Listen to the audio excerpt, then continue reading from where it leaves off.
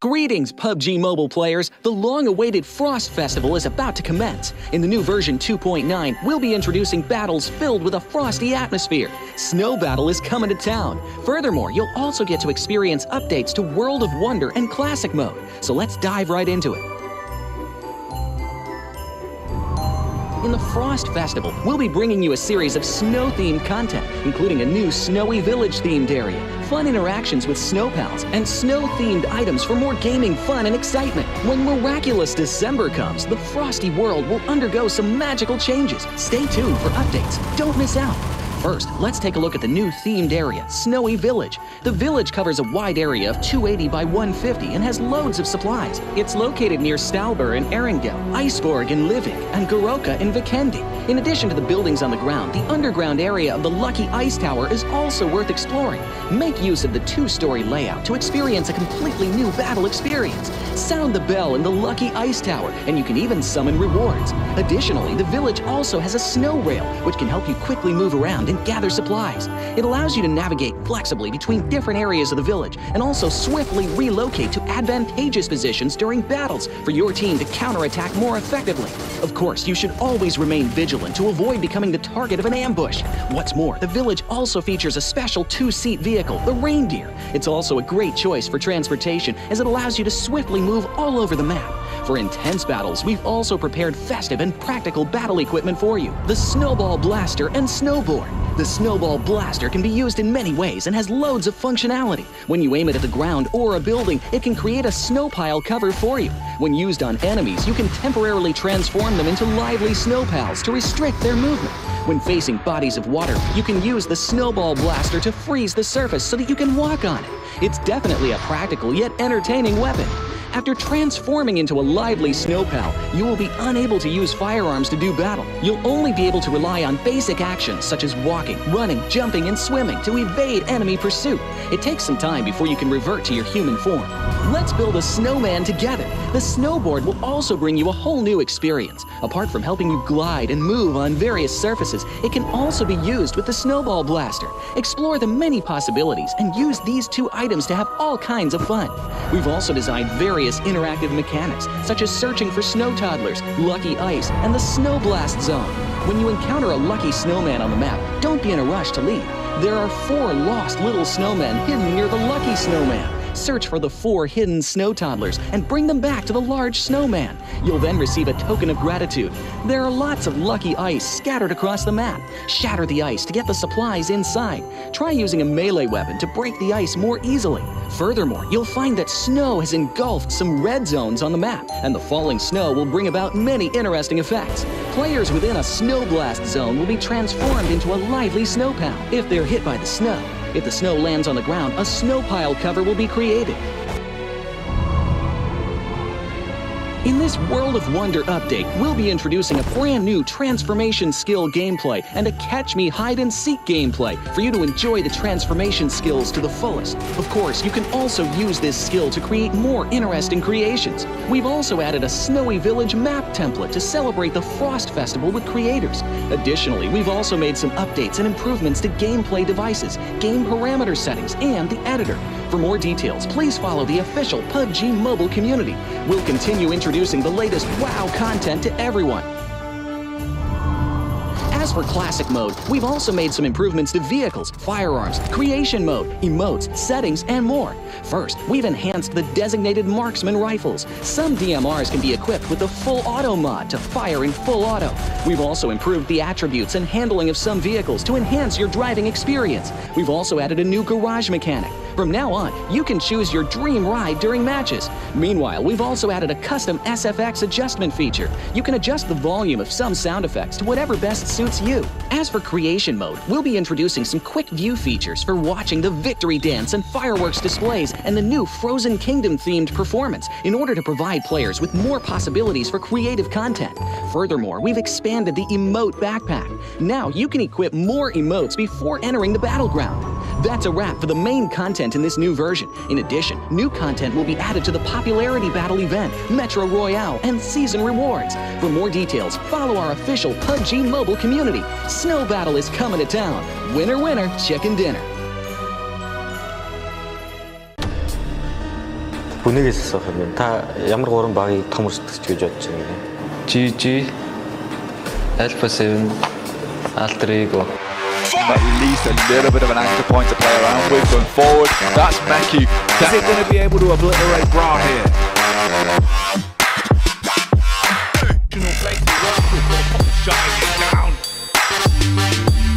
Plays his teammate Bacon. Ego eating nades as well. It's always grenades.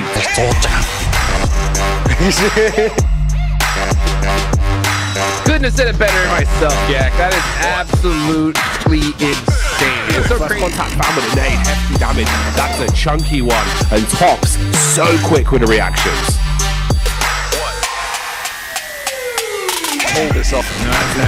We've been saying this. Mate, just the fact that like Nerd said, go deal with the guys over the 1v3 over towards Loot.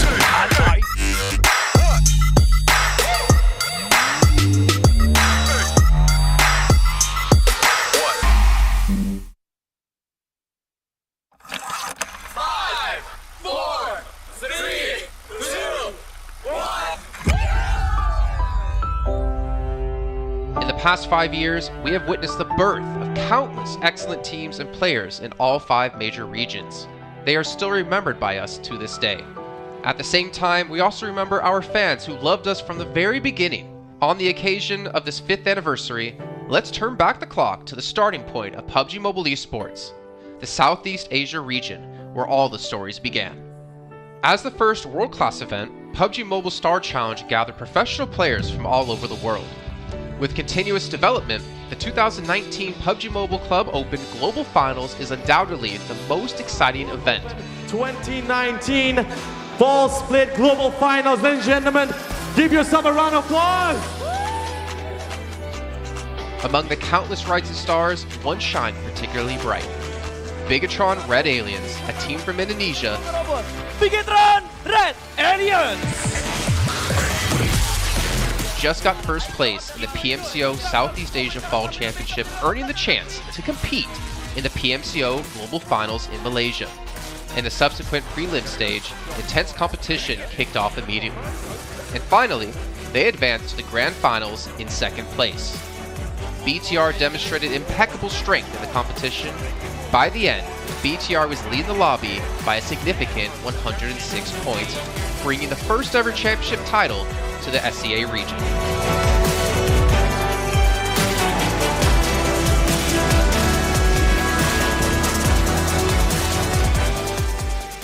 Di saat itu siapa yang nggak kenal dengan nama Bigatron gitu? Tim yang punya segudang prestasi, mereka juara dunia di PMCO Global Finals tahun 2019. Mereka banyak banget melahirkan pemain-pemain berbakat, Zuxi, Luxi, Ryzen, Microboy. Terus habis itu Zuxi, Luxi juga saat mereka menjadi juara dunia, mereka berada di masa prime-nya mereka banget. PUBG Mobile Esports always strives to develop and grow year after year. That's why we made sure to continue the support and build the SEA region.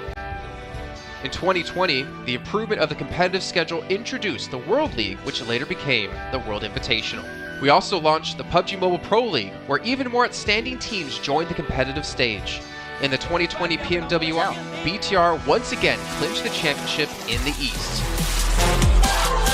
This had given Southeast Asia the title of the strongest region in the world. They hoped to continue their legacy at the PUBG Mobile Global Championship, the pinnacle of PUBG Mobile esports. However, BTR was not able to repeat their performance from the previous year.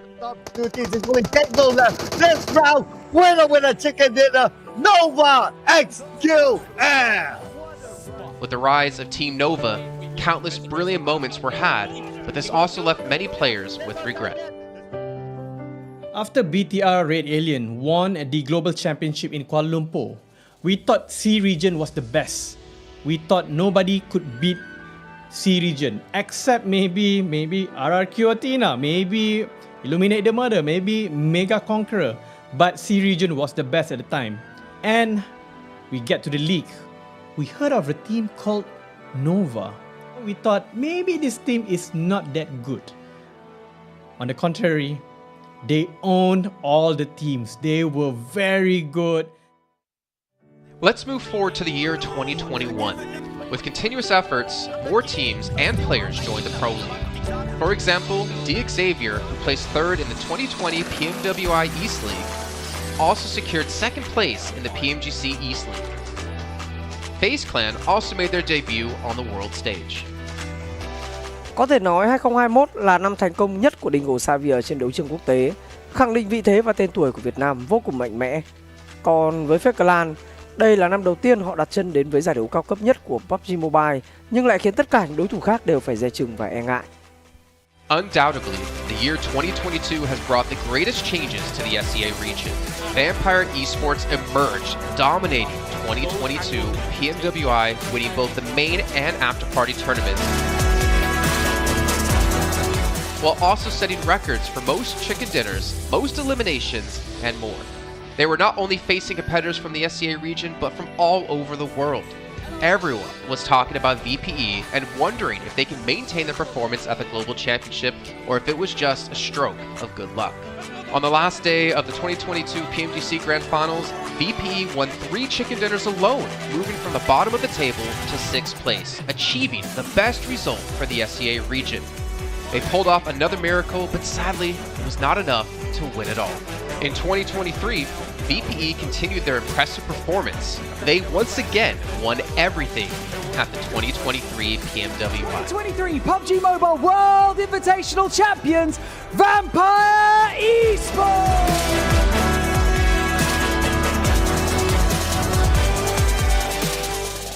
ก็ย้อนกลับไปในปีที่แล้วนะครับเอาจริงก็ผมมองว่าน่าจะโอ้โหไม่มีใครที่จะมองว่าทางฝั่งตัวแวมไพร์จะซักเซสได้ถึงขนาดนั้นนะครับเพราะยุคนั้นเหมือนทุกคนจะโฟกัสไปทางฝั่งของตัวอินฟินแล้วก็เฟซแคนที่มีแบบว่าผู้เล่นดังๆนะครับแล้วก็ถ้าจำมันได้เหมือน PMGC ปีล่าสุดมากินไก่แบบเบิ้ลติดๆกันในวันสุดท้ายเหมือนเอาจริงน้องๆก็เคยบอกเลยว่าเฮ้ยเราเครียดกันไปหรือเปล่ามันเป็นตัวเองดีกว่าเล่นแบบปล่อยจอยได้แบบจอยเลยสุดท้าย3จะติดจบอันดับ6ของโลกซะอย่างนั้นนี่นะครับแวมไพร์สปอร์ตเดี๋ยวเชื่อจัด But don't forget, Alter Ego, an Indonesian team, showed a very strong performance by winning the Super League twice. The SEA Super League was an upgrade to the previous championship, which by many is considered to be the most competitive league in PUBG Mobile. They could potentially become the next legend of the SEA region. Untuk dibilang legend, gua rasa belum sih untuk Alter Ego. Walaupun mereka sempat ngedapetin back-to-back champion untuk di PMSL 2023, itu menurut gua hanya sekedar untuk ngasih pembuktian gitu bahwa Indonesia tidak kehabisan pemain berbakat. Ya mungkin contohnya Rosemary gitu. Datangnya dia ke Alter Ego tuh bener-bener jadi ujung tombak untuk Alter Ego.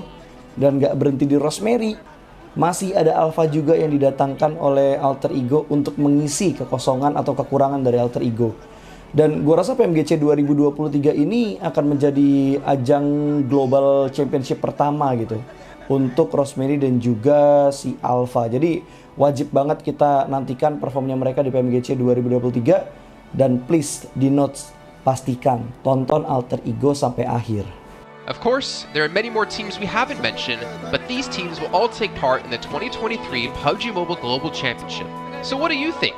Who will be the ultimate winner in this year's PMGC? Will they be from SEA? Well, there's only one way to find out.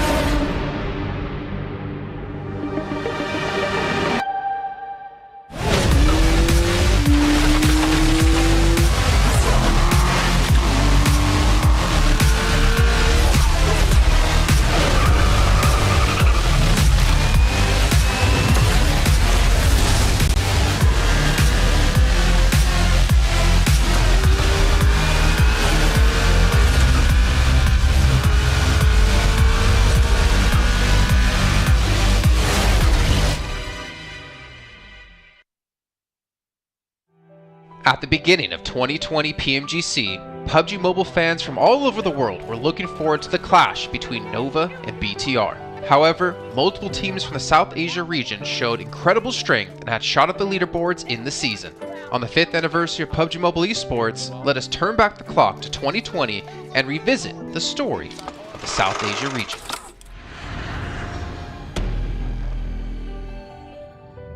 The 2020 PMCO Fall Split Wildcard may have gone under the radar for many fans, but it showcased the power of one specific team. Zeus Esports successfully took first place, securing a spot in the 2020 PMGC. However, many thought they would just be a flash in the pan, but with the opening of the 2020 PMGC, Zeus became the focus of attention. They defeated many strong opponents in 4v4 battles and became the biggest underdog of the year, finishing in 3rd place. And now he's making the fight head on! Zeus! Their strength remains to this day, and they have grown into one of the strongest teams in the South Asia region. 2020 put South Asia on the map. That year, besides the unexpected success of Zeus, 3 new teams also made their world debut. They were DRS Gaming and ASL from Nepal, and A1 Esports from Bangladesh. While Zeus climbed all the way to the PMGC bronze medal, A1 Esports and ASL secured their spot in the top 16. Zeus Esports, I would say, were the first powerhouse from Mongolia, and they came out of nowhere and shocked everyone. They did so well with their gunpowder and their tactics. No one was ready to compete with them. As we moved into 2021, more South Asian teams continued to have their presence felt on the world stage. Stalwart Esports had a memorable 2021 PMGC, ranking 3rd in the East League and 7th in the Grand Finals, while 2 Nepali teams, DRS Gaming and Deadeye's Guys, didn't make it out of the league stage. The world at least started to take notice of the region's power. The expectations from the South Asia region were growing. The question was, could they continue to improve? South Asia सर्किटको सबैभन्दा successful Tim स्टलवर्ट ई स्पोर्ट्सको पनि global कहानी एकदमै राम्रो रहेको छ। 2021 को PMGC को लिगमा 3rd पोजिसन अनि त्यसपछि ग्रान्ड फाइनल पनि खेलेको थियो अनि उत्तिकै शानदार उनीहरुको 2022 को PMGC पनि गएको थियो।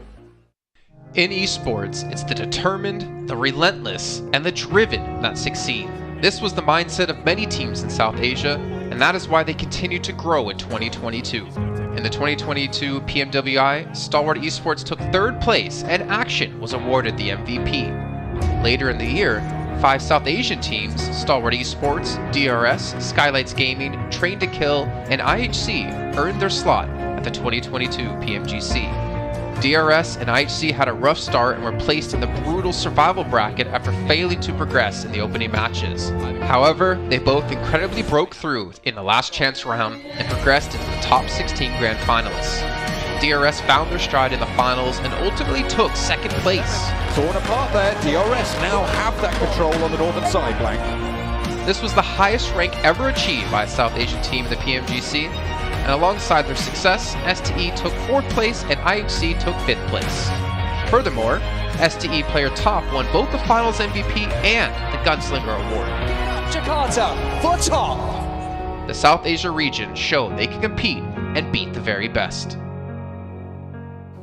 4 grand finalists in PMGC 2022 from South Asia region clearly means this region is one of the most dominating out there. And by providing the PUBG Mobile world with the likes of DRS Gaming, T2K, STE and Team ISC, this region has got it all. And with the upcoming teams like Team Aegon XI8, 7th Element, NB Esports and 4MV, this region might just become the most competitive region out there. In 2023, we saw more growth and the emergence of new challengers across the region. Among them is Aegon XI8, who has won 1st place in PMPL Pakistan twice in a row and secured 3rd place in the PMPL South Asia Championship. They are about to appear again on the PMGC stage. It's 4 Miracle Vibes, a team formed in 2021 but finally making a name for themselves in 2023 by securing 1st place in the PMPL South Asia Fall season and 2nd place in the subsequent South Asian Championships, successfully qualifying them for the 2023 PMGC. They will be joined by STE, the champions of South Asia Fall Championships, along with NB Esports and IHC, 2 more South Asian teams looking for glory. Furthermore, for their continued outstanding performance in global events, DRS Gaming earned a special invite and became the 5th South Asian team to qualify at the 2023 PMGC. This will be the 4th consecutive year for DRS Gaming to play at PMGC. The South Asia region has already achieved second place last year at PMGC. Can they break through again this year and claim the ultimate title? New challengers. What do you say about them? New challengers. What do you say about them? New challengers. Just new challenge. New challenge. 네, MRPX 인상 깊게 봤는데 네, 이 팀 꼴찌로. Hello, I'm Lord. Hi, I'm Freak and we play for Enigma Galaxy. 안녕하세요. 덕산 e스포츠의 혹시 김성환입니다. 덕산 e스포츠 준희입니다. Merhaba, ben Nextüye'den dokunma. Ben de Nextüye'den Frozen. Today we do power ranking for group red teams. hadi geçelim. 잘 해보겠습니다. 일단 첫 번째로 소개할 팀은 농심 레드포스입니다. 이 팀 같은 경우는 이제 한국에서 잘하는 팀이기 때문에 네, 이렇게 나오겠습니다. And then we have NB Esports. Yeah, they're from Mongolia. They have really talented young players. I would say dark horses. Mongolian teams are really good anyway, so. We have Red Force. I think they're a new team. Yeah, they're kind of newcomers. We haven't really met them before. New challengers? Yeah, new challengers. Aynen, ben de ilk defa görüyorum, o yüzden bunları. New challengers. Yep. 7E. I've never seen them. I also didn't see them as new challengers. Yeah, challengers. Ben de ilk defa görüyorum. Bunu da en alta yapıştır. Nova Hyper. Nova Hyper is the first time I think new challengers. Yep. Next we have Morph. New challengers. What do you say about them? New challengers. What do you say about them? New challengers. Just new challenge. New challenge. We haven't met them a lot, so I have nothing to say. I'm not gonna pass it to you again, because it's all next to me. I should just put it. Yeah. 세 번째 팀은 이제 NB e스포츠인데 이 팀은 제가 잘 몰라가지고. 네, 이 팀 저도 잘 몰라요. 그러니까 여기다 놓을게요. 그다음에 NH 팀인데 전 잘 몰라가지고. 아, 잘 모르는구나. 저도 이 팀은 잘 모르기 때문에 바코세 야무지게 하도록 하겠습니다. There's STE. We've played against them 6 to 8, yes. a lot or only one? Not a lot, no. I think once or twice. 2021. Yep, one. Yeah. They're pretty good. They're top guns. I would put them at top. Yeah, top guns. Yeah. ST. Bence bunlar direkt top tier yani. Her PMGC'de vardı neredeyse. 중국 ST. 이제 무조건 첫 번째. 1등 팀. Okay, we have next Trianek. Our old competitors. That are our rivals. We've been top guns for sure. Yeah, they deserve top guns. yapıştır. 이제 이 팀은 제가 제일 좋아하는 팀. 오. 맞나? 맞는 것 같습니다. 제일 좋아하는 팀이라서 맞으면. Galaxy. Her sezonda varlar ya. Galaxy okey bir takım. 이 팀은 이제 그래도 해온 경력이 있기 때문에 이제 탑 건스의 Enigma Galaxy. Enigma Galaxy? Yeah. 바로 저희 팀이네요. 와, 당연히 이제 붙여야죠. 에이? 오케이. Duxon Esports. Duxon is a pretty good team. They have They're really good. I like the way they play also. They have Juni from DWG. They won PMGC, so I would say top guns. Oh yeah, let's go with top guns. They deserve it. 네, MRPX 인상 깊게 봤는데. 네? 이 팀 꼴찌로. 아니 이번엔 리그에서 두 번째 붙여야죠. 에이? Okay. That's it. We have the Brazilians in co-gaming, which I like a lot. Yeah. They have a big play style, but yeah. I would say top guns. Top guns, yeah. They had a really good result last year, so. This is our power ranking for Group Red. Güzel oldu bence. Okey yaptık. Bence bazıları belki değişebilir. Siz de katılıyorsunuz yorumlarda belirtin. Katılmıyorsanız da söyleyin yani bu takım bence buraya gitmeliydi falan diye yorumlarda belirtin yani. Yani bizi 우리 이렇게 정리해놨고 이제 PMGC에서 이제 좋은 경기 하자. İzlediğiniz için teşekkürler. I hope you guys enjoy it and see you in PMGC. Bye. Bye bye. Bye bye. Bye bye. Güle güle.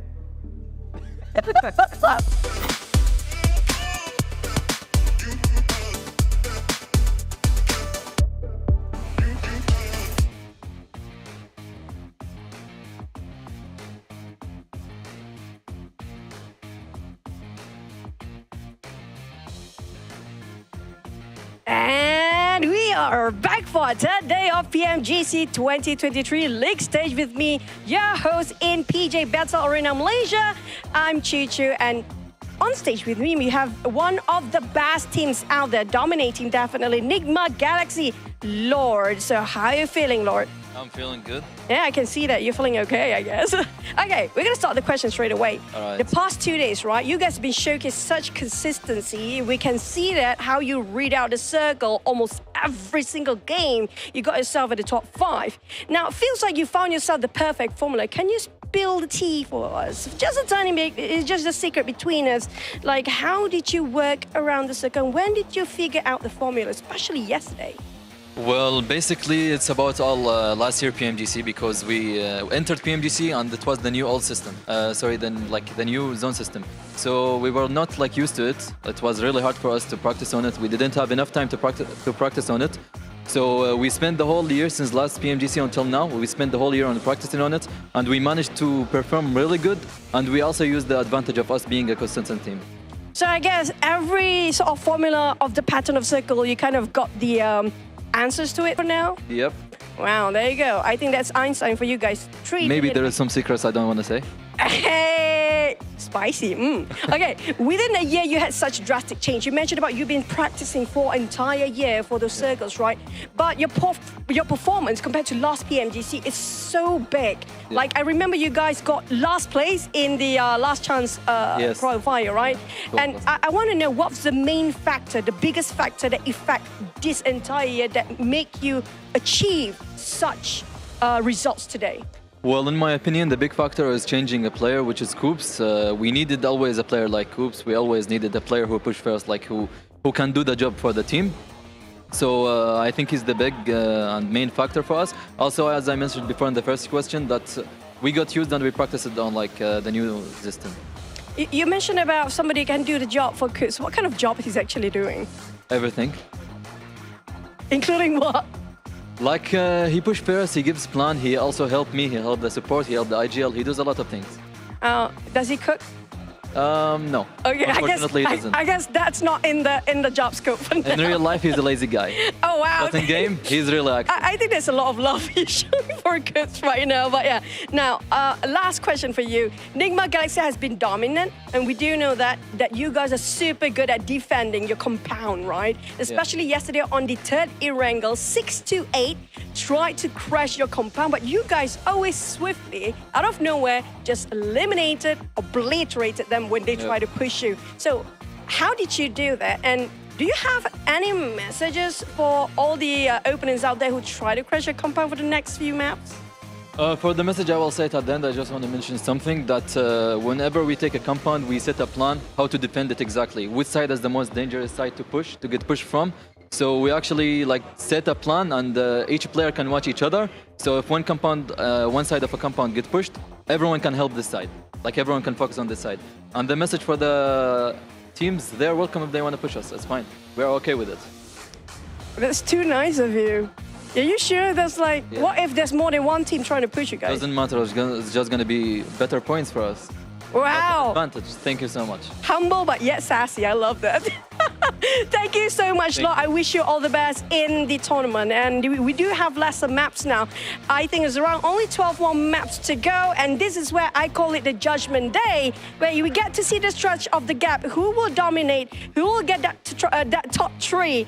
And who will be the bottom 5 to be eliminated? Now, Cassis, narrate our story of the day. Take it away.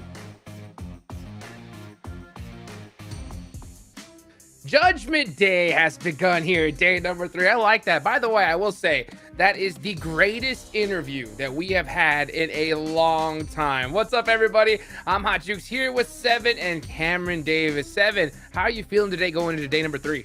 I'm feeling great, and I'm so happy that we saw some energy there out of Lord. Not just giving props to Kuz. By the way, he needs to give props to himself, too, because he's been putting up some clutch performances for his team, at least so far in the past 2 days.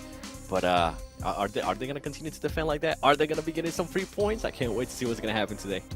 Man, me too. He said that Coops couldn't cook, but I think that we need to definitely let him cook today, Cameron. What do you think? Yeah, listen, it's something that we recognize as well, is Coops' ability to sort of be that X-Factor player is the term that I like to use a lot. Really kind of go in, upset the opponent, make a moment for your own team, but then also Lord saying what we all can see with our own eyes. They are just so good at defending compounds and they're just so good on knowing where the zone is going to go, whether that's some sort of secret about zone movement that they know that we don't, or they just head towards center, which obviously is going to give you an advantage in that anyway. Either way, their play style, they know exactly what they're doing, and they've been successful so far. They're currently in second place, and so I think they're going to be contesting for that top spot, and they're going to be in top 3 no matter what. Yeah, I think the one thing I really enjoy about them is not the fact that they're just going towards center, it's how they're getting to that center spot, right, Seven? Yeah, I was hoping that she would kind of pinpoint that because they've been doing some crazy circles. I mean, we've seen the reaction on YouTube chat as well from everybody watching. It was like, how did they even make it there? We heard John say it, we heard Sute say it. Was like, wait, nobody got knocked? They just freely went between 4 teams and nobody even got a slightly touch. So their timing is definitely on point. I'm hoping that continues, but I'm also hoping they get a little bit challenged because it's kind of helping them here in Group Red that some of these teams are not as aggressive as we might have seen last week, right, in Group Green. Maybe a little bit of challenge for them and on those crazy rotations. Yeah, I think this is great for them overall. I mean, if it happened just one time, I'd be like, okay, all right, that was a little stroke of luck. But the fact that it happened so consistently here shows that I think they do have some of that secret sauce, some of that formula. Hopefully we see it come out today, because day number 3 in my eyes is always one of the most important days, because this will really set up how that top 3 is going to line up. Before we get into that, of course, we got to talk about the official sponsor here for PMGC, the official smartphone, the Infinix GT10 Pro. If you guys want to, of course, check out the lobby and dominate it, you got to go ahead and check out that GT10 Pro. Besides that, of course, make sure you check out the TikTok as well. Search that hashtag PMGC 2023 so you can keep up to date with everything that is going on. So when it comes to those rotations, right, the fact that they were doing it so consistently, I think we got to give a little big props to the Lord and the rest of the squad. He's definitely getting it done. But you know what? There are some other teams that have been getting it done, and one other North American team is EnHyper 7. I think it's a huge day for them today. It is. The main thing is I feel like we got a little bit blinded with their chicken dinner yesterday, and also with how they were able to climb on that leaderboard. Yesterday, out of the 13 placement points, 10 came from that win that they got in Miramar. I want to continue to see a little bit more placement points out of this team. Their fragging power actually ended up going down yesterday, and I think the reason why we got blinded with that is because a lot of the teams that were ahead of them didn't really perform to the likes that we saw day 1. I want to see a big step up here out of EnHyper, Cam. Yeah, no, I know what you mean. I'm just looking at the overall rankings right now, and all the teams that were ahead of them, outside of the top 4 of Nongshim, Nigma, Morph, and STE, all these other teams really struggled. Inko struggled, Duxon struggled, NB struggled, and it was the teams at the bottom like FaZe and Alliance and a little bit of IG and Nazar that really stepped up yesterday. And so EnHyper, I think, even though their performance wasn't that much greater than it was on the first day, it was basically in line with that. They were able to pick up points that way. But if we see the overall leaderboard, we'll see that there is a big gap already forming between 4th and 5th place. So as Juke said, this is a very important day to see if that top 4 is going to get contested by anyone else, whether it's EnHyper, whether it's Alliance, whether Duxon can try and come back and have a day 1 performance again here and really challenge them, or if it is just going to be these top 4 teams that are the only ones really fighting for the top 3 going into tomorrow. Yeah, you can even see it right then and there. You can just look at that big gap, right, from 4th and 5th place. And for those of you guys that didn't watch Group Green, which was last week, you know, after day number 3, it was such a huge gap that nobody was catching up, and we didn't see a change in, you know, 3rd and 4th place in the last day. So I think if teams definitely did their homework today, Seven, especially teams like EnHyper, Udo Alliance, Duxon in particular, I know you got a lot to say about them as well. Yeah, Duxon Esports, it was a big disappointment for me yesterday, especially what we got a chance to see out of day 1. Their performance was just nowhere near first day. I mean, they ended up with 50 points on day 2. They went down to 7th place and only got 11 points. So a big drop off there. And I want to continue to see some performances out of Beanie. I mean, day 1, we're talking about, I think he ended up with something along the lines of 9 elims in 1 match. I want to see that player step up again. But something that we actually need to take our eyes to is within that leaderboard. From 5th and 6th place all the way down to 12th place. The only difference is just 11 points. So these teams need to make sure they start performing. There is a bit of a gap, Cam, between 12th and 13th place of about 9 points that teams like Inko, Hell, 7E, and Korea Power, if they even want to get a chance at making it to survival stage, they need to start reacting today. Yeah, I love this graphic though. Yeah, I was about to say, I got excited about that. Yeah, and it actually doesn't really surprise me that Enigma is going to be at the top there, because if you're in a defensive position, more center, you get the most opportunities to steal eliminations from your opponent. So it doesn't surprise me that they're at the top, but to see more edge playing teams like Nongshim and STE also up there, I think just shows how proactive they are on their edge positions, even though, you know, a little bit of different execution, quality of performances from Nongshim and STE yesterday. Nonetheless, both of the two really strongest edge teams so far. Unbelievable. So we talked about the teams at the top 7, right? That's obviously the big goal, is you want to get that golden ticket all the way to PMGC Grand Finals, right? At the same time, you want to just stay in this tournament, right? Wouldn't that be great, right? At least going into the next stage. So that means that you have to make it to that survival stage. And the only way to do that is by not being in the bottom 5. And there are some big names still down there here, 7. There is. I mean, this is kind of what I was hinting at when I was talking about the overall. Like, it's so tight between 5th all the way down to 12th place. Any of those teams need to be careful and need to start continuing on their consistency of performance here today, because we really haven't seen it. It's been very up and down for a lot of these teams. I'm going to be looking at some of the teams that are outside, however, out of that top 11, the teams that are pretty much at risk to go home.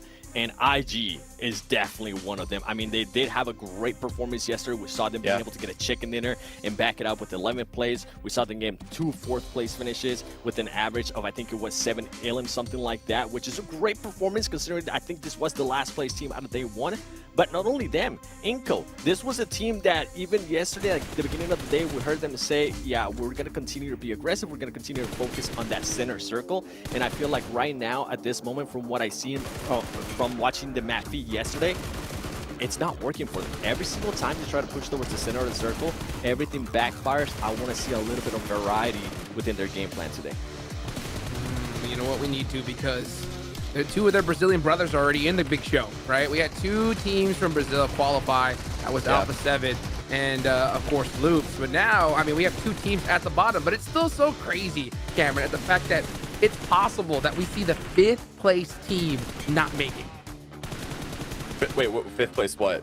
Yeah, I mean, it's the fact that Hyper is at 69 points, right? There's only a 10-point gap, right? It's so crazy that it could swing that big. The team that's currently in 5th could fall out and be in the bottom 5. Yeah, that just shows that not only how tight it is there in that whole middle section, but how many points these teams at the top are getting, like Nongshim Med Force, consistently putting in the damage here, getting the elims. And we heard it on the interview, I think it was yesterday, that he felt a little disappointed by their own performance. But the fact that they're at the top, just such a strong team to contest against. And so looking at what the teams that are currently on the graphic, IG continue to step it up. Alliance have been sort of flying under the radar, getting a ton of placement points, always going to be up there in the podiums and really getting points that way. But something extra needs to happen for all these teams if they want to really knock Nongshim out of that #1 spot, because that's a solid position for them to be in so far.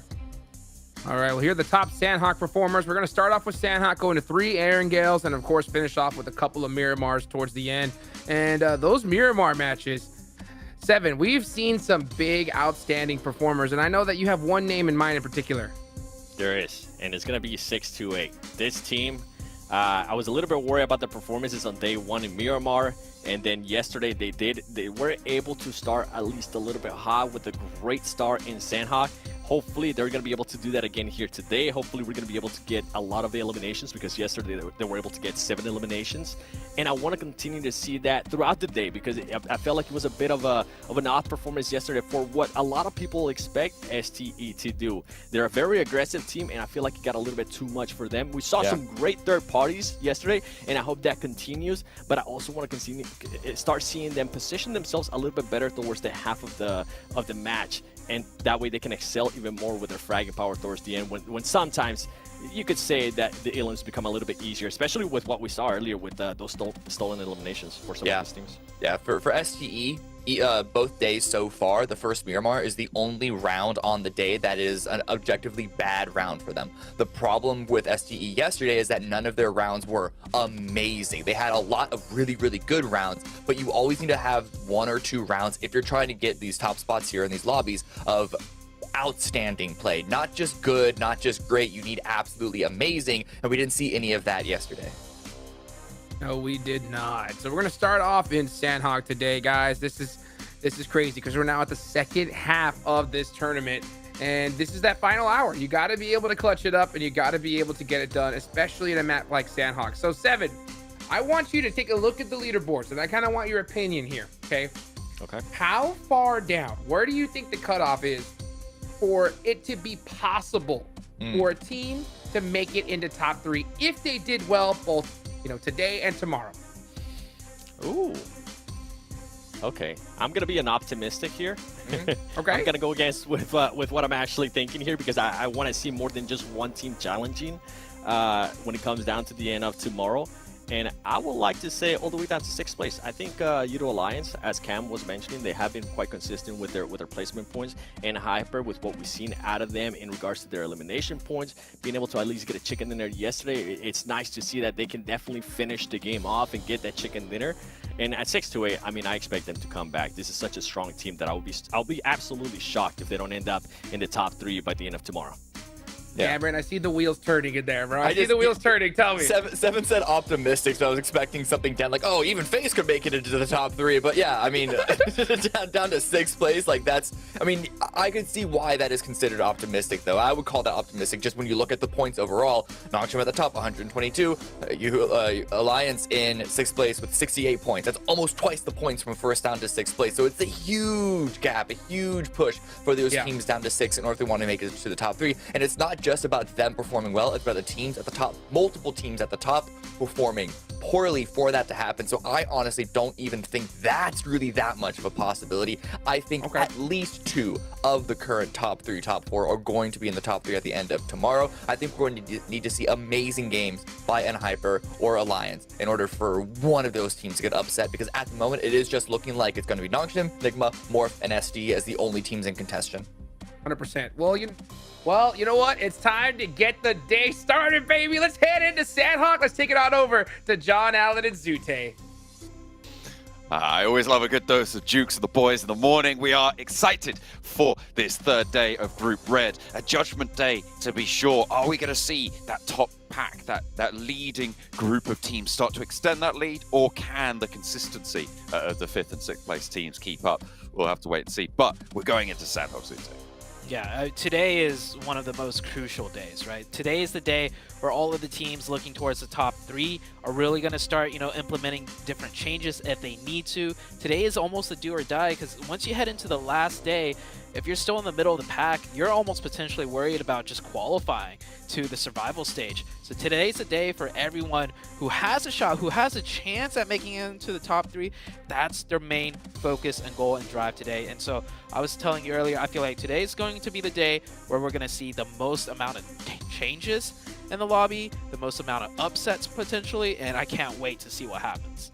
Yeah, it should be pretty interesting to see how this is all going to pan out. On Sandhawk as well, it's a little bit more interesting on that front, because you've only seen 2 of these maps played, right? For Erangel, we've had 6. For Miramar, we've had 4. But we've only had 2 Sandhawks so far.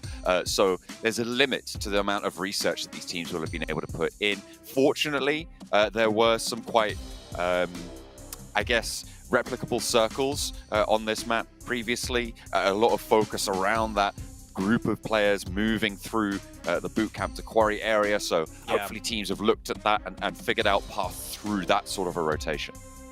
We've had a very southern, or not southern circle, we've had the Pine On circle, right, on day number 1, and then a very northern circle ending right on Paradise Resort. So those 2 circles do overlap quite a bit, so there is a lot of VOD review of like how teams decide to rotate. One thing we noticed yesterday was that not many teams like to, wrap around with the wrapping rotations if it is a northern circle. We saw yesterday Enigma Galaxy did that from the far east, but from the northwest island, where I believe there was either Intense Game or Inko landed, they didn't wrap around on a rotation towards the north. They went towards into boot camp, so it left that rotation from the backside if you just wrap to the northwest island and then in a very free one. But then again, that's only going to come into play if we get a northern circle. And the chances of that, of where the circle could, start out in Sandhawk, it's pretty slim. We'll just have to wait and see. Plane path going to be cutting a little bit further south, so maybe a longer romp to get up to the northern edge, but should be just about fine. Let's take a look at the top eliminators on Sanok. You see Coops sat there right at the top, looking pretty smug with himself. Apparently he's lazy, according to his teammates. Not in-game, that has to be said, out of game, but hopefully he's going to be able to find some energy for this day. Yeah, I'm pretty sure he put all his point stats into gaming, right? You can't be good at everything. He's already extremely phenomenal at PUBG Mobile. If he can also cook and do everything else IRL, that's just not fair. This guy he doesn't do chores. He's busy. He's fragging every single time you look at him. We'll see if he's able to keep up that record here. A lot of teams on that northwestern island, well, 3 spread it around that sort of area. I was looking at Hale and thinking, oh, there's a 4th team on there, but no, that's just the outpost, a wide split for Hale. I kind of like this position in general. It gives you a lot of options as a team. The vulnerability, of course, is that a team on that northwestern island just drops on one of your players and you lose that outpost instantly. Yeah, that has not been taken advantage of. Oh. We've had like these little, okay, this is a new one. We have not seen this circle yet, and from my experience, it's not very often, so I'd love to see which team takes advantage of this. And that player, surely he should have known that there were enemies nearby. He dropped right next to them, parachuting in, and he just ran out on this open. He should have known. He should have known better. There's 2 players from 7th Element there. And Intense Gaming lose a player very early on in the day, which is not a good sign for their run. They had a little bit, I think it's fair to say, a little bit of a resurgence yesterday, but that trajectory has just dropped off the edge of a cliff. Can they spread their wings to keep it going for the rest of the match? I'm not sure. Yeah, it's going to be hard for the 2 Brazilian teams, I feel like. Day 1, like, I know they said they're not under pressure from how their, other brethrens of Brazil performed on week 1, but I feel like if day 1 you did terrible, day 2 is supposed to be the day where you really prove yourselves, right? When there's so much focus and talk about you guys, and if on day 2 you still can't get it done, coming into day 3, in my mind, the pressure mentally is greater than ever, right? Because this is the do or die day for everyone.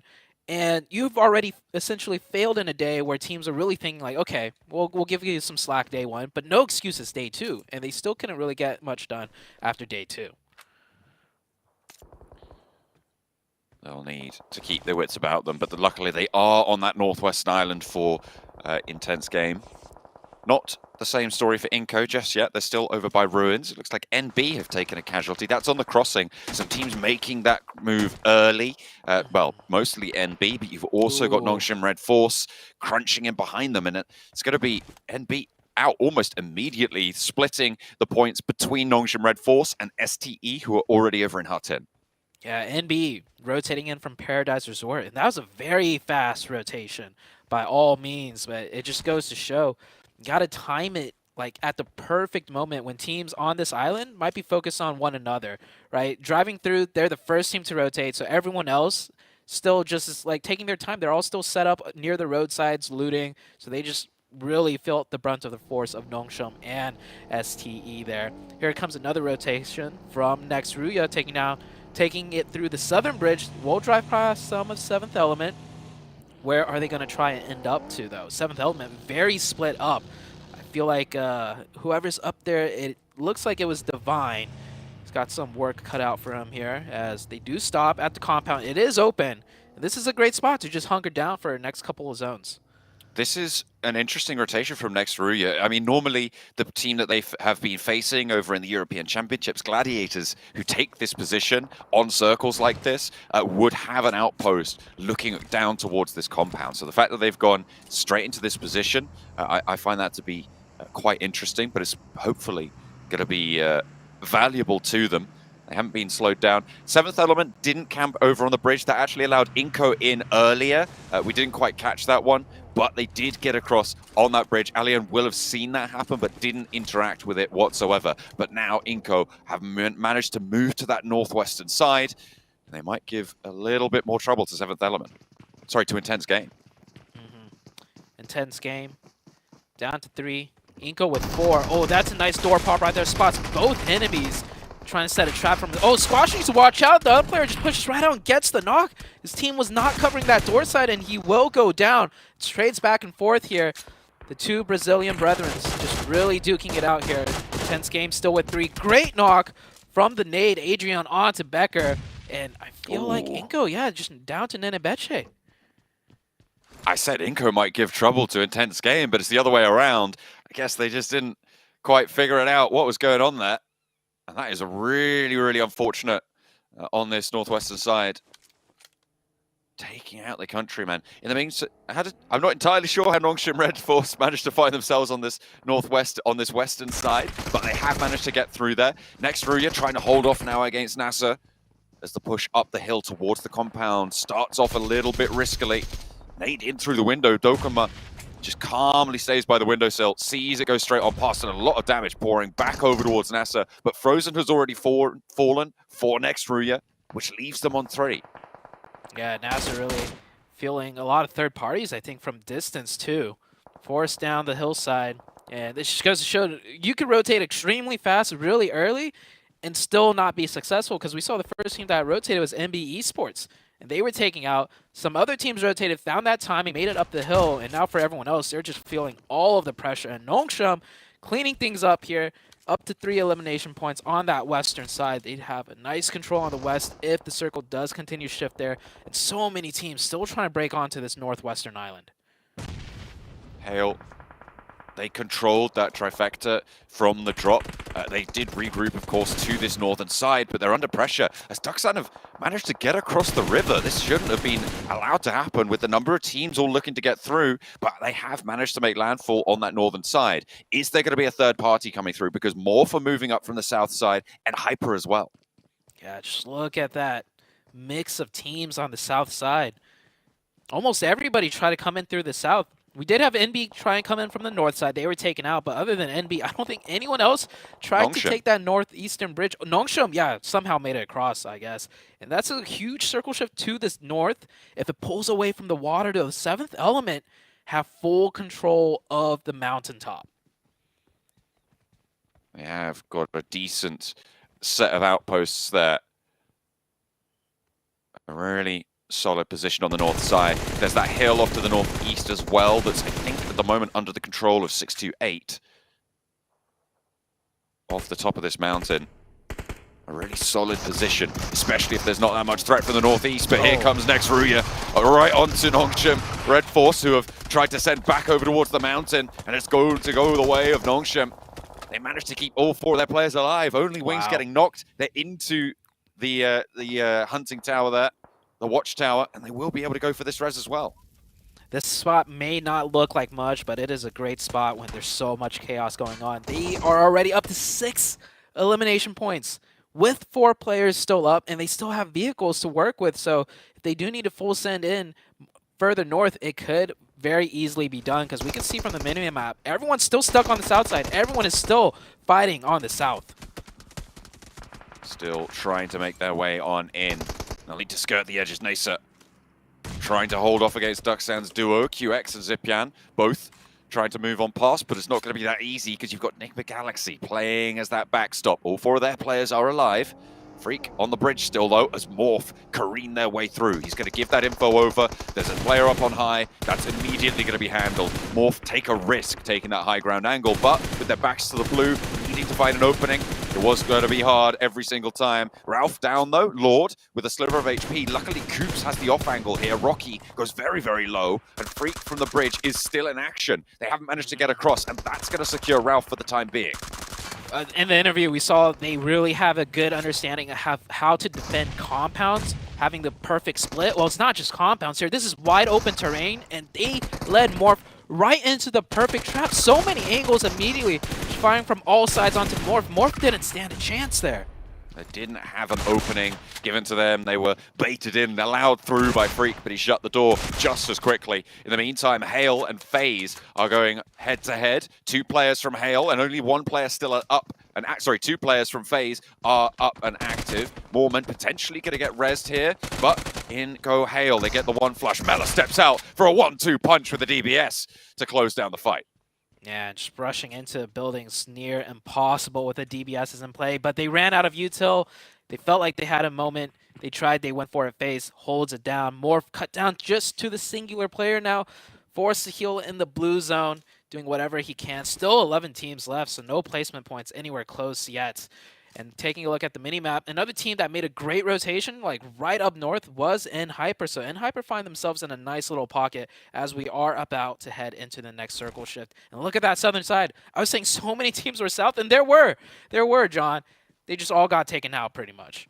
They have been dealt with. Seventh Element, pretty happy with their high ground position right now. No one's really challenged them for it. I mean, next Ruya were there, but they went down underneath to try to go to Nongshim Red Force. You've got to be kidding me. That is a dastardly circle. It's going to go all the way up to the northwest point of this northwest island. It's not going to be fun, especially for those teams on the south who have already been through the wars. Oh, Nongshim's full sending it in on the minimap. I see that. I don't know about this one. There's a lot of teams looking their way. They stopped short. We'll see very soon where they ended up as STE picking up some points, really holding it down. And, oh, yeah, they made it in. All in one vehicle, too. No one getting knocked. Something about these rotations. You just have to really go for it and full send it and believe. And they get in. Seventh Element on the top of this mountain have been relatively passive, and I think that might contribute to some of these available rotations. What I'm interested in is what Nigma Galaxy are going to do here as well, because they are going to be playing from the same angle. Can they find the same sort of rotation? I think if they haven't just made it into center zone earlier, they're going to look for a slower play style, and they've seen all the action happening. I think they realized, with only 11 teams left, with so many teams fighting in the south, that they could work their way in on the edge and, just structure their fights. They don't need to full send here, and that's exactly what they're going to do. They have a lot of high ground here. They can see a lot of info, and really the only team in front of them on the ridge side is Intense Game, and Intense Game is only playing with 3 players right now.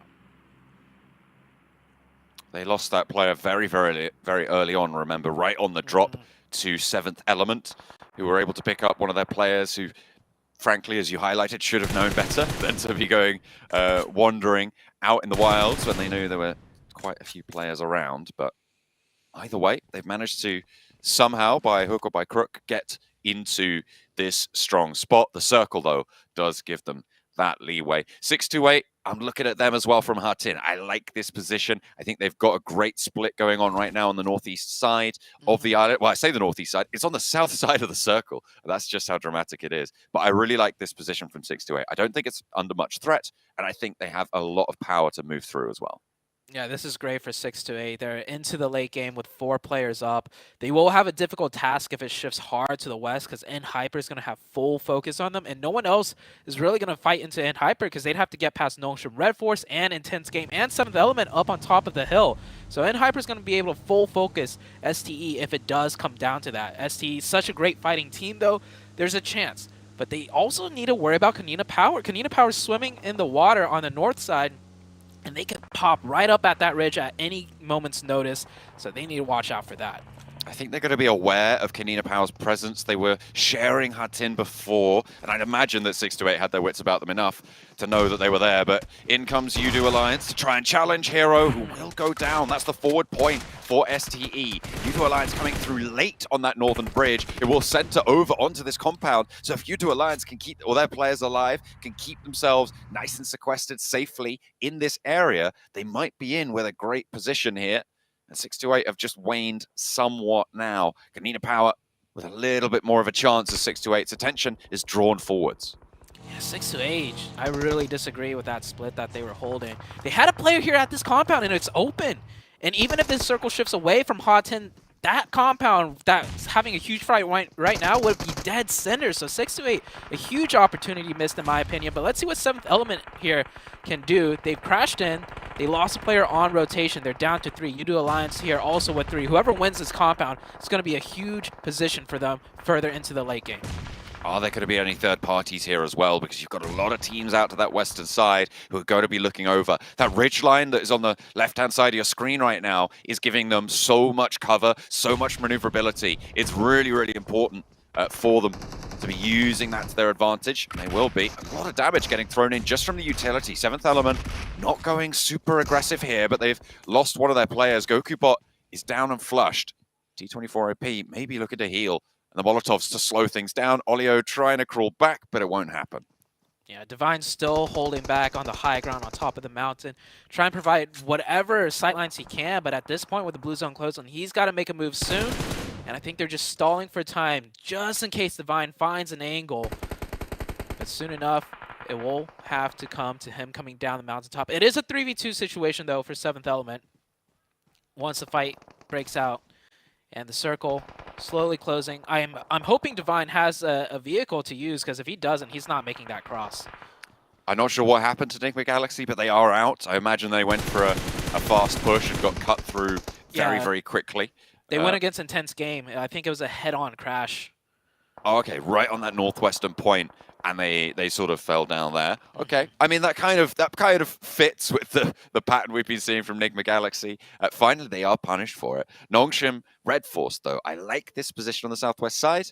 Hopefully, they can move forwards. Not too many teams threatening behind them, and really, it's going to be Enhyper, their major threat in front of them, who should also be preoccupied a little bit with Intense Game.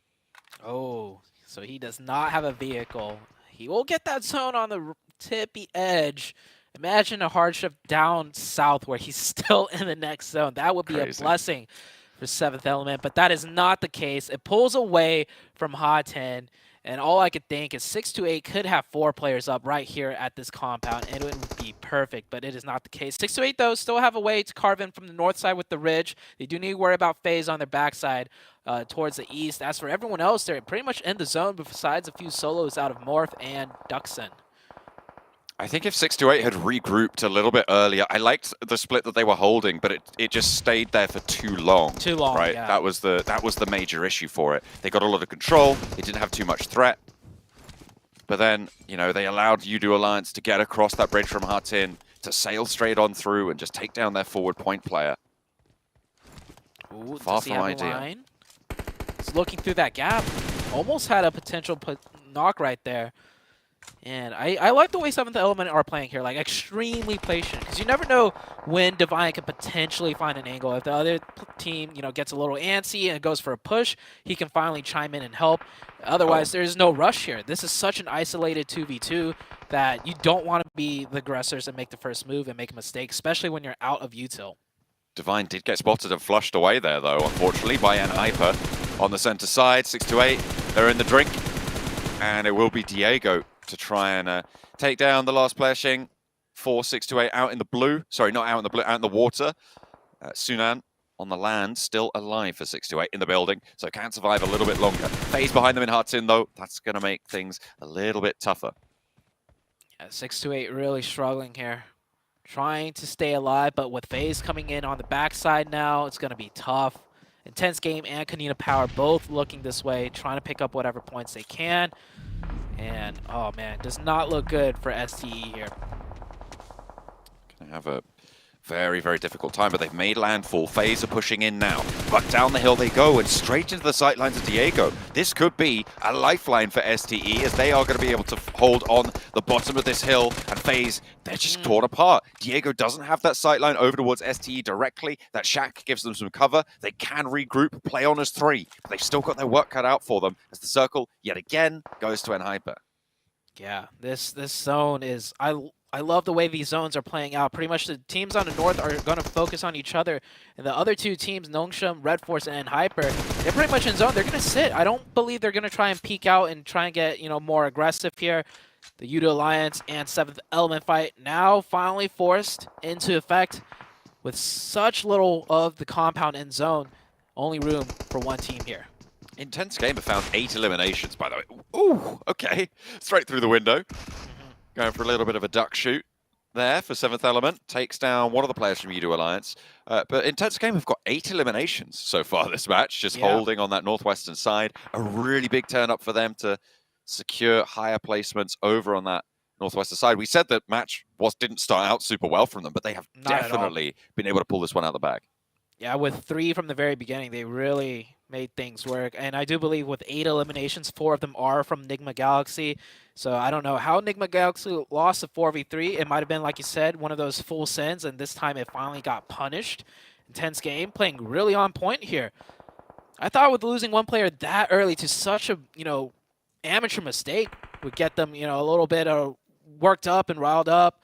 But they're holding their composure and they're doing great. Now, we really need to focus, I feel like, on the northern side, right? Because the next circle should put the teams on the north out of zone here. In which case, STE really needs to make a play. And it looks like Intense Games setting up to potentially get some sightlines on both Nongshim and Hyper once the circle shifts. See if it goes to the Hyper compound. Yes, it does. Is there a team that's going to have a good time pushing into this? Because I feel like both Intense Game and Nongshim, I mean, it's difficult on this western side. Seventh Element, though, still yet to conclude this scrap that they've been so patiently waiting for, and slowly tagging away with the shotguns there, will finally close out and get Yudo Alliance swept off the map. But they're going to have to leave this position now. Looks like Sunan might want to put a nade on through. 5 eliminations, 6th place guaranteed for 7th Element. Over into the vehicle, the nade from Sunan doesn't quite find too much. What's going on in the picture-in-picture, though? It looks like IG are making that push, trying to get on through, and looking to run past Nongshim Red Force as well on the southwestern side. It's going either way, though. Both teams are looking to take casualties. I think Hyper might just be able to sit back and relax here. Oh, and Hyper's definitely relaxing here. And all the fighting's going out on elsewhere. I didn't even get a chance to see how many eliminations Hyper has, but potentially 0 to 1, I feel like. Next circle's out. It looks like SE did manage to find some safe spot in the zone for now before the blue zone starts closing once again. Yeah, Sunan in a very tricky position. I don't know if the windows have line of sight there. 7th Element forced to crawl in. Does get some nice shots onto Hyper. Hyper need to be careful here. He does get taken down. 7th Element right next to STE. Alian, can he spot it out?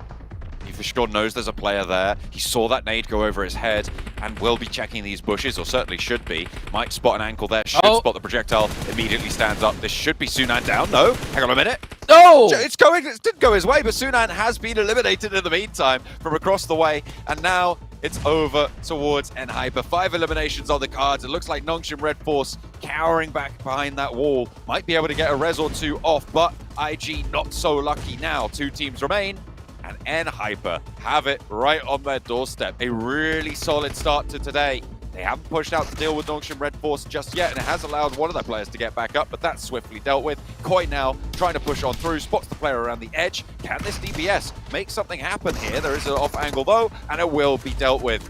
They fall. Nongshim Red Force finds second, but Hyper rise to the top. What a rotation out of Hyper. I mean, they held that fortress down towards the end, but with so many teams fighting around them, all they had to do was sit and chill, and they could take their time. And yeah, big win to start off the day. And then Hyper was the team in 5th place, the team closest into breaking through that little point gap that was being created between the top 4 and the rest of the lobby. So with that game, Hyper are looking really strong. And not only that, you've got to think Enigma Galaxy didn't do super well there, Morph didn't do super well there. That's 2 of those big teams, right, that they're chasing. So a really, really great start for day 3 on Hyper's game, with some really dastardly shifts out to that northwestern side, all the way on the northwest side of that island, keeping the coast in right towards the end, Zute. Yeah, they're definitely happy with that win. They know how much it means to them to start off this day strong. They did get those circle blessings, but hey, so far from what I've seen on Sandhawk, it's the team that makes that, one rotation, that full send, and ends up getting all the circles that have been winning. I mean, it just goes to show the level of competition here, right? If you're fighting your way in on Sandhawk Fall maps, no matter how good of a squad you are losing players, and you are not going to be able to make it to the end game and getting that chicken. So it comes down to the rotations now on Sandhawk. I mean, you could see just how little they kind of interacted with the rest of the lobby on those throwables used. 1 smoke, 3 nades, and I think most of those were right towards the end. But either way, they're able to hold that compound, get quite a few eliminations to boot, and look for their chase to continue towards the top 4, and Hyper put a dent in it.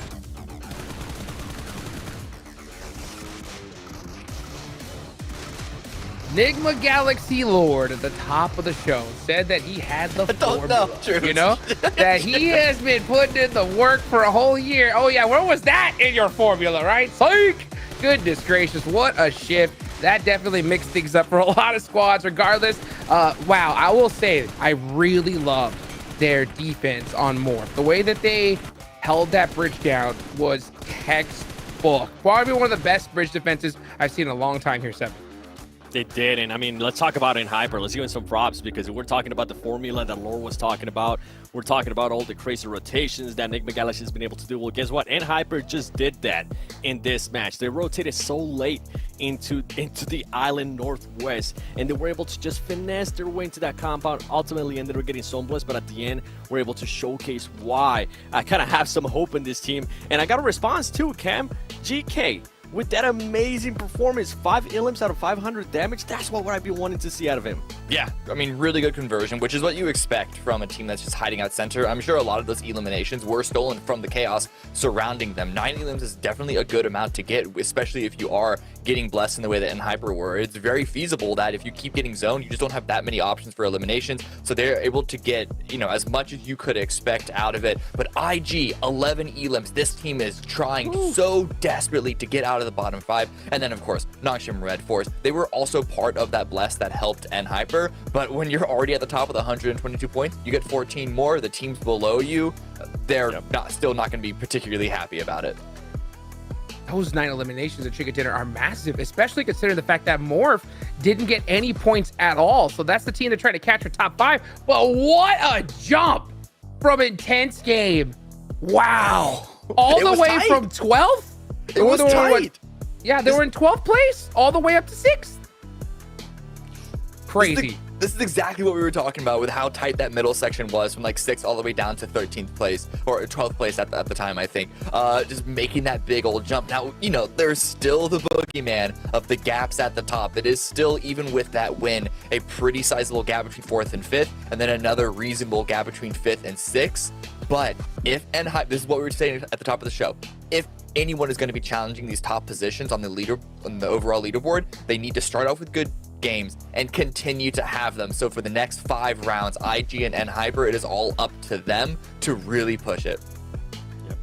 One good, wow. Top Air and Gale performers. Here's where we're going to start getting into the meat and potatoes here of day number 3, all right? This is where it all comes down to, especially in these 2 maps. So, you know, 7, we saw, I think, the best case scenario for a team like Hyper that's trying to go ahead and get that golden ticket, right? Because I will say, I want to see them in the global finals.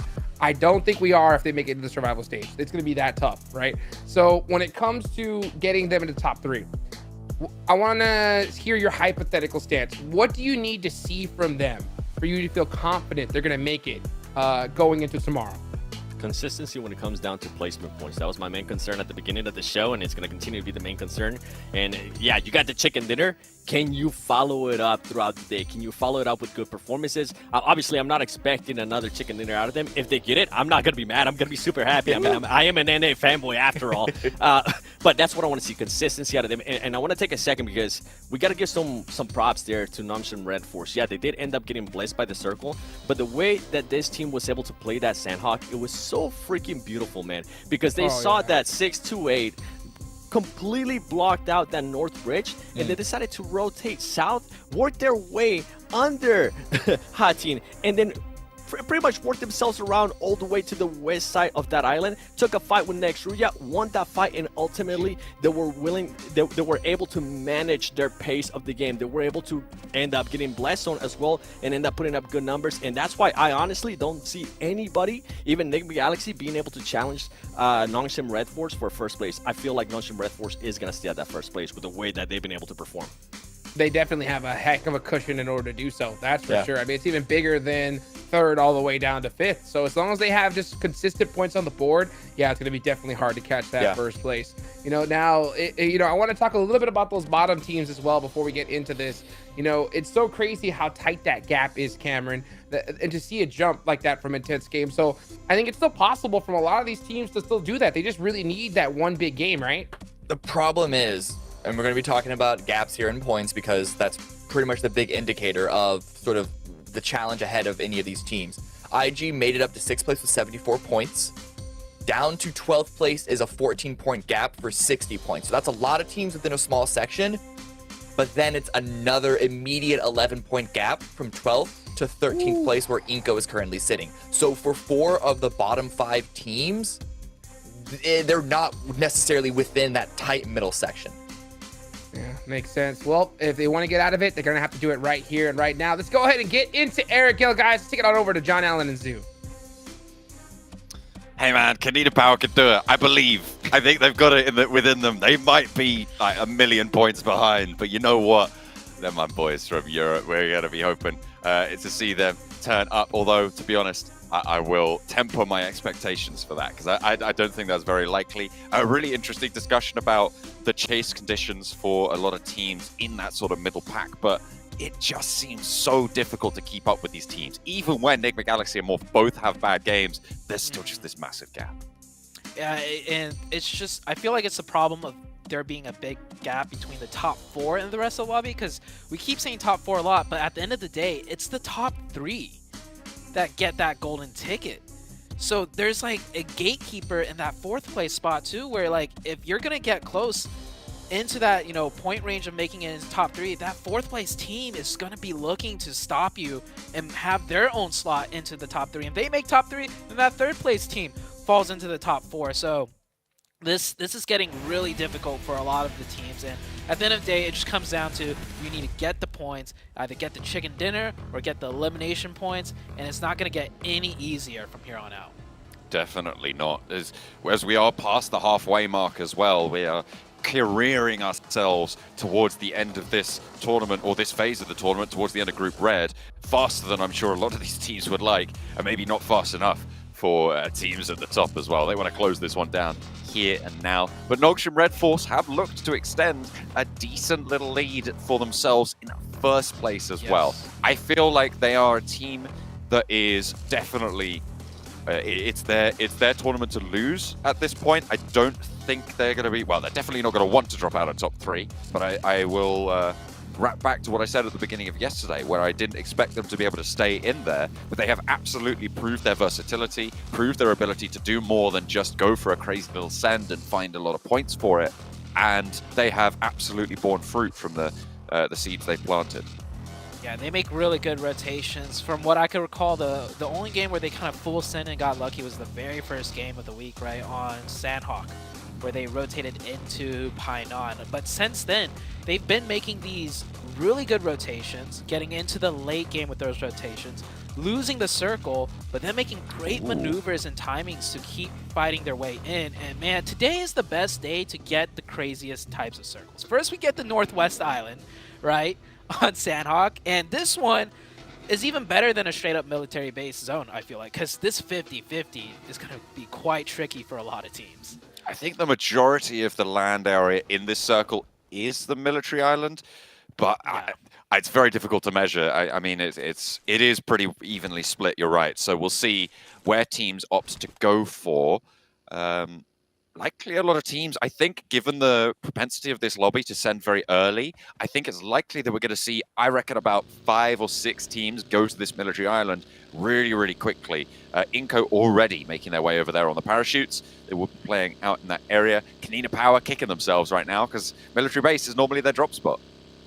Yeah, they decided to drop early, get looted early, but it's kind of... I'd definitely rather be on military base where Inco are right now. And my eyes are pretty much just glued on the mini-map. I'm trying to see which teams make that early fast rotation, the committal towards military base, which teams decide to, you know, set up on the bridges too. That's the big thing. We talk about bridge camping a lot, and something I noticed in these really high-level lobbies is that teams will forgo the bridge camp just to get a firm foothold into the late game. Because if you bridge camp, sure, you may have a great setup, but with so many of the teams in here being like really strong competitors, there's a decent chance you might lose a player or two going for those bridge camps. Sure, you could pick up some points, but losing players is definitely not the way to go.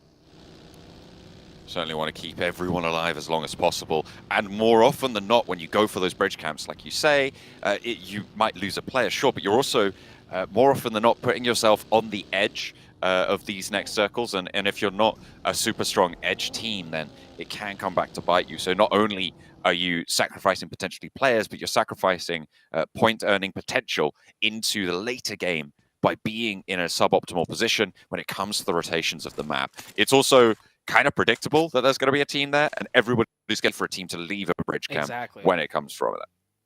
They're going to be approaching that bridge like it is already camped. And then another big problem is if you get knocked, third parties, right? A team nearby is going to instantly pounce on that opportunity to take out both squads and cross the bridge. So It's going to be a very, tricky decision to make, bridge camping or not. And we see here, like Duxon, they just rotated right across, no bridge camping. Same with Nongshim and Inko. It looks like they're bridge camping, but they just got here and they're starting their loot.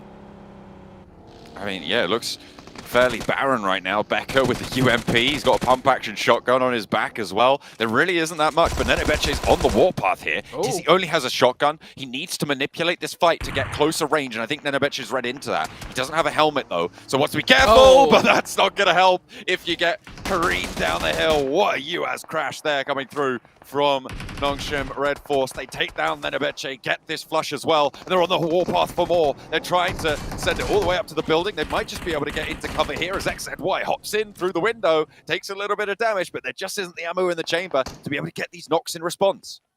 Wow, Sporta catches 1, 2. Now Inko down to 2. Nongshim Red Force showing different colors here. It looked like they would have just kept going and just let that one teammate fall down, right? But they're not leaving a single player behind. They instantly come right back down the mountain, take the fight to Inko. This team, Nongshim Red Force, really has every facet of comp down right now. Sporta gets caught, but that should be it. Inko with 2, that's a difficult push to make. I don't think they can manage to do it, and with that quick revive, Nongshim Red Force will be back up to 3 once again. 7th element across the bridge on the mainland right now. The east side should be hearing these gunshots just across the way, and they should be aware that there is likely a scrap going on the other side. They're not opting to go for a third party, and Novo is yet to be looted as well, remember. So whoever comes out on top of this engagement is going to have that opportunity. Over on the western side, and Hyper now already across as well. That is the 4th team to make their way to the military island during stage 1. Next Ruya on the path to maybe be the 6th. Yeah, teams really going fast here with the opportune moment. One thing that's really sticking out to me, though, is Nigma Galaxy. They have not moved from Pachinki whatsoever, and Pachinki's a decent spot to make that fast decision, the fast rotation onto military base. You'll have 2 teams in front of you, right? The team at farm and the team that did the split drop, which is Duxon, right on the bridge. So that's not too many teams you have to go by. So Nigma Galaxy, they must know something we don't, or they have a really good plan of if it does go to military base, when they're going to cross and how they're going to cross. FaZe past Everest now, down through the Gatka fields, trying to get a lot further south as well. Finding some airtime there. And just going to hop on down this western side, close to Intense Game and potentially close to STE, who are looking to make their moves now, it seems. Next, Ruya diverted away from the bridge, and they're going to send along the coastline right now, so they're not actually going to go for this crossing just yet. Instead, they're going to hold towards the south coast. Many teams still on the northern side of military base. It is that 50-50. Teams are scared to commit to military base with the potential of bridge camping added on top of that and then losing the zone. It could still very easily go north. We've seen these circles do that time and time again. Problem is, I feel like that second circle might not even answer everyone's question. There's a decent chance that it just goes right into the middle and keeps that limbo in play. We're getting a bridge finish.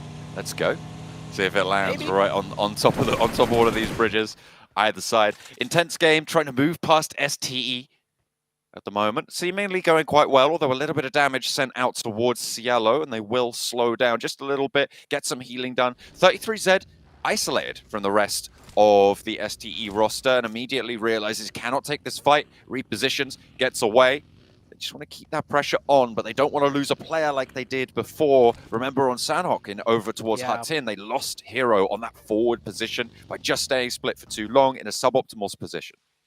Looks like STE is trying to secure down that pier, so their plan is to take a boat or swim across, most likely a boat, as they are stacked there. Nigma Galaxy has moved to the bridge, and it is clear for them, so they will end up taking that position, and they have the option of going into military base, which is going to be the case. No one camping the bridge on the other side, so it's a clear shot for Nigma Galaxy. We see Nongshim definitely wanting to now play the rest of the game in military base, picking up a nice central position as they're rotating that way. As for everyone else, it is going to get very messy. This is difficult. Oftentimes when you have this military base sort of finish, when you have the Sosnovka Island finish, a little bit of the mainland is left in, and one or two teams might just wait and try and swim a little bit later or something, but that's not going to be the case here. You have to get across. Nowhere on the mainland is safe.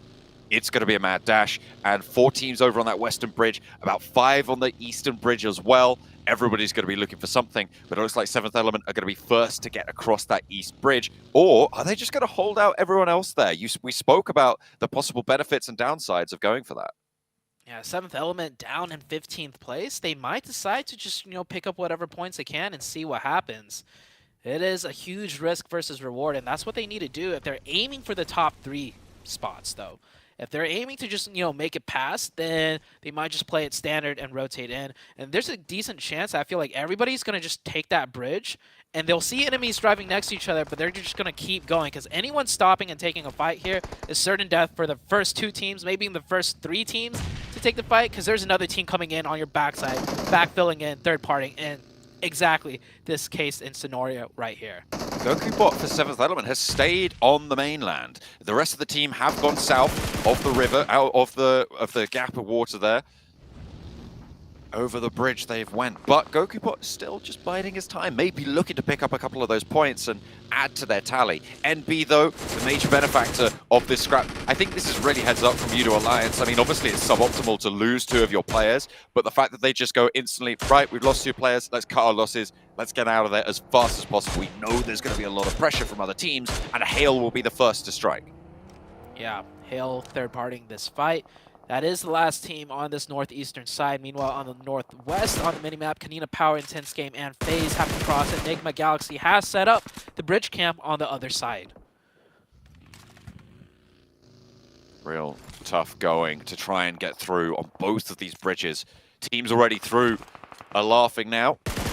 They're going to be pretty happy with it. STE took those boats from Ferry Pier. They got on nice and early. They've diverted their presence from that western bridge, but the east bridge still fraught with danger. At stage 2, you can stay out in the blue and scrap for a little while, but it just makes things that little bit harder, and you know you've got a long dash ahead of you. Yeah, it's like a losing battle. Even if you win the fight, you're taking so much damage, and then you got more teams to fight on the way in. Biggest thing is you have no info to work with when you're this far away from the zone. See where the circle shifts. It goes hard to the east, and 7th Element could take that giant hilltop. Allian is already up there. Nongshim Red Force close to the new center. They might be able to make another central rotation. We see N Hyper close by. More on the southeast of that zone. A great spot. 7th Element picking up the much needed Elim points that we were talking about. They get 1. Can they get more here?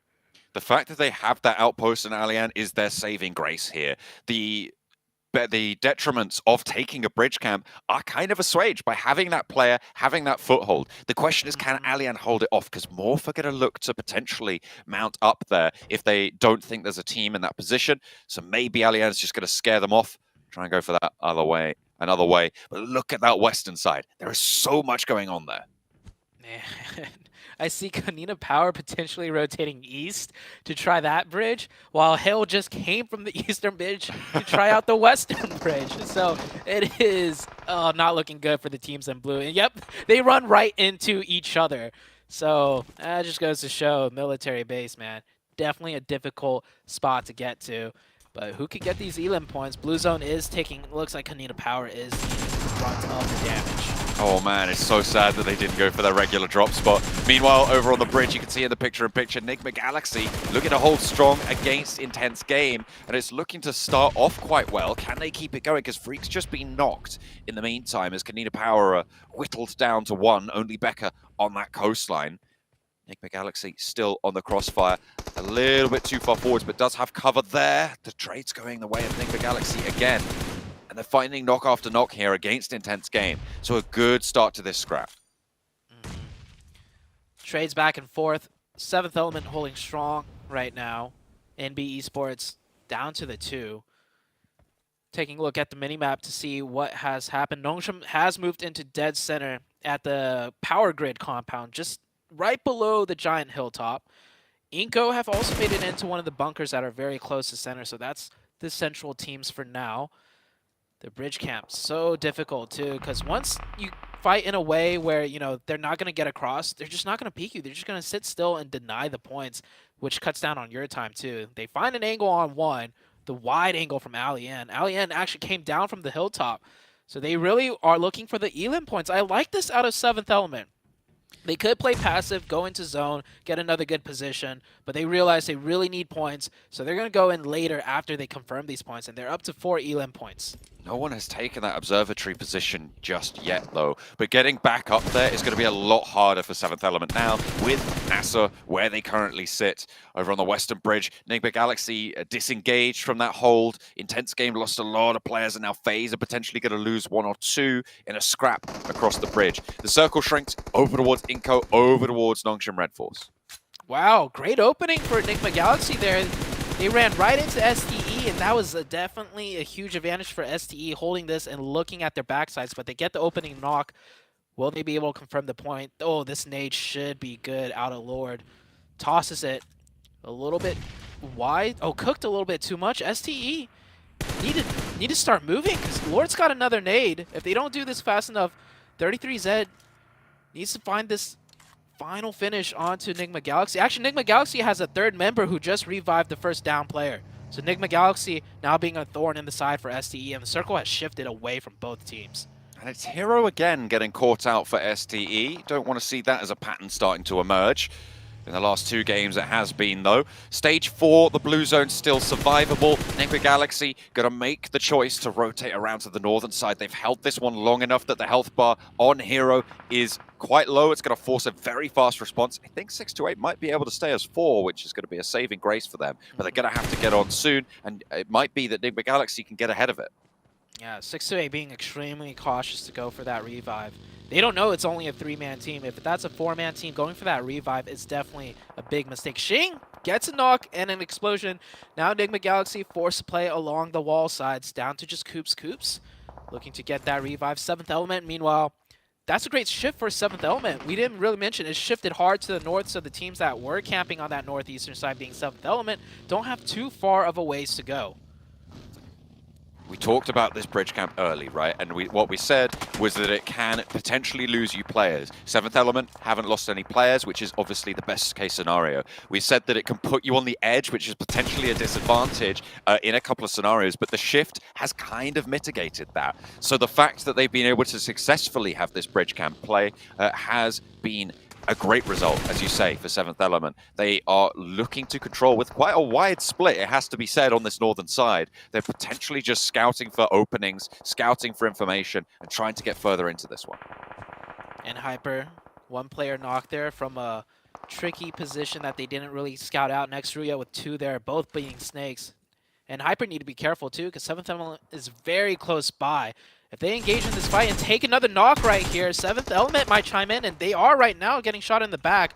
Or that could even be FaZe looking at that mini-map right there. Koi goes down as well, and Hyper getting cut down 1 by 1. A great nade out of Chiffon, but Koi's already finished, and Hyper down to 3. I think those shots might have been coming from the rest of... from the last player of Next Ruya. I'm not entirely sure where those shots were coming from, but either way, it's going to work out for a little bit, but not for long, as the nades, as you say, open up the bidding. And Hyper moving across now, losing Koi. GK first down as well.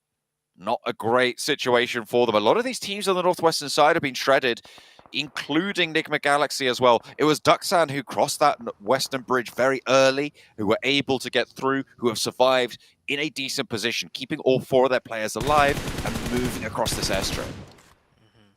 Enigma Galaxy down to just 1 player now.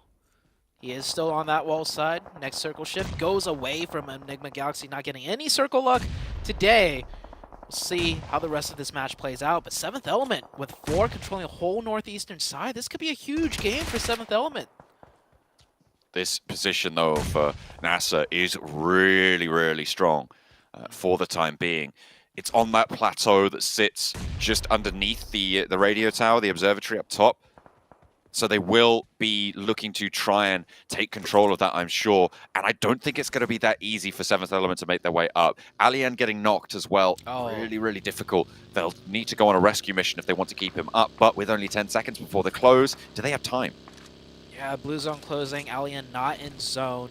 I think they will have to just give up on Alien. Alien was in such a pivotal position. Getting knocked there is a huge mistake and gets confirmed as well there. So no questions asked. Alien is out. 7th Element looking to be in a great position with 4. Now down to 3. Changes things quite dynamically. FaZe made it through from the Western Bridge. FaZe was the last team across the Western Bridge, and they are still here with 2. I don't know how much further they could get. That position a little bit exposed, but that's the best they got. Alien finally getting flushed out there. Divine trying to hold up the top of the mountain for as long as possible, but will have to regroup, eventually pushed out by the blue zone. Now, this is the difficult situation, right? For 7th Element, they're going to have to move past NASA one way or another. Their western flank is actually probably safer. They might actually look to try and wrap around, potentially third party on a scrap that FaZe might want to take, that Morph might want to take. But with STE starting to flow around this eastern side, there's a lot of pressure coming from the south. Morph will decide to back down and just go right into the low ground here, just playing the next zones. It gives STE a little bit of breathing space. They got to make sure they don't move too early and get knocked there from the Morph player up top, who's not in the next zone, so he's going to bide his time. STE from the south with 4, Morph on the east side also with 4. These two teams could come into a big factor depending on the shifts that will be playing out here. One of the Morph players gets knocked out of zone. Definitely not going to be revived. Who's going to confirm the point? STE will be one to confirm the point.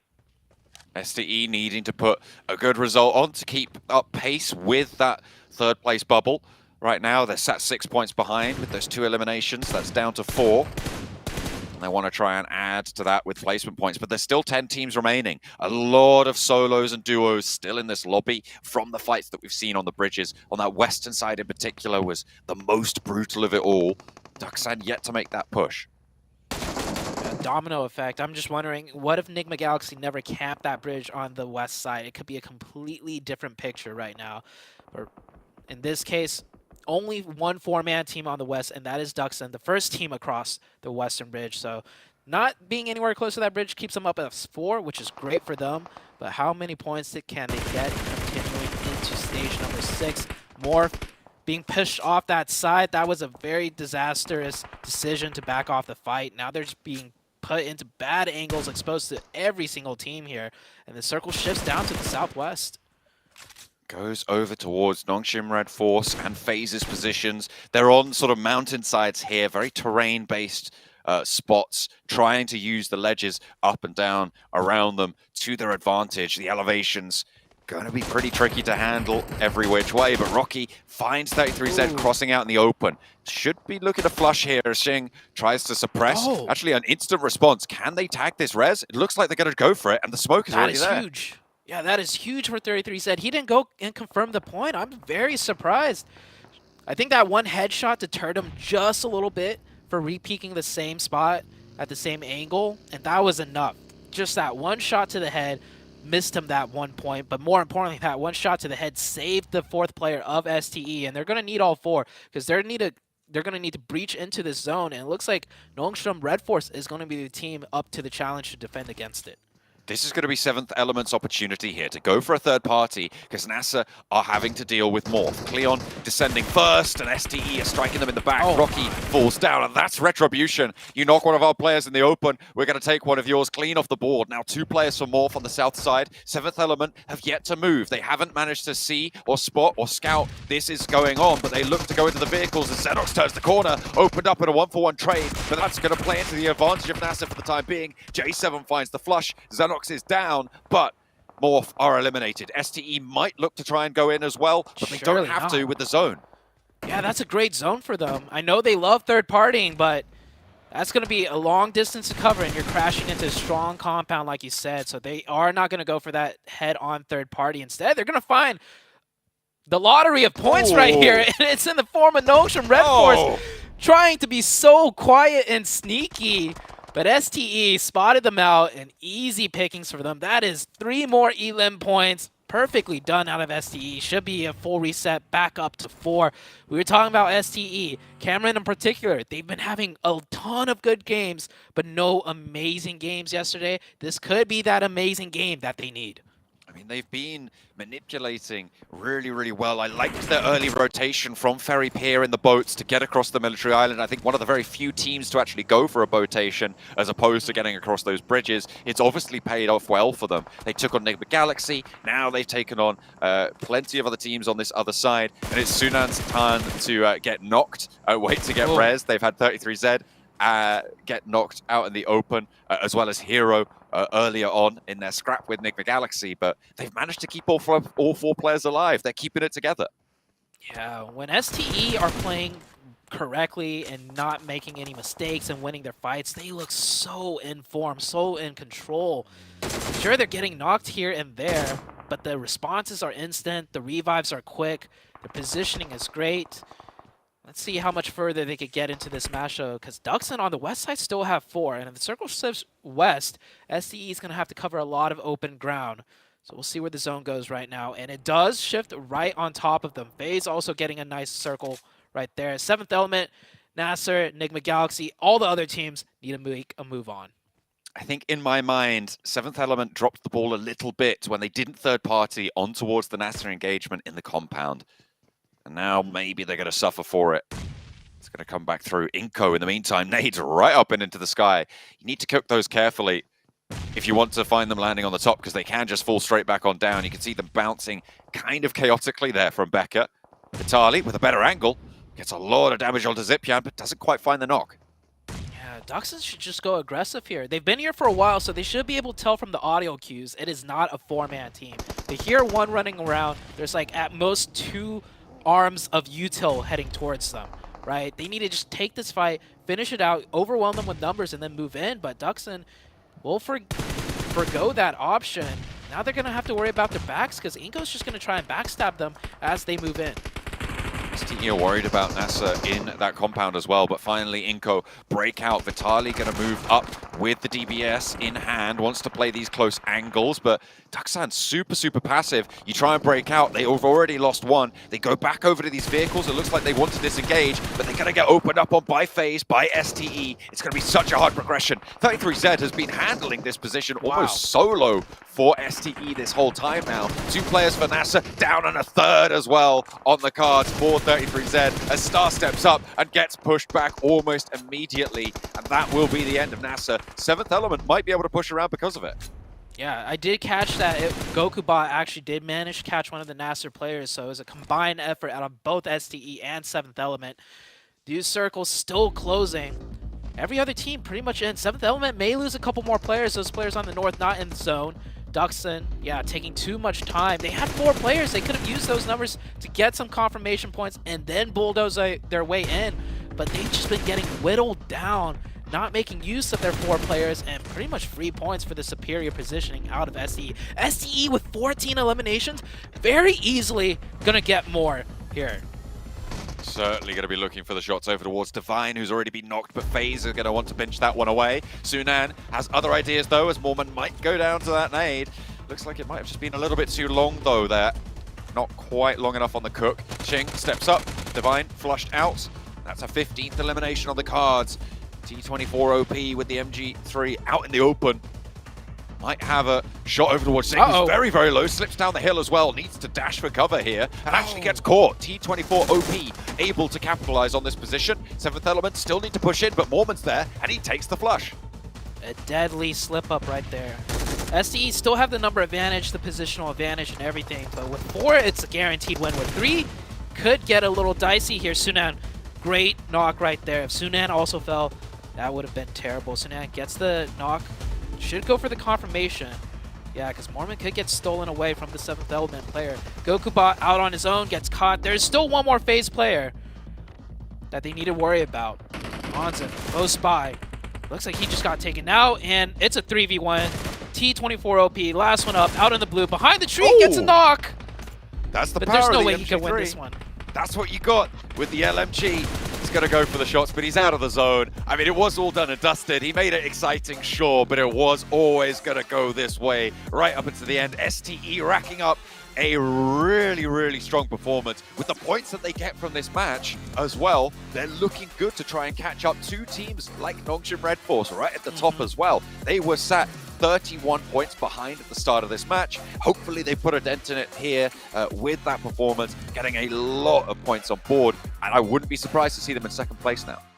Yeah, STE carved a warpath from the west side, starting with the botation, landing on military base on the south, clearing their way out to the east, and then fighting their way in and just dominating all of the teams. But you could see how much pressure they put out constantly. They had their backs pretty much touching the blue the whole way through, taking shots at every person they can make before heading into the zone. And that is just the STE playstyle. They want to take those fights. They have the gun skill, and man, this game really showcased that. They absolutely played it masterfully right up until the end. I think, yeah, that one misstep for slipping down the mountain at the end there was maybe their only big glaring mistake in that match.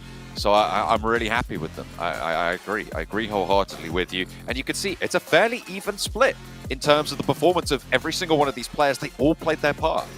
Yeah, that is a beautiful distribution of just damage. It just goes to show there is no weak points. All four players, like it has to be this way. If you're going to be the team that's third-partying everything, the most aggressive team in this lobby, I would say, you need all four players with massive gun skills and the team synergy to boot, and that is exactly what they did here. Look at the distance traveled. They also had to move the most. So they weren't getting, you know, zone blessed or playing the rotation and sit in one spot. They fought everyone they could, and they won every fight. They made some heads-up rotations. They started down in Primorsk. They got the boats over to that military island. They played on that south side. They dealt with Enigma Galaxy on the south edge as well. They controlled the mountainside from there on out, forcing everyone into their sightlines. And in the end, STE put up a big performance. 19 eliminations. Are you kidding me? That is officially the most eliminations we have seen so far in this PMGC. Only 2 away from a world record, and it was right on time here, Seven. It really was. And I mean, we've been asking about a performance, especially Cam. He's been asking for a good performance out of this team. Boy, did they deliver with this. The way they were able to just pace their game, too. We were talking about how they can be so aggressive, how they're great at third party, but we saw them taking their time. Points putting it out, and I'm glad he did. They were like, okay, are they gonna go for this third party on Nasser? They decided not to, and it worked out wonders for them. They caught Noxium Red Force pretty much with their pants down. They weren't really doing anything. They were laying down to see what was gonna happen. Meanwhile, ST came in like, you know what? We're just gonna nade you guys. We're gonna take those points and move on. Wonderful play by 628. Yeah, it just beautiful to watch, beautiful execution on the playstyle that they've sort of shown us that they're so good at right now. And, you know, from the struggles yesterday and then the opening Sanhok, we were starting to question, did these guys, you know, are they too greedy? Are they, did they sort of get, their egos get a bit too big after day number 1? Someone must have come in and just slapped them after that Sanhok game with that big, holding that big wide split, because this game, as you guys are all saying, was so well coordinated, so well calculated with the timing, with the pacing. They knew exactly what they needed to do to get the eliminations without giving anything up in return. They barely received any damage in returns of getting like eliminated themselves right towards the end of that game. And listen, Sanhok is, sorry, not Sanhok, this is the military base, which is basically like Sanhok in terms of it being a huge upset area of Erangel, but STE used that as a great opportunity where so many other teams around them were just getting cut off. Because guys, why were we still seeing 5 teams in the blue on phase 3? It's unreal. It's unreal. Let's go crazy. If somebody slapped the heck out of 628, they slapped the rest of this lobby in return, man. These guys were mad, and they have officially jumped into the top 3. Oh boy, this is gonna be a heck of a show here. And now Morph is in a position to not make it straight to the global finals here, Seven. That's the big question for Morph, and it's one that's been scaring me for such a long time. Yesterday, they were able to save their day by getting that chicken dinner in Miramar. Today, we need to start seeing some consistency out of this team. If not, I'm actually gonna put this out there. I don't think they might even end up in top 4 if we continue to see this kind of performances out of this team. Luckily for them, and Hyper wasn't really able to follow up after their great play that we just saw in Sanhok. They were only able to get 4 points, and guess what? Those 4 points came from eliminations. I want to see more placement points in Hyper. GK got a little bit too aggressive there when he got knocked. He was able to confirm it, but he decided to push in a position that wasn't even scouted, just putting himself in a bad position. Yeah, I agree. GK first ascend was a little bit of a throw. However, FaZe coming in from behind them, you can't expect that. Again, why were they so late in the blue? This was a military base. This was an upset map. And so even though it is disappointing to see both NHyper and IG, neither of those teams that are trying to climb up those leaderboards have a back-to-back performance, this is one of those maps that you can kind of give them a little bit of slack for that to happen. It's these next two Erangels that both these teams really need to make it up, because again, we're seeing these gaps on the overall leaderboard start to really continue to find themselves. If NHyper, if they want to overtake Morph with the opportunity that Morph's slow play today is giving them, they need to follow this performance up with an amazing one on Erangel. I'm about to say, boys, even if they did a good performance, they're still in trouble after that insane one. That's how crazy it is. You know, the fact that, yeah, they can be upset that, oh yeah, we didn't get this many more points, this and that and the other. But the fact that we just saw 628 perform so insanely, that cap, right, for third place just got so much higher. And now you're having to try and pass up a team like Nigma Galaxy. That's going to be pretty crazy. And speaking of crazy, of course, we got to give a big shout out to the official smartphone here for PMGC. That's the Infinix GT10 Pro. It was created directly for esports players. If you guys want to go ahead and dominate the lobby, check out the GT10 Pro. And while you're at it, take a look at TikTok as well. Search that hashtag PMGC 2023 so you can see, you know, maybe 628 just jumping for joy after that crazy performance. I mean, it's going to definitely, I mean, at that point, a game like that, I think it's nail in the coffin for that possible tinfoil hat hypothetical, right? For those teams in that mid-range to try to even catch up at this point. What do you think, Seven? I mean, I was being positive earlier. It started slowly and slowly fade away. All right, like how much did it go away, right? NHyper and NHyper and Morph if they're able to change it. But the thing why I'm being so tough on NHyper too is because they can actually reach Nigma Galaxy. Nigma Galaxy has not had a great day. Good point. Well, you know what? We're going to go ahead and just cool off a little bit after that crazy performance, and we're going to be right back.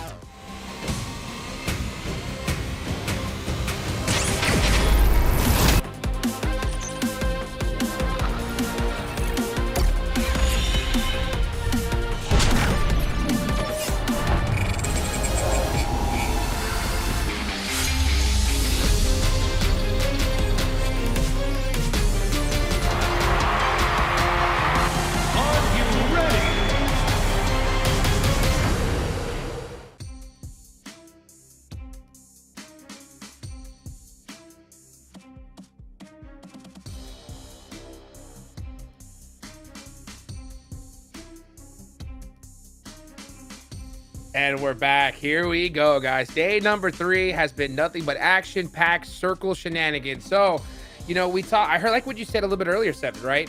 You know, we think that NHyper possibly has a chance. Morph has a chance. But now you're saying that even Nigma maybe have to put in some work here. What do you think about that? I feel like they do. We haven't really seen given that it's 2 matches, we really haven't seen good performance out of them. I feel like they've been focusing too much on those bridge camps. Yeah. When we're used to seeing this team actually focus more towards the middle of the circle. You even heard the caster said it at 1.2. If Nigma Galaxy wouldn't have focused on that bridge camp and they would have actually focused on their crazy rotations with that secret formula that they have, I feel like it would have been a completely different story. And I feel like I wouldn't even be talking about this for Nigma Galaxy. So Nigma Galaxy, give me some crazy rotations, kid. Come on. I think there's somebody evil at PUBG Mobile that heard that was like, time to change the formula with these circles. Goodness gracious. Let's go ahead and take it on over to John and Zute. Hey man, if it's not working out, you got to change some stuff up. So maybe Nigma Galaxy, you're going to have to look to adjust a thing or two at the middle part of today, although it's going to be pretty tricky because a lot of other teams are trying to take those central positions as well. I think the biggest change is not the formula, but the way the teams are playing, right? We had a quick discussion about it. I feel like coming into the third day, by default, the first 2 days, most teams are thinking, you know, we'll work our way into the circle, fight our way in. If we get a nice circle shift, we'll full send it. But by third day, if that's not working, teams will change their strat to, okay, what is working for the other top teams? Nigma Galaxy, hey, we could do that. Let's just try full sending ourselves, which creates less space for Nigma Galaxy to play in as well.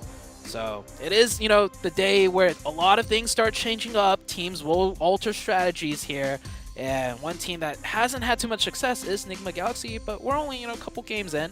That big game could still come out for Nigma Galaxy. We're waiting for it. We're waiting to see it today. They do kind of just need to keep pace at this point. They have got a 10-point lead over Morph, who have similarly not been performing in today's matches. They were a little bit lackluster yesterday as well. They did manage to keep themselves up towards the top of those tables, but in general, it just wasn't what we want from them. And I think Morph definitely have the most to prove out of all of these teams now in the top 4 spots. With Enhyper close by, they might even drop down to 5th. That is a big possibility. I'm looking at the leaderboards. I still think it's going to be a really tough task for any team to break past into the top 3 simply because of the point gap and because of all the teams' performances that aren't in the top 3. Obviously, the most consistent are in the top 3, but we've seen exactly how they do it, and it's a formula that they can replicate throughout the other games. As for everyone else, it's seeming like, you know, sometimes they get a big game and then they're nowhere to be seen. And if you keep getting those big games and then nowhere to be seen, you're not going to be able to catch up and pass up the consistent teams, which is the current top 3. Primorsk up to Severny on the plane path. Going to be good news for SDE to get that loot on nice and quickly. Although there's going to be quite a few teams around them, so maybe not the best of news. We'll have to wait and see how they progress forwards, where this circle's going to take us. Are we going to go back to the military base? We'll have to wait and see as teams start to drop out here.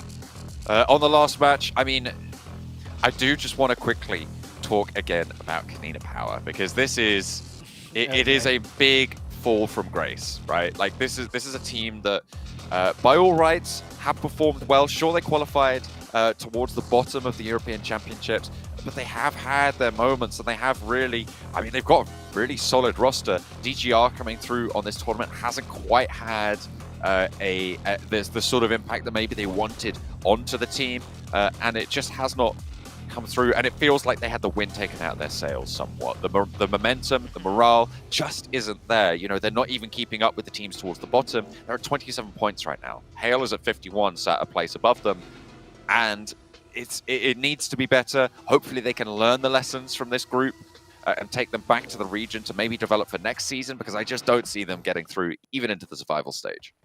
Yeah, points-wise, it's very easily possible, because just the bottom of the group, it's easier to pass up teams, because the other teams near you aren't doing too hot either.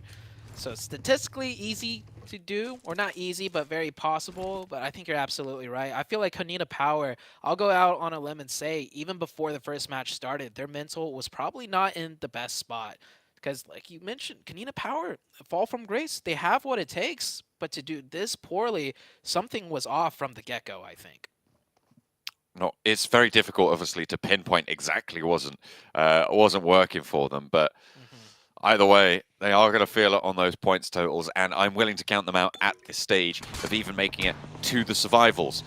However, there's still plenty of teams in the running. I would say everybody who isn't Kanina Power actually is definitely in with a shot of getting towards those survival stages, as we start to see that lead for the top 3 be isolated to, I would say, 5 teams. We do have a very northeastern circle here. Should pull away from Stalber. It's not too far up north. I will say this week has been great as far as circles go. A lot of just different challenging ones. We haven't seen like too many same boring circles repeated. We've had a military base, a Stalber one. We've had one in the riverside, you know, just next to the crates. So all of these teams really being challenged with these unorthodox zones. And then we have sprinkled in, you know, a lot of good standard zones for teams to play in as well. So with the way the points are shaping out, I think the teams definitely, you know, near the top have their homework done. They know how to navigate even the trickiest of circle. I mean, that last one, military base, was won by STE. And it wasn't won in the standard fashion of rotating early and then getting the zones. they were, moving it around and chasing kills down and chasing more and more points. And then finally, just with a dominant position, Team Synergy took the win on that one. Absolutely. It's been great to watch, been great to see. A lot of interesting circles, and I'm happy that it's going to continue. The position to the north of Snell, but probably not going to be finished up towards again. It's very unlikely there. North George for Kanina Power. They'll rotate most likely along the top of that central river and look for a crossing at some point there. Over on the eastern side, it's fairly sparse. No one in Lipovka. Obviously, the plane path started Primorsk to Severny, so that western edge going to be a lot more dense, densely packed with teams. I do see NB Esports close to central position, but that is just their loot position.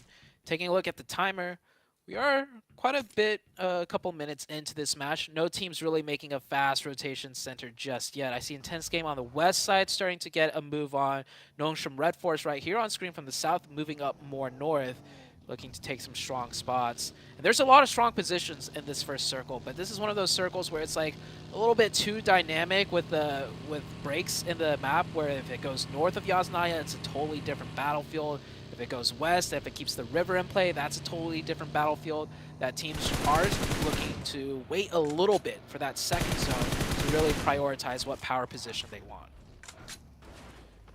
FaZe rolling up. They spotted a player from Intense Game. Adrian doesn't really have the backup just yet, but I think that's going to change in just a moment. You could see the rest of the team up on that hillside, and now Mella's in trouble for FaZe. They're going to have to answer and suppress that ridgeline, try and keep them away from supporting Adrian. They are actually going to reposition a little bit with the vehicle. Try and drive away, but the team is here, and they have got Adrian's back now. However, FaZe controlling the bridge. This is quite an early setup here, but both of these two teams have got plenty of loot.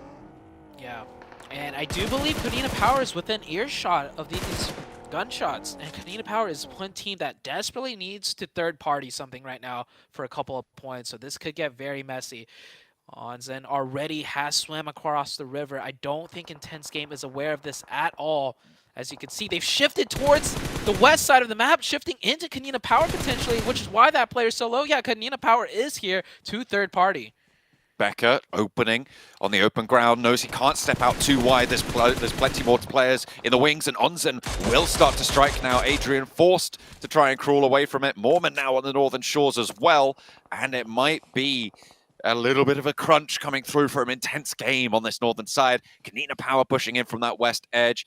And now FaZe, having surrounded them on the east, crossing undetected and forcing them to make mistakes here. Diego wants to try and take these trades, but you're covered off from two angles now. You're just going to have to find what you can, and you're out of ammo as well. It's just not going to go your way. Diego falls next. Yeah, and now they're getting pushed by Kanina Power, completely different squad from FaZe. This is probably the worst way to start the game. Well, I mean, there is no worse way to start the game, but mentally, this is, you're going on a rotation, right? One player gets caught, you decide to come back and help, and then you get crunched by two different squads.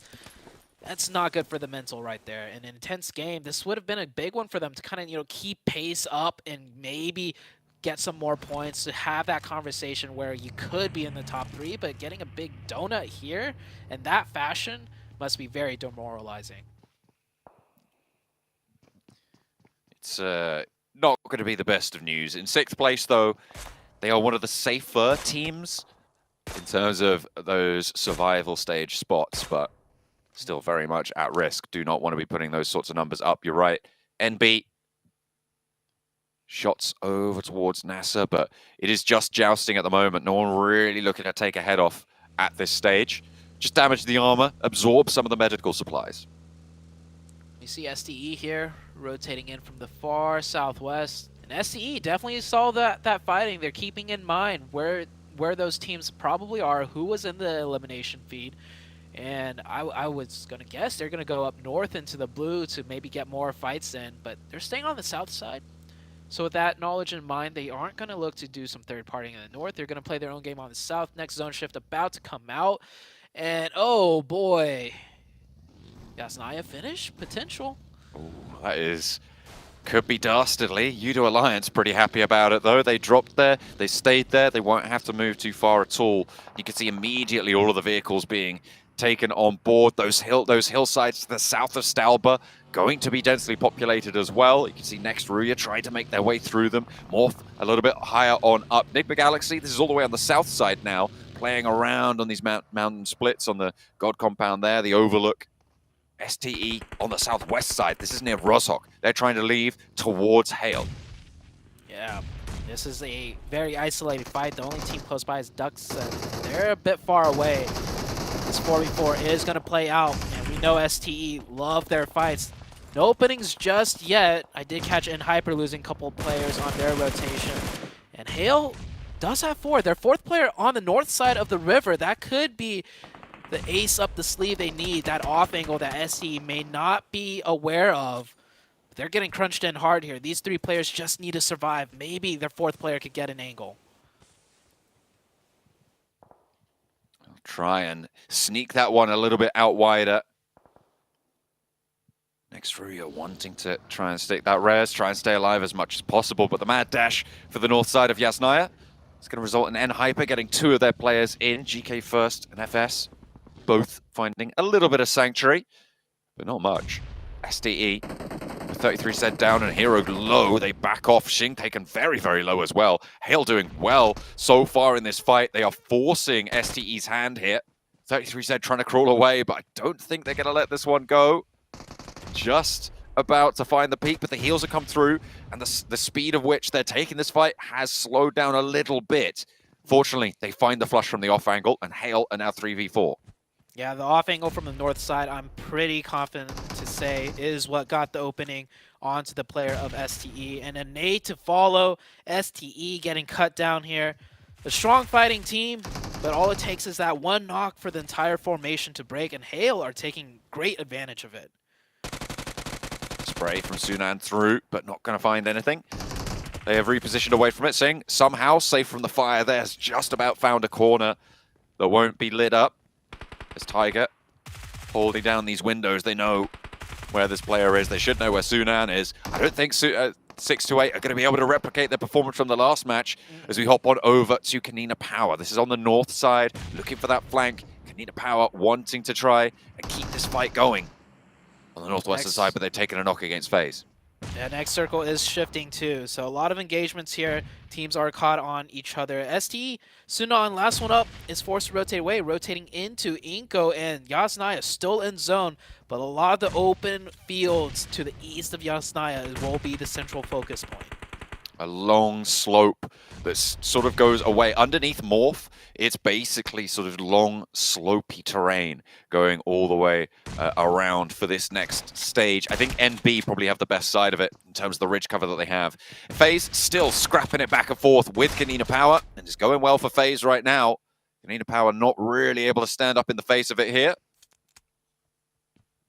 as FaZe are keeping the pressure up. Agori trying to get the reses onto the backline. Becca down.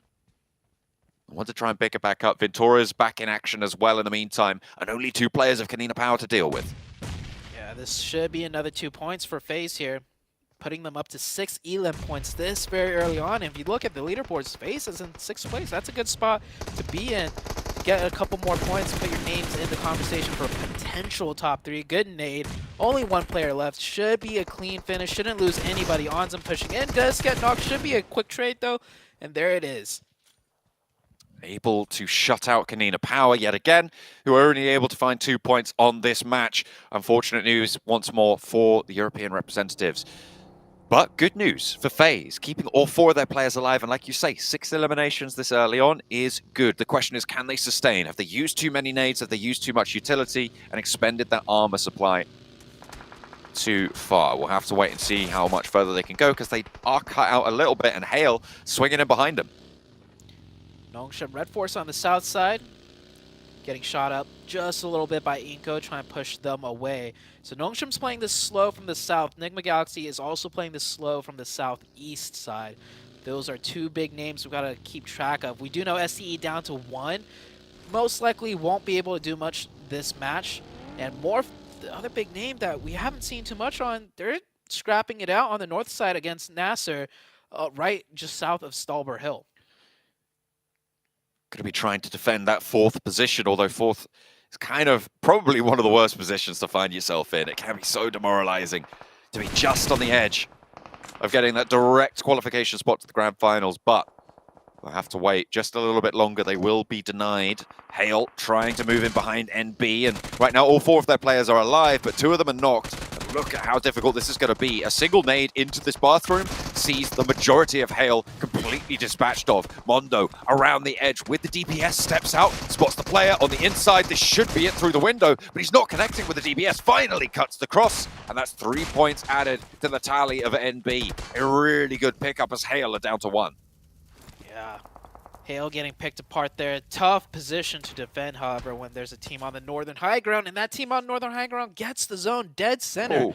Great zone shift for Enigma Galaxy as well. This could be the game. You know, they've had a couple bad games, which is, we could say, uncharacteristic because they've been very consistent, but this might be the big one for Enigma Galaxy to boost their way back up the top of the leaderboards. Still very early into the match, though. They have a lot of work out to do in front of them. A lot of work indeed. It's not going to be easy. Enigma Galaxy, like you say, looking to snake all the way up on that eastern edge. Sneak their way through with NB successfully taking a fight. They are only left at 2 players though, as FaZe rotate around on the north side as well. Looking to get a down shot on towards Morph, and maybe third party there. Standoff with Nasser, sorry. Looking for any sort of ground that they can cover, because Morph are going to look to control this north side as well, and I think Morph have the inside track. It'll be very difficult for FaZe to take this from them, but with the high ground, maybe there's something they can do. Yeah, there might be a huge exploit here for FaZe. I mean, FaZe are fired up this match, already up to 6 eliminations. They're feeling confident here. Don't know if FaZe spotted them. Oh, shots ringing out. You can see it on the minimap. They did spot the location of Morph. So Morph's position is known. Mormon maybe trying to bait out shots to gauge just how strong the opposition is here before they really commit to anything. And scouting around at the same time. This may be a position that they don't even need. Looks like they got the edge of zone here. And with FaZe, majority of them not being on the high ground, I don't think they're going to look for an angle in to contest the spot that Morph has. Still very early into the game. We still have 14 teams up, but Morph will instead take that high ground away from FaZe. FaZe slipping up just a little bit, but oh, another team. Duckskin coming in from the blue, far up in the north side.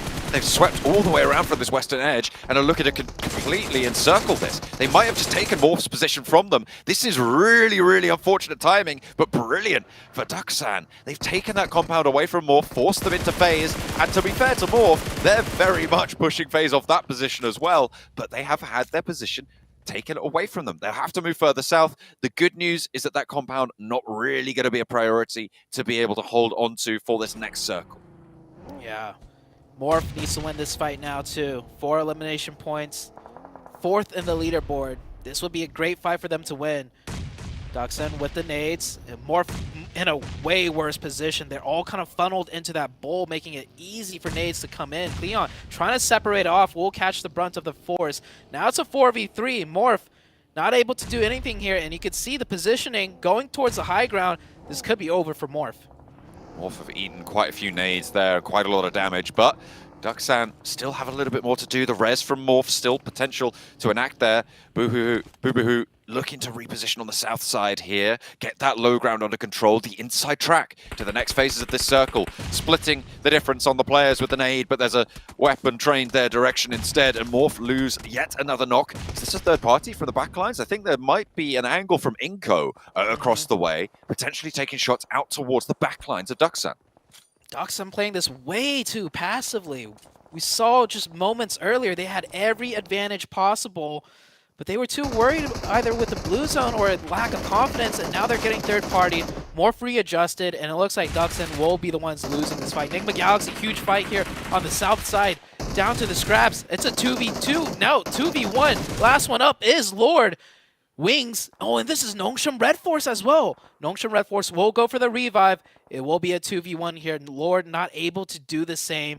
He goes for it now, but the timing is better for Nongshim. Who's going to win out this fight? Nongshim will only be able to reset to 2, though, however.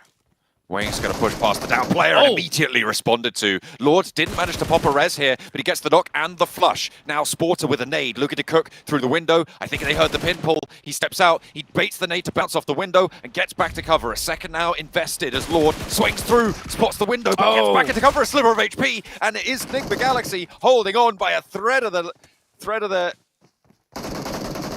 nade outfit. That should be good. Window.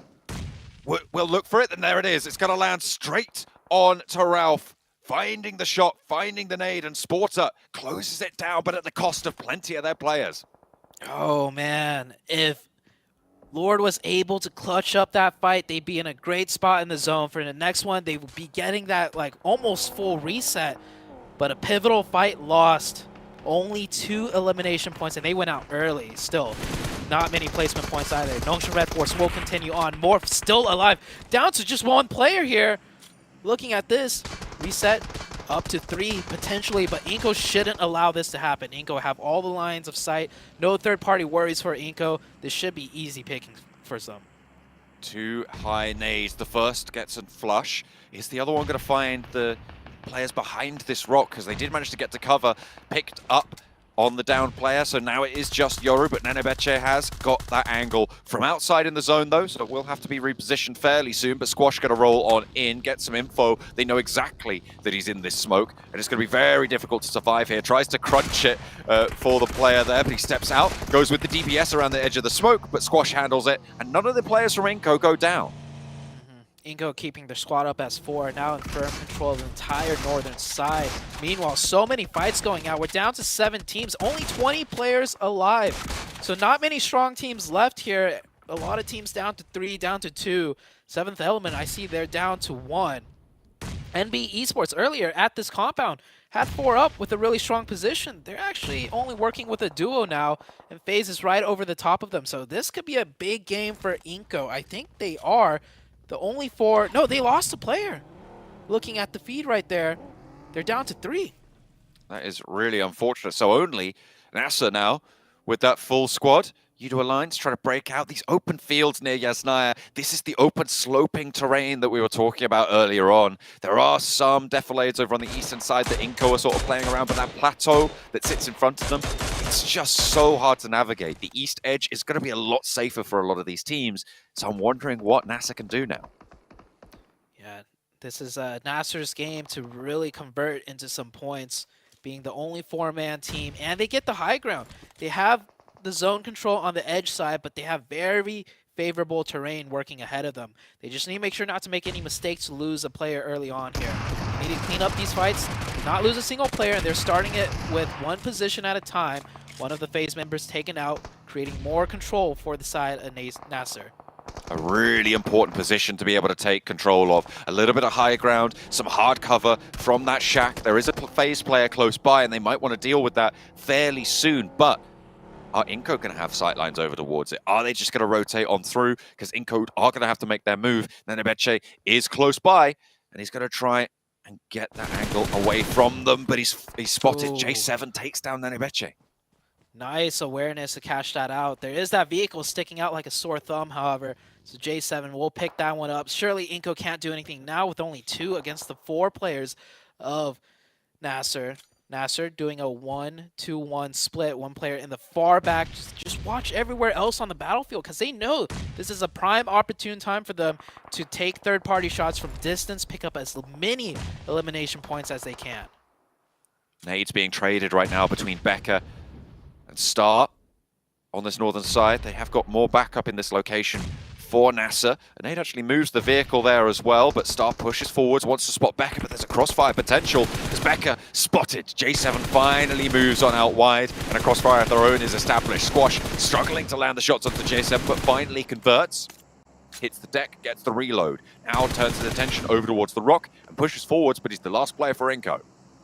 Yeah, Squash does need to play this a little more aggressively because he is a solo. Nasser will get that revive as there's no real pressure. I mean, there's some third-party shots from distance, but that is at such a steep angle that Nasser could really just disregard that. Nasser looking to close it out onto Squash. Now Squash did push up, but not enough for him. And they will take that player down. Up to 8 eliminations for this team on the high ground with 4 players up. Mela is still on that rock for FaZe, playing just up the hill from where Spec is right now. You can see him there. He's waiting for players to try and crash onto this location. I don't think there's a vehicle nearby. I'm not entirely sure, but Mela might be a little bit camouflaged here. If he bides his time, could rank up a little bit for FaZe, who have already got 6 elimination points here. And they're on the chase for N-Hyper. Udo Alliance trying to leave from the Asnaya Fields, and NASA will shut the door. Nasser doing a really great job here. Really took their time with this match towards the late game and then started to make their moves, securing all the strong positions. The circles were not nice to any of the teams either, with shifts constantly to the northeast. Udo Alliance will get that reset to 3, but working from the low ground with almost no way in. I don't even know if them having a 4-man team will be much help. Look at the linear fashion of these teams right now. This is what happens when you have these open slopes to play around. Udo Alliance going to try and swing wide. Nongshim Red Force have been afforded some of the few bits of terrain cover on the hard eastern side here, and the circle shifts down south. So Udo Alliance get a little bit favored here, but they are completely in the sightlines of basically everybody else. Yeah. And with this little hillside or ridge side in the zone, XCY will be hard to evict from this position. Taking a lot of shots, putting out a lot of pressure. Nongshim Red Force, they're just happy all the other top dogs are out and they're getting placement points. They're picking up a couple elim points. They're already in first place, so this is a great game for them. How far can they stretch it though? Because 5th place still doesn't get you super large amounts of points, right? And Morph already got 7 eliminations on this game. But I think the big news here is that this is a big shift in the middle of these tables, right? 4 teams are currently in these survival spots.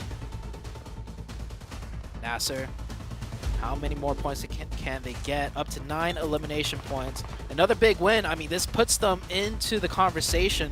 But so many teams, you know, they get this one big win and they need so much more right afterwards to really break into that top 3. And that's the name of the game today for everyone in the middle of the pack. Getting into the conversation is about as good as you can hope for, you're right. Can they convert here? All 4 of their players still alive. Nongshim Red Force, I think that ridge might just be pushed out in this phase, but they are very, very close to the edge. And either way, it's very nadeable on their position. You can see just how close to it they are. Where do they go from here? I mean, you move forwards potentially towards that loot crate that sits just at the front of their screen, but that's going to have to be allowed by NASA, who actually might do so. They've repositioned further west, sorry. Nasser does have a tough decision to make here. Because if they crash in at an odd angle, and that's a great angle to crash in on, they crash in from the side where nobody can really third party from the sloping hillsides, but one of their first players does get knocked. Star is down. They got the player at the off angle at the shack, so good trade. NB down to 1. We see a lot of shots on the minimap. Teams may be gearing up for a third party here. How can Nasser clear this one out without any more casualties? It's getting dicey. Xenox out inside the bathroom. Mondo knows exactly where he is, turns the corner, perfectly timed, and that is disastrous for NASA. It's going to allow Nongshim Red Force to potentially have an impact here, but they're going to have to shift away again. Look at this zone. It is cruel, it is brutal, but they force Udo Alliance back, and now NASA are more preoccupied with NB's position. They're Kyle on the north side. NASA down to 2 now. That firm, strong foothold they had with 4 players up against a lot of scrap teams, it just went right out the window. Now, this could be anyone's game depending on the next zone shift. Sporter goes down to a nade. He will not be able to get revived here unless XCY pulls out a miracle. Yeah, it gets confirmed as well. Udo Alliance with 2, now in a good position, and numbers-wise, no one has more than 2 players. It is really, really scrappy on this mountainside, south of Stalba, north of Yasnaya. Desolate plain for everybody, and they're trying to move forwards. XCY actually might get to some terrain cover there if he can hit the deck behind the buggy. Maybe looking to just sweep through and take control of this high ground himself, but he's going to have his work cut out for him. M249 in hand, plenty of rounds to handle a duo. XZY hits the deck, wants to go for some healing, but J7 has other ideas. A nade up and high. Will it be able to find the mark? Will it be able to be on the money there? It's going to be looking pretty solid, but not quite connecting, not just in time. The next zone's still closing. Everyone down to solo besides Nasser now. Number advantage back in their favor. However, with this zone, we are going down to nothing, and they have to come downhill, which means everyone on the lower ground is going to be looking uphill at them. This is going to be tough. They have a vehicle to use. They might be able to make a play with that. But for now, everyone just still scooching into the zone. Well, everyone meaning just the one singular Nongshim Red Force player. I think he just managed to make it in. No one spotting him out on the low ground. I'm sure he is exposed, however. J7 absolutely saw him approach on that side. You can see the nades that they're throwing out. NASA have got 5 nades still in the pocket. They are going to expend quite a few trying to deal with XZY. Those Molotovs still in the back pocket. They are really being thrown out now. The smoke as well being put into the mix. That was the last smoke in the lobby. So all of these players just looking to crawl around now, but XZY has gotten so close to J7. I wonder if he knows about this, because it looks like he's worried about further down the slope. He steps up and immediately gets the knock. It's a brilliant step up, and now Mondo has a chance to try and take down Spec on the forefront. It's all to play for, because the north side now has been assuaged. Spec is down, and it's all on the south side of the road. Mondo versus Olio. The 1v1. A lot of distance between the two, so Yuto will come into play now, but the blue zone will press Mondo out into the open. He's got a rock to work with. Olio with the M4 gets some nice shots in. Nade being cooked, that is nade distance, and Olio should know this. Should have seen that nade come in. Will dodge it just in time. Takes a couple of damage. First aid and another nade for Mondo.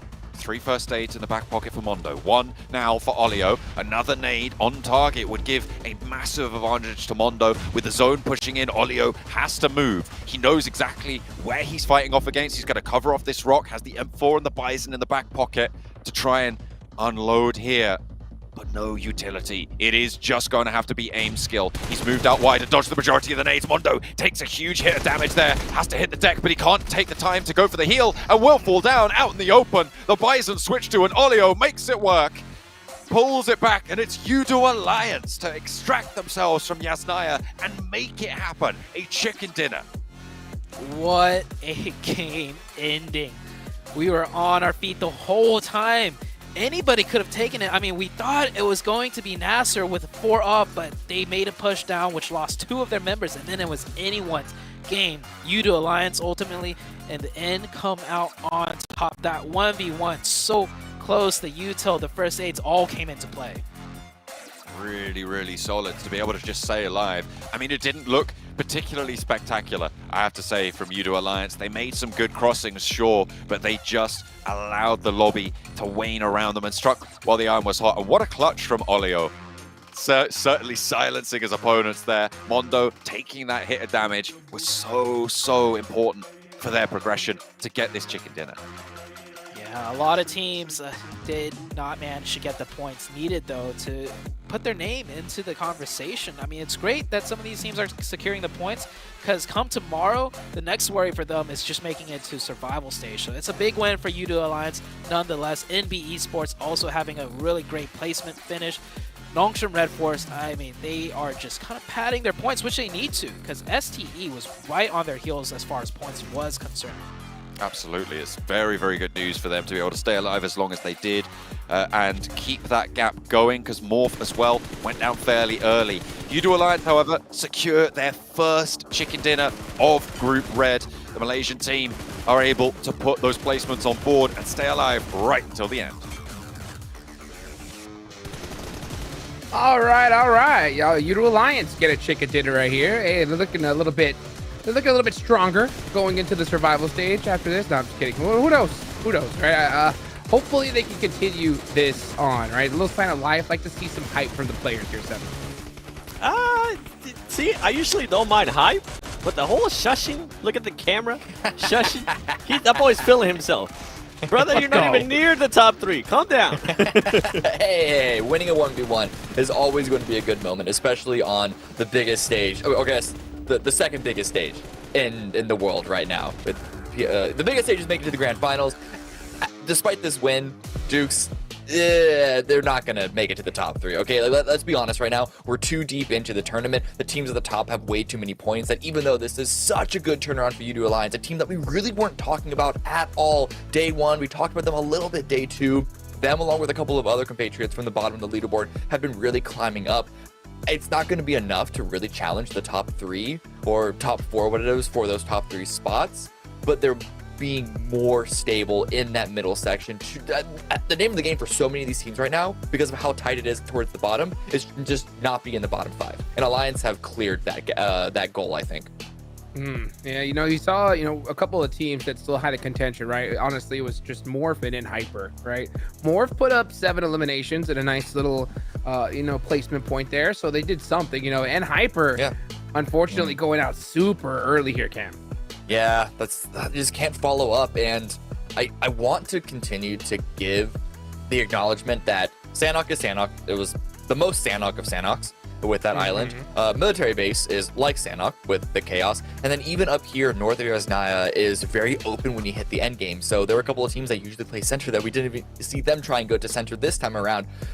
But that's the name of the game, right? Like, you can't just continue to give teams an out. You have to perform at least sometimes, and they're just not being able to follow up. And looking at these overall rankings, I mean, like, they're close to Morph, right? And Hyper?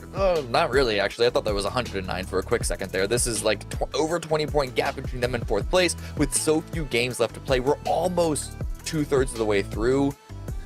They need to follow up with a win, like on the next Erangel, if not today, if they want to be in that conversation for the top 3. Okay, all right, I like to hear that. One team that I think that you had your eyebrow raised up a little bit, Seven, right? I think it's Nigma Galaxy, right? They're what is that, 4 points away from Morph here? So how confident are you feeling about going into them for the rest of the day? I'm not sure, to be honest. They're showcasing a completely different play style. I mean, I mentioned earlier about the bridge camps, right? Yeah. I'm just not seeing enough commitment out of them whenever they decide to move out of those camps. I mean, especially this last match, I saw Freak being the only player in that compound for such a long time, and I was wondering, okay, at one point is he gonna rotate? His team was kind of far away from him. They were able to get a knock whenever Namshin Red Force was pushing onto them. They had the advantage, but all the other players were just so far away, and it's completely different from what we're used to seeing out of Nigma Galaxy, because we're used to seeing the team closer together. We're used to seeing the team rotating together. Yeah, I get that the circles might not be favorable for being able to push to the center, but I want to see them being able to commit a little bit more towards one position. Yeah, that's the bigger question, though. Center play was not really viable. That sort of threading the needle into a strong central compound was not an option here north of Yasnaya. But they weren't able to really win even one team fight trying to hold out on the edge, which is something that they were able to do earlier. So again, I'm not using this as like, oh, Nigma are washed, like, oh, they're out, they're gonna flip out of the top 3. But it does show that there is at least a small gap in their play. And when you're saying Namshin Red Force constantly getting points, they're saying that they're not playing that well, and yet they're still always in like the mix for getting points every single time. Like, there is a clear tier difference sort of developing even with those top teams. Yeah, definitely. And I think that, we may see a little bit of a notch in their play, but I'll tell you what, if there's any place for them to kind of fix that notch, it's going to be here, right? So you want to be able to get that kind of figured out. It's tough because you are right. I mean, they did not have that viable option to really go central. Everybody was playing edge. I would feel a lot more comfortable, though, if we saw them at least putting up, 5 eliminations or just something on the board rather than that 2 here, 7. That's the thing. They're not allowing some of their players to get settled and start scouting out for those options. That's usually what we see out of Nigma Galaxy, at least when we saw those big performances, whether it was Coops, whether it was Lord or Freak, whoever it was, they weren't just all set looking at different angles. And we kind of saw Laura alluding to that earlier on in the interview that we saw at the beginning of the day, right? They were saying when they hold the compound, everybody's able to look at a certain area and they trust each other that they're going to be able to hold it down. We didn't see any of that here. Now, I feel like we should flip the table a little bit more, right? Because we're talking about this during that match. We got to start focusing a little bit more on those teams towards the bottom. And Anko, even though they are currently 9 points away from 11th place, who is this Inko? I'm genuinely shocked at the performance that we're seeing out of Inko. Nenebeche, currently not. Every single time that we see him being able to make a push, usually from where we've been able to cover him, he's like, all right, he's going to clutch this up. I'm not seeing that confidence out of him at the moment. Yeah, I mean, it's hard to be confident, right? Like, they were so high on the leaderboard in the very couple of rounds, and they've been slipping so far. We're seeing a little bit of life out of them, but it's not nearly the same. We need to see a lot more, especially if they even make it into the survival stage. We're going to have to put even some more work in. So hopefully we can see some signs of life for these guys as we go ahead and throw it on over to the casters. a lot of bubbling and trouble, certainly, in the middle of these tables. Plenty of teams starting to step up and add to their points tallies, starting to stretch out their lead and maybe make it a little bit less volatile down towards that 11th place survival spot bubble, which is what a lot of these teams are going to be looking for, trying to keep themselves nice and topped up on those points where they can. Yeah, and the top 3 isn't even secured either, right? Morph and Enigma Galaxy, they're both kind of slipping into each other almost. Enigma Galaxy, we were saying a lot, over and over yesterday and the day before, like, surely they can't keep getting away with this. And now, well, they're not. They're needing to win some crucial fights, and they're losing it at the most pivotal points. And we heard, earlier at the start of the day, they were talking about Koops in the interview, how Koops was a big change for them. He was a player that was really needed, to get the openings. That's what I heard in particular. Koops is great at getting the openings, and I'm really familiar with Koops. Him and NA, he was dominating everything. He is a huge powerhouse. So not gonna, I don't want to say it's on Koops, but maybe Enigma Galaxy might be relying on Koops a little bit too much in these engagements, and when he doesn't get those great openings for them, we start to see some cracks in the machine, so to say. They have just been looking a little bit lackluster in those fights for today's matches. Have the gaps that they exploited being closed? Will they be presented to them again? We'll have to wait and see as we head into the final Erangel of the day. We are back onto Erangel, and so far every single match of Erangel has been a circle that is just in a completely different spot. So really putting the test to all of these teams, and now we get a very far southern plane path, which will change things up quite a bit once again. Judo Alliance probably going to try and find a backup spot here with Yasnaya Poliana so far away. I hope that Canada Power go back to their military base position, or going up to North Georgia. I mean, there's still potential there if you drop out on the west coast and try and grab a vehicle or two, but they are going to drop out over that military area. Could see a hot drop in Novo, but no, it's just going to be Inco heading out that way. Nothing too super difficult on the south side, but look out for hot drops right now on the south coast, because those vehicles will be hotly contested. Oh yeah, and Hyper is a team that lands around the farm to do a split, and Hyper is going to want to secure their own vehicles there as well. There could be some contention here, maybe even some vehicle runovers. We saw yesterday, it wasn't caught live during the match, but it was in the highlights. A player dropped in the car, and then one of the Nongshim Red Force players knifed him right out the car. It was even talked about in the interview, so we could see it again. And a far southeastern circle here. Military base somewhat in zone, but I think players and teams could easily discount that. Once again, a completely different circle from all the Erangel circles we've seen so far. It is nice to have this sort of variety. It shows teams' potential to adapt to these scenarios, right? In what can be less than favorable situations. Have to see if there's any of these vehicle scraps going to come to bear, because it looks like teams have managed to avoid each other so far, but Nongshim Red Force have been spotted by 7th Element. And there's still a couple of players on the parachute, but just about to make landfall, certainly. Difficult stuff to be found, and everyone's disengaging. Right now, maybe still over on this west edge, you could still see a couple more scraps, but right now, no one is left super high and dry. Yeah. It looks like everyone should be able to get to where they want safely. Enigma Galaxy Freak secured a vehicle, and he's hovering around another team right now, but I think he's just going to disengage that and go back for looting. And surprisingly, we haven't lost a single player yet. Yeah, I was expecting a lot more contestation around the vehicles on the south coast. I mean, I even spoke about it before, but no, they seem to have figured it out. I guess with the circle, there's less impetus to move far north fast. You want to maybe just stay a little bit more central. So potentially that conflict has been delayed a little bit until this next phase. And we've gotten these kind of southern plane paths more than once, I imagine. So teams kind of figured out from previous matches, like, okay, so your split will stretch into here for a vehicle and so on. No one really likes, to go for the 50-50 who's going to get into the vehicle first. So everyone's split off. Looting is, commenced, and the circle far down in the eastern side, like we mentioned. So that giant hilltop will come into play. Shelter is going to be a huge, focal point, because we all know the shelter position so strong, and it could house up to, 2 to 3 teams potentially. And looking at the mini map, no team should really be able to, just get the best spot in this first zone, because it's pretty much divided between the west and east of that road. East is that giant hilltop, and you can stretch into Milton Power potential, and to the west of that, you just got a lot of strong compounds that are spread out with open space terrain. So really difficult to just pick a spot right now and potentially hip hop into the rest of the game. Teams started to migrate, but are still arm's distance for everyone. Duxan stretching out across that south coast from Ferry Pier, further out to the east, to the edge of the zone. Nobody moving super fast. So I think this is probably the quietest start to an Erangel that we've seen so far. Yeah, definitely so. Looks like 7th Element have already picked their spot, though, and they're grouped up as 4. I can't, or not 7th Element. Oh, that team, their names are being covered right now. That might be next Ruya, actually. The bright team blue. in blue. Yeah. Yeah. That's Ruya. All 4 in one spot. I don't think they... Where did they loot?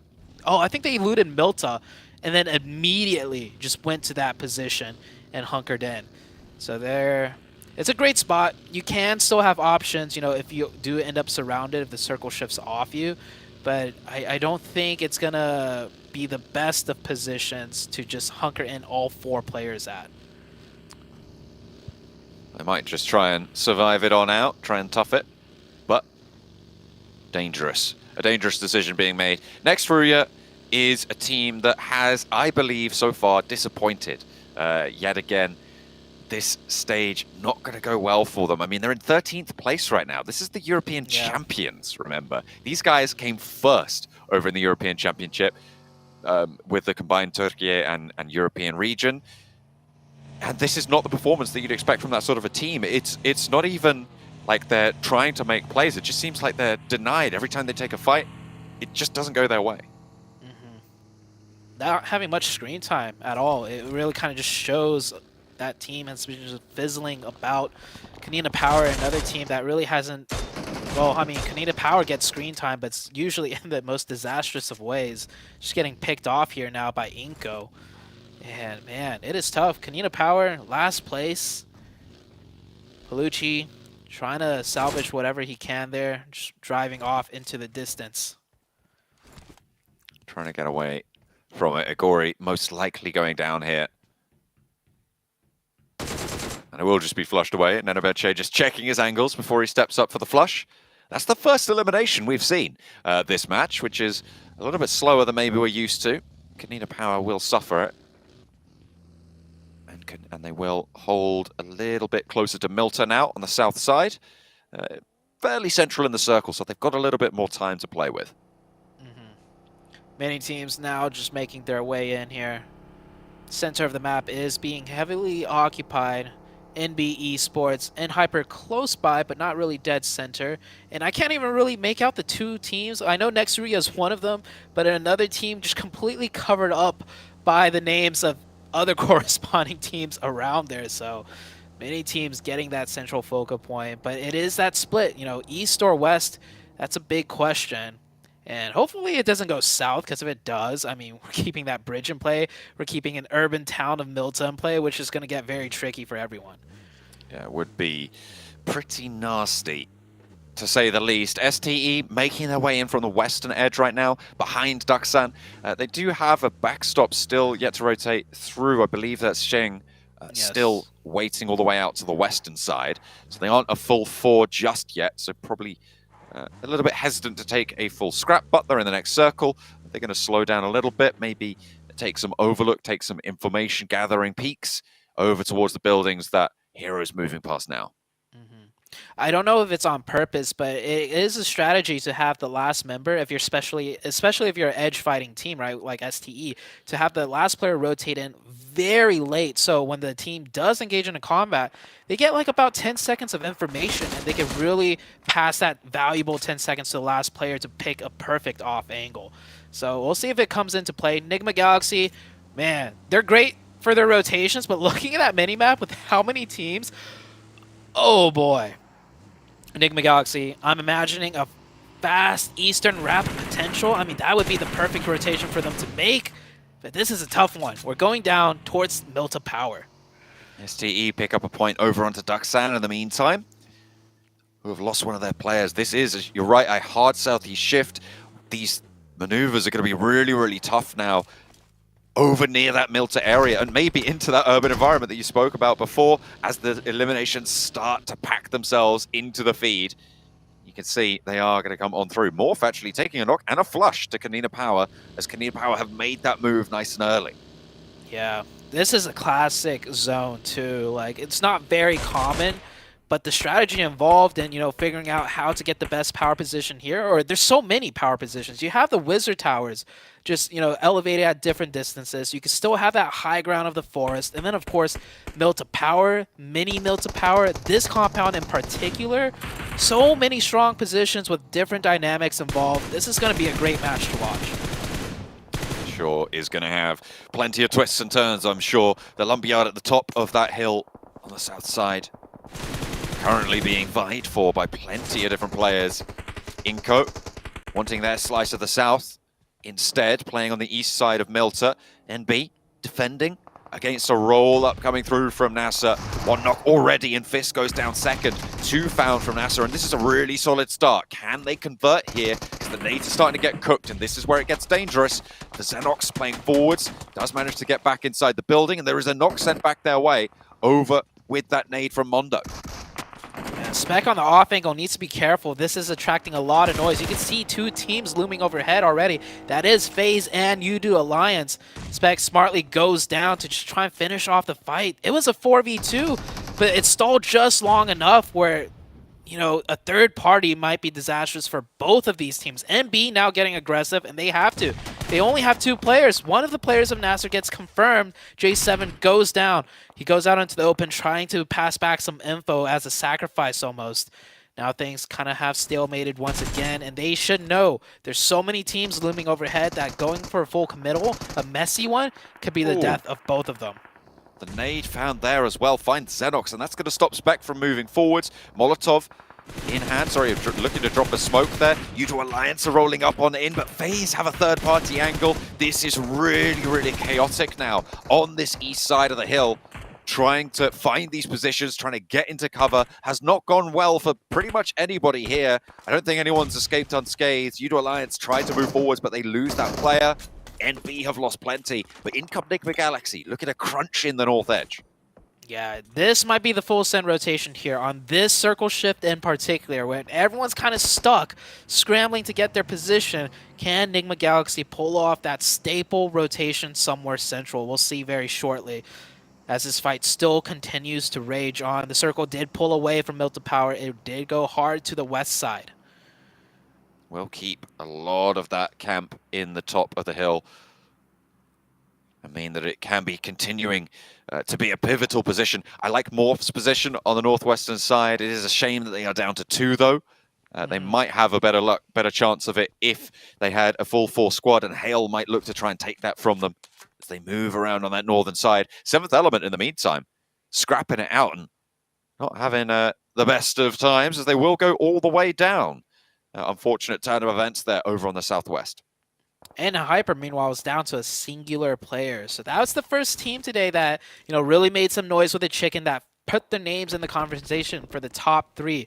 But I just had a feeling like today's going to be a really tough day for all the middle of the pack teams. You win that first game of the day for you put your name in the conversation, but that gap is so wide and the top teams are so consistent. And we can't forget, it's the top 3, and there's a 4th team of Morph with a lot of points still to boast. Becca goes down first. Inco rolling on up, and it's only Palucci now with 3 nades in hand. Drops one out the window, perfectly placed onto Squash, so opens well. Still, 3 more players to deal with. A second nade in hand now. Pin being pulled, wants to find a second. Won't quite be able to tag it in the same way, and now there's a player upstairs. Palucci burns out the side room, stops the players from moving forwards. Banks a nade off the corner there, looks for another one. Nenebeche rotates around. Squash getting rest in the meantime means that Palucci has more to do, but he finds the nade over onto Nenebeche. Burns, hops into the vehicle, and will be looking for this heal. Palucci made 2 knocks so far, but one of them did get revived. And he will hop out and confirm the point too. I don't think Nenebeche was expecting Palucci to be out there. Otherwise, he could have crawled into safety from the other way. The fight continues. Palucci maybe looking to pull off the 1v3. That was a nice angle to take, but the pre-fire is good. In this fight, we're back at it. It is still NB Esports versus the likes of Nasser. Nasser playing with 3 players. Mondo breaks out wide, but Adrian from Intense Game looks for that off angle. And this is what's slowing down this fight. Not these 2 teams, but FaZe's presence and Intense Gaming's backstop. Neither team can break out with being exposed. So they have to just bide their time. Or maybe find a nade, but no, Mondo fades it. Enigma Galaxy still on this side. They did not elect to go towards a hard shift side, towards the west. Maybe looking to pick up some elimination points here instead of making that rotation now. Next circle about to pop out. Nongshim Red Force on the west. Same with STE. So those are the 2 top dogs. And the circle does go to the west indeed. A lot of real estate open. But which of these teams can find their way in here? Over to Milter. Very, very tricky. Difficult descent now from the top of this hill. Enigma Galaxy making, again, a signature wild rotate. Or I say wild, I mean, I guess it's fairly controlled because it's worked out quite well. Ralph's going to lead this charge, but they're packed quite tightly together. Ducksan in a position that maybe they're looking to scout out. I wonder if this could be dangerous for them because QX is on the top floor. They'll spot that, and now it is a full-on assault. They'll be into fight mode as QX can't quite find the down shot, but Coops falls, and Binny is out. But look at the red bars pouring on through towards Enigma Galaxy. Get them down, and Freak is the last on the ground floor. And naded through the window could close the door down. Hoxie launches one forwards. That's a good one, and it is! Threading the needle right through the window, and that is Enigma Galaxy out once again.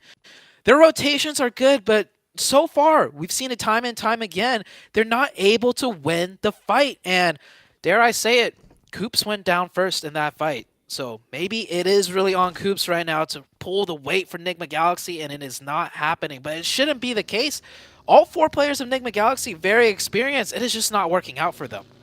That was really unfortunate. I mean, maybe they didn't expect someone to be still over in Milter, but it just got held out completely. They didn't divert either. I think they had a little bit of time to go for it, but they'd already kind of committed. And as we heard in the interview earlier, probably had a plan to hold up exactly where they were going to crash. But it's just so unfortunate. Ducksan, I mean, great hold on the northern side to be able to close that one down, and a great nade from Hoxie. Yeah, I think it was a 3v4 to start off with also. It wasn't like they crashed into a 4-man team compound. So, I mean, Enigma Galaxy really need to work on their crashing methods. We didn't see it in Game 1 on Sandhawk, but I do believe they crashed into Intense Game 4v3 and lost that as well. Not really the story they want to tell as it comes towards the later stages of Group Red, and their chance for top 3 is starting to look a little bit tentative. Whereas I think, given Day 1's performance, Day 2's as well, everybody would have said, hey look, Enigma Galaxy looks like a pretty solid lock for this top 3 position, but right now they are not living up to that standard. Morph with a chance to try and take this from them as well, with Cleon up and into the engagement with Intense Game, looking for these knocks. Only 2 of their players still alive though. Cleon trying to do something here up close range, gets third party. That's Intense. No, not third party. In Cielo with an off angle from the low ground. Here comes FaZe though. FaZe has been ramping up a little bit today, picking up a lot of eliminations, looking to go for these third party fights now too. Next Ruya still holding down towards the center.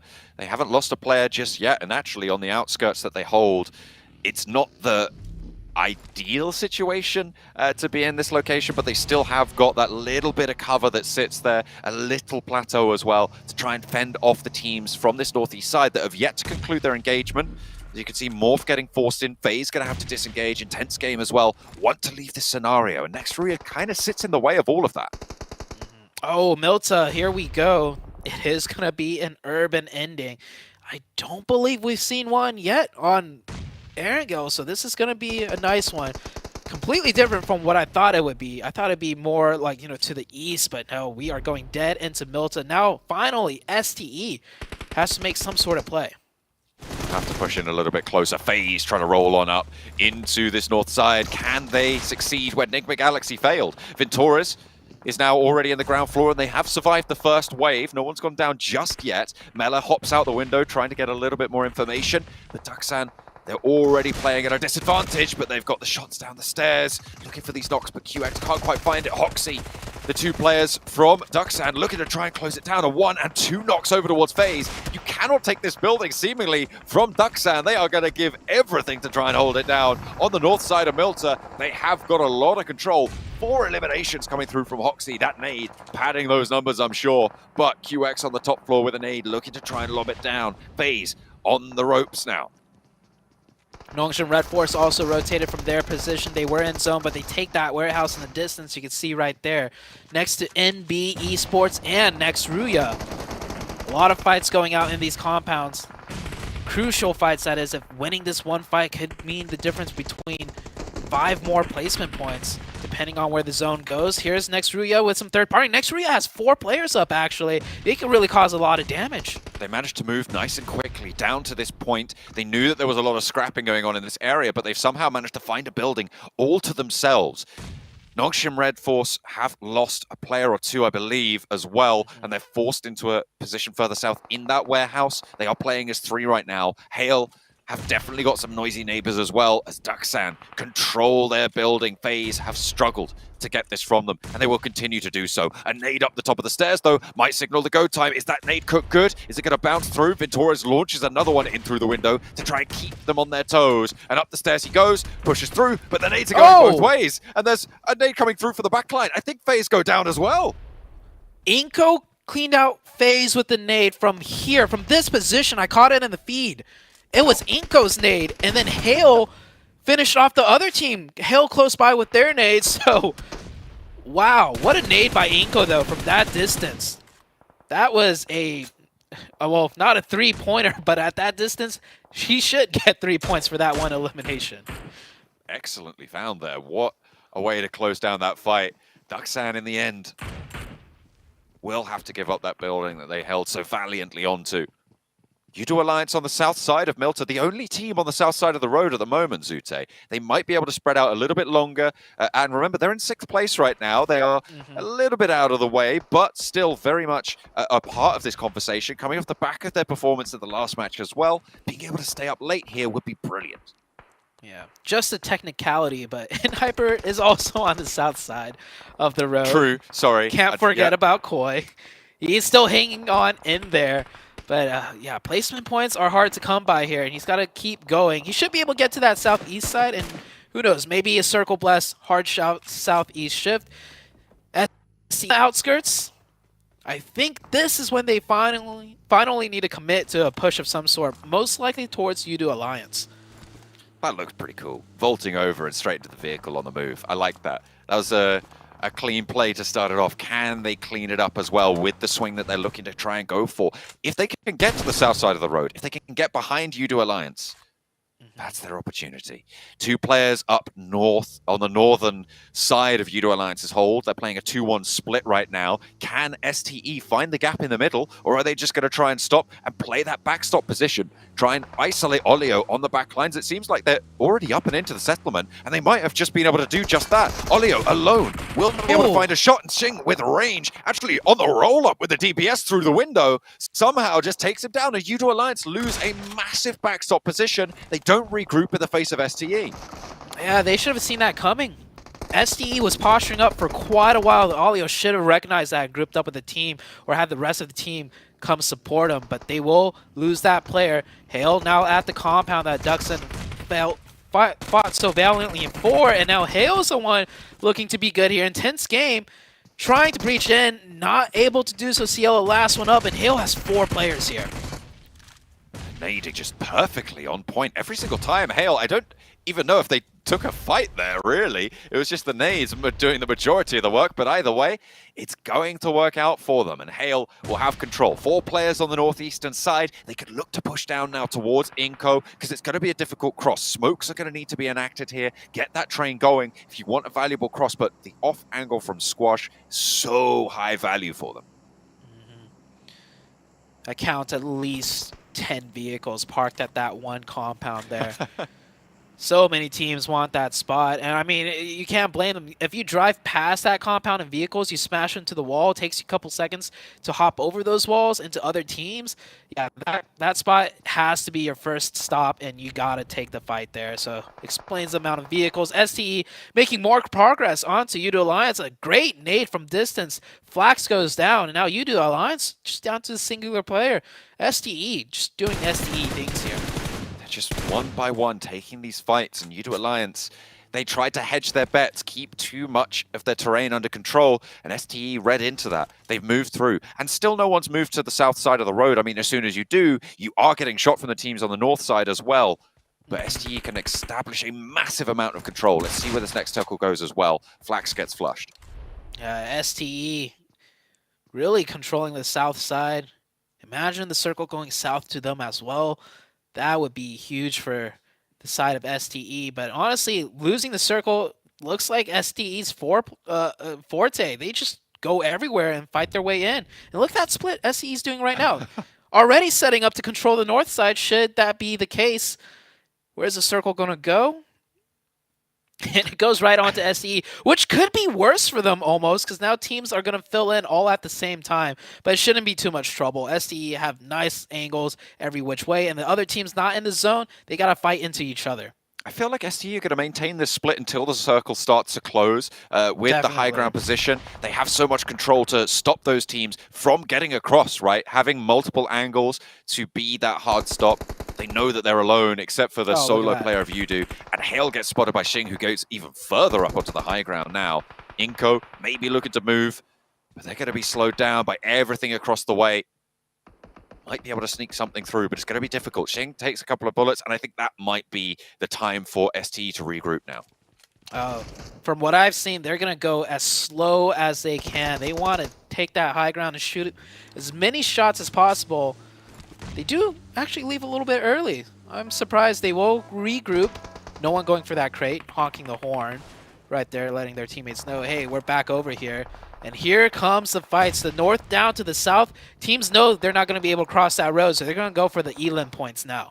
In through the window, Tiger looks to vault first. Wolf around the corner with the DBS of his own.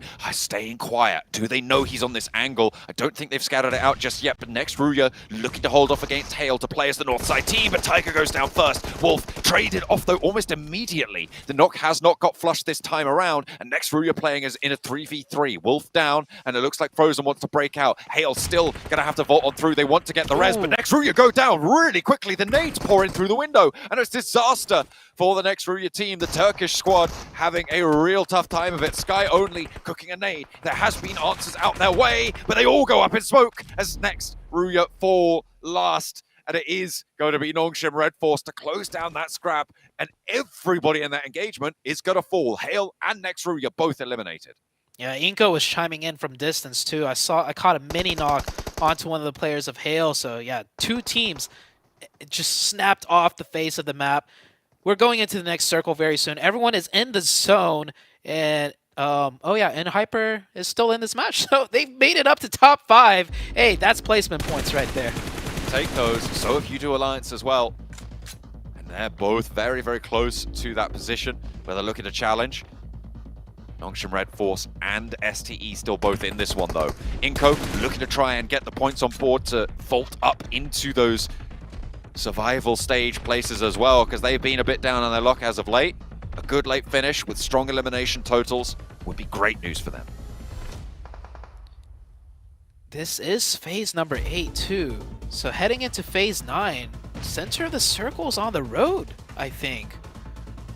Meaning everyone's kind of gonna push out at the same time. This is gonna be tough. STE has the man advantage, but I do believe Inco and Nongshim are going to be looking towards STE's way as they push out. So STE almost in a 4v6 situation. The combined 3 of Nongshim Red Force and the combined 3 of Inko. This could be disastrous for the side of SDE.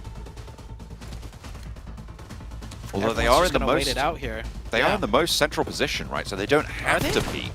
I think so, yeah, just about on this next zone. They have got the most central position. Finally, Hyper goes down, and it goes down to U2 Alliance as well, who put another point on the table and ladder up another placement as well. So they'll be playing a solo, trying to sneak on in. The major benefit that they have right now is they're on the south side. They don't have to cross as aggressively. Yeah, circle is closing here. And SDE are closer to center for sure. You're absolutely right about that. SDE realizing the stalemate on the north side, so they're gonna take the time to flush out the last remaining player on the south side. U2 Alliance forced back into the blue, the util coming in. Just trying to survive here. Stage 9, here we go. A couple seconds before this blue zone starts crunching in on everyone. Just a little bit short on the nade there. Sunan finds the final one, and that should be the death sentence. There were first aids available for Iftar, but that second aid will be the end of it. Sunan dispatches the solo player, and now it's on both of these two teams to try and get more central, but they have to cross the road. And I think this is going to be curtains. This is definitely SDE's game to lose. And look at the amount of smokes that they still have. 7 nades in hand, and they are just launching them over. They know the pressure they're exerting is going to be almost insurmountable. Inko valiantly laying out this smoke train now, but can they get across up to those steps? Because there is so many sightlines stopping them from doing so. Look at Becca on the back, still trying to hold it down, still trying to slow everyone out, but Becca and Squash both fall. Nongshim Red Force with 1 player alive. Sporter trying to survive a little bit longer than Inko across the way. And it is just a shooting gallery for SDE right now. They're even running out. This is bold, but I think it's going to work. Oh, definitely. They're counting the knocks. They know there's enemies down to at least 1, maybe 2. And STE, well, this is STE when they get the circle. You know, get the circle, win. Don't get the circle, win. And I'm praising STE a lot. We did see yesterday, you know, they had some falters. So it is there. They're not immortal, but getting 2 huge wins today, they already set a record for the league stage this year. So, I mean, they're looking great. Absolutely. They have done so much work in today's matches. They've put themselves, I think that might be enough to get them, well, certainly very close to Nongshim Red Force, although they were in very late, it has to be said, for Nongshim Red Force. That is true. And I don't know how many eliminations they got, but they were on the hotter side of things, which means that it's likely that they were engaged in quite a few little scraps there. However, STE were able to hold down the south side with that heads-up rotation to sweep through U2 Alliance, making that mistake to leave a player further south. And the fact that they only had 3 players on U2 Alliance, it is unfortunate that they did go down, but STE capitalized perfectly. Even that rotate to go 2-2 up onto the north, I think there's nothing I would change about that play. Yeah, they just maximized everything possible in an aggressive manner, right? Every single time they make a move, it is to set up to take some knocks, take some points. Shin coming in with 1,000+ damage, and I just love how patiently they play, because some teams that are very aggressive and love third party, sometimes you don't see the patience kick in when they need to. STE sat like the first 20 minutes of that match doing nothing. They just kept chilling on the west side of Milta, and they're like, oh, we got the circle again. I mean, we see some spots center that are open. Do we want to go center? No, we'll just keep waiting. We'll just keep waiting, and we'll fight our way in, because that is how they work best, and that is what they did. I mean, they bided their time perfectly. They found their opportunity. They also read into the idea that, you know, everybody is going to be further on those north, and those couple of hard south shifts on the circles forced everyone into the north side of Milta. They just took the south, and because of that, they were able to build their castle and take home the chicken dinner. Ooh, you guys saw it. That is chicken dinner number 2 for 628 today. And 7, I got a question for you. Ready? What is it? Ready. I recall you saying earlier that you thought that nobody was going to catch Nongshim Red Force. Was that correct? That is correct. Okay. All right. Do you still hold that same thought? You know what? Yeah, I'm sticking to it. Because they're still being consistent. They haven't gotten a chicken dinner, but I mean, if we go back and look at the results, Nongshim Red Force is always towards the end of the match, and if they can continue to do that, and 628 continue, if 628 can continue this dominance, I mean, obviously they're going to end up passing Nongshim Red Force. But I'm just impressed by Nongshim Red Force consistency, okay, in regards to placement points, in regards to just getting points at every single match. But we got to give some credit here to 628 because that was just so well played by this team, Cam. At one point, we're able to see how patient they were. We saw a crazy split that at one point we were kind of questioning it, and then you were able to point something out for me. Yeah, listen, SCE, they're known for how aggressive they can be, how they can win team fights, but they can also control the zone. When they got that shift on phase 6 or phase 7 in Milta, when they had the 2-2 split, the two players on the north side, I thought immediately that they would just go back and group on up, but they stayed there on the north, out of the zone, just for a few moments because they wanted to make sure that no team was going to try and send it quickly through Milta and get on that west side. They were able to make sure that the zone stayed cut in half, and the other 6 remaining teams had to fight over half of the east side amongst themselves, and they can just chill there, having control of the full west side. They didn't overstay their welcome, though. They only stayed for a couple of moments and then grouped back up to be able to defend that position when it eventually got pushed. Just their understanding of where the big threats would come from and how they could give up the game, just very well played. And then, you know, they didn't get as many kills as they did on their first Erangel victory, but come on, like, they are knocking on NSR's door. But I have to back up 7 here. I do still think that at the end of this group, Nongshim are gonna remain in first place because they are always getting points. They are always there in the mix. Just if you tune into the game halfway through, they're going to be in a relatively good position in the center to either soak up elims or play some points every time. They're never gonna have any donut rounds. Yep. And I'm glad that you mentioned 628 being able to stay those 2 players, right? Trying to cover their side. Even when they went in back and grouped up, those players were still holding off the angle towards the left side in case somebody decided to make some kind of weird rotation. So I really enjoyed that about a 628. Another team we got to be able to talk about here, Inco. Yes. Yeah. Yes. Let's go. This is what we've been wanting to see out of you. Obviously, it's just one match. I need to calm down. Let me just collect myself here real quick. Let's go, baby. But this is good for them. This is good for them because this is a team that was outside of the top 11. I think they were still outside of the top 11 right there, but it puts them a little bit closer. We've been seeing what the gaps are looking like with a lot of the placement points here and there, the points overall for some of these teams. Now it gives them a hope. And if we go back a little bit of throwback to the interview yesterday with Nedebeche, he was even saying, yeah, we're prepared. We don't want to be in the last chance. We don't want to be in survival stage. They're going to end up going to survival stage, I feel like. But at least this is now giving them some hope that they'll actually make it to survival stage and not just end up going home right away. Yeah, hopefully we do, because I mean the Team Brazil has been going absolutely crazy, especially the last stage. Here, not so much, but I think we definitely want to see some more signs of life from them. And you know, before we get into anything more, right? Of course, we got to talk about the official sponsor here for PMGC, the official smartphone, and that is the Infinix GT10 Pro, a phone created for esports players. If you guys want to go ahead and dominate the lobby, check out that GT10 Pro. And wow, what a day indeed. We're going to head into Miramar soon. So we'll talk about that right after this break.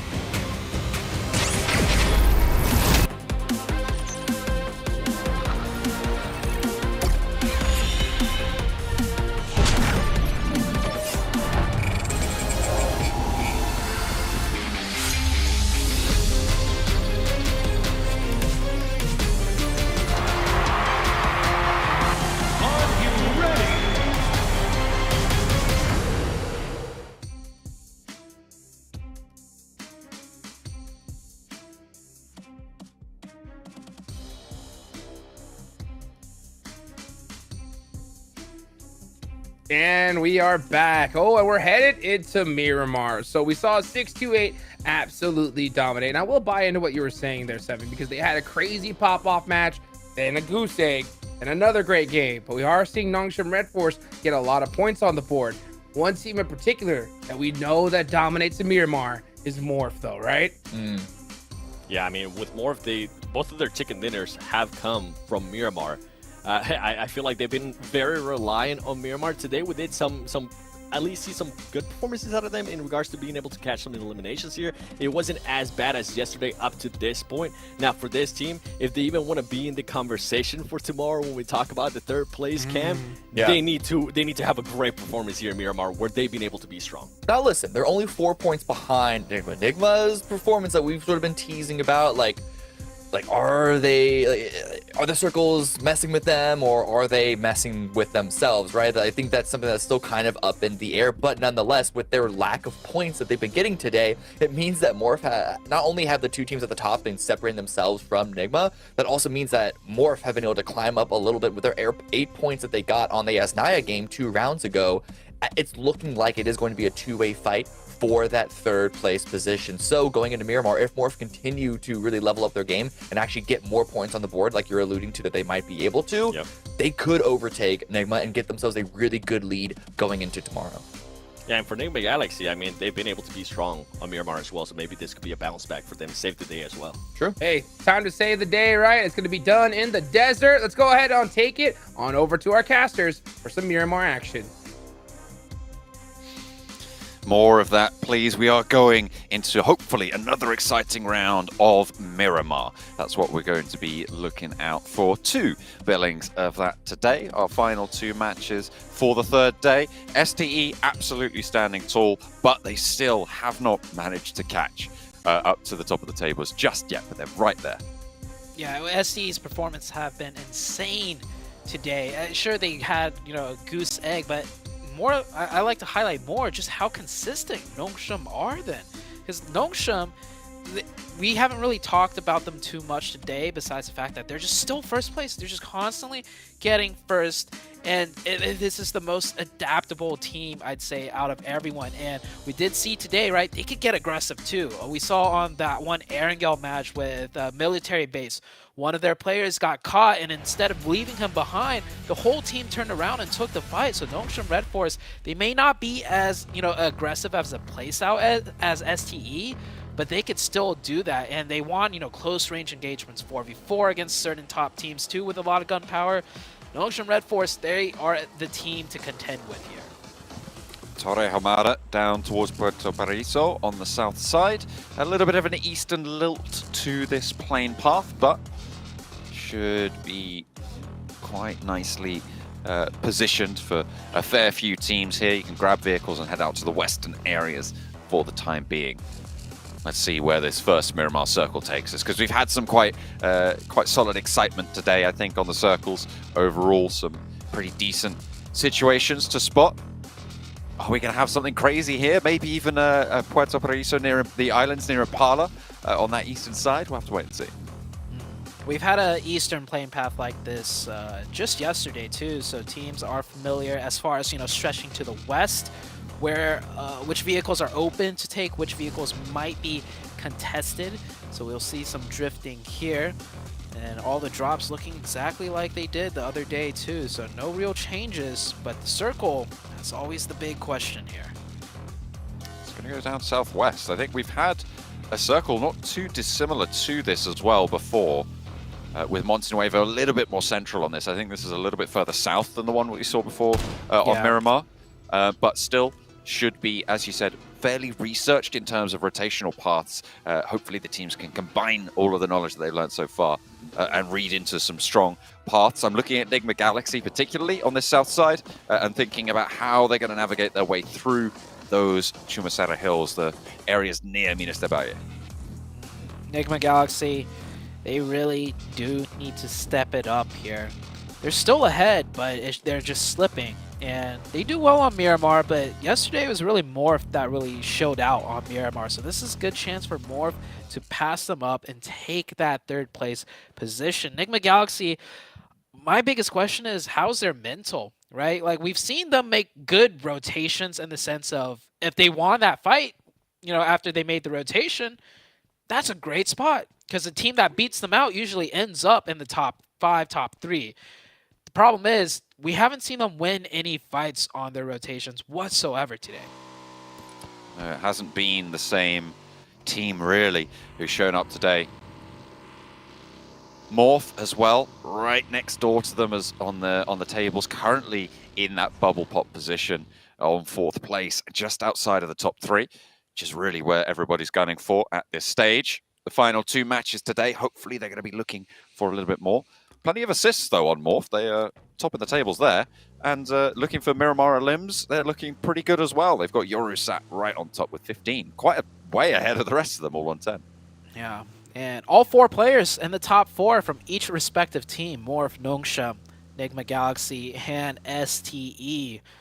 Oh, that kind of just tells me, even with 2 games left, this one and the next, I don't know if any other team is going to break into that point gap, right? nHyper's the closest, but for me, nHyper, they just do extremely well when the stars align for them, meaning like they just get the zones. They maybe have to make 2 rotations, one a little bit more difficult, and then they get all the circles, and then they do great.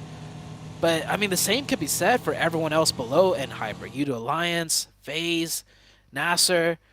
None of them really come off as a team that could break into that top 4 for me. Honestly, I think right now, in my mind, the top 3 as it sits are the 3 that I would send if it was up to just me out of this lobby to the finals. Given their performances so far, I think that Morph have lacked a little bit, where Enigma Galaxy have shown prowess in areas that I really enjoy watching. So I think that these top 3 right now, for my money, are the best going.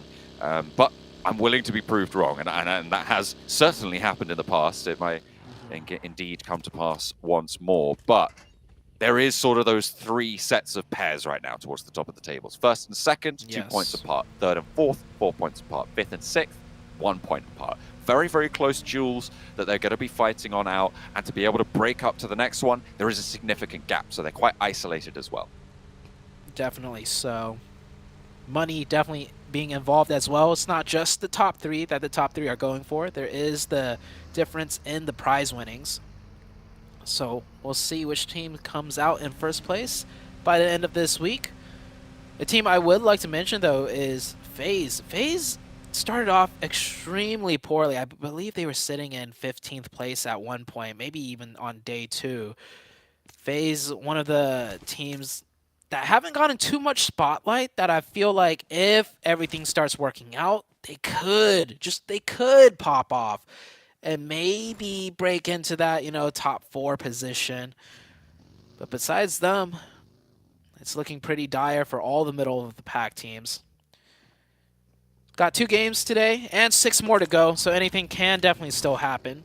Nongshim Red Force, STE in contention for the top 1 right now.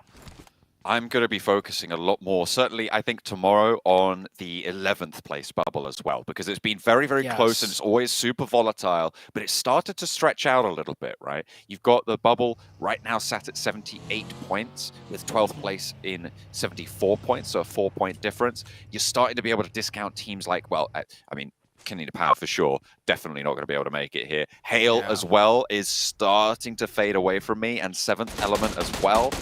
I don't see the strength that's needed to be able to make up that points difference right now. They'd need to make a profit of about 10 or 11 points, actually a little bit more than that, about 13, 14 points up towards that bubble over these next couple of matches. And right now, I'm just not seeing that strength. I'm not seeing that proactiveness. I'm not seeing that gun skill. And I'm not seeing the intelligent rotations that's needed to try and launch themselves up a little bit further. Definitely true there with all the statements you've made. Looking at the minimap, a lot of teams have made their way in already before heading into stage 2. Nongshim Red Force pretty centered up right there, right in Minas de Valle. They are in the city and hyper close by. Enigma Galaxy looting Valdemar far in the southwest. That is their loot location. We'll see where the circles shift. The only teams that haven't really made their way in is, well, there's a couple, but a big one to pay attention to is Morph. They're all the way in the north in the blue right now. Close to 7th Element as well. They have swung all the way to try and get further to that western road. I mean, that western road rotate is probably one of the more viable for the teams all the way up there. It's obviously very, very treacherous to get through on the east side of this circle, moving past Picado into a terrain that's very occupied. But that west road, in general, is quite smooth, unless you run into a roadblock, which is certainly a possibility, given how these teams have already moved. The west road definitely favorable, because you don't even have to take the road. You could take the hills even more west, right?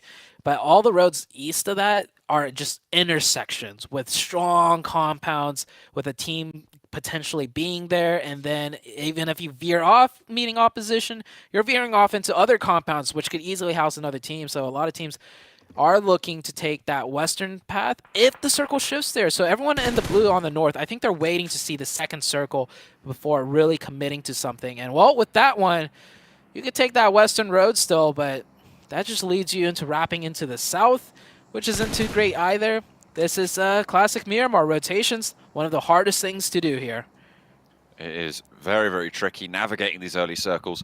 Always a challenge, but it's still phase one. The zone isn't going to be super dramatic on the health bars right now. You can keep that stim up and you can survive for a very, very long time out in the zone. So even now, if you're Morph, if you're Seventh Element, you don't need to make a decision. Although at this stage, with the circle as it is, it's probably likely that you're going to want to get nice and close because teams are going to pack themselves in tight towards Chumacera as the circle falls on top of it. Wow, and Hyper forced to give up that revive from the suppressive fire, and probably good for them that that suppressive fire came out, because if he stuck that revive, Inko would have pulled up right next to them. Inko with the 4-man, Nongshim picking up the first point of the match right now.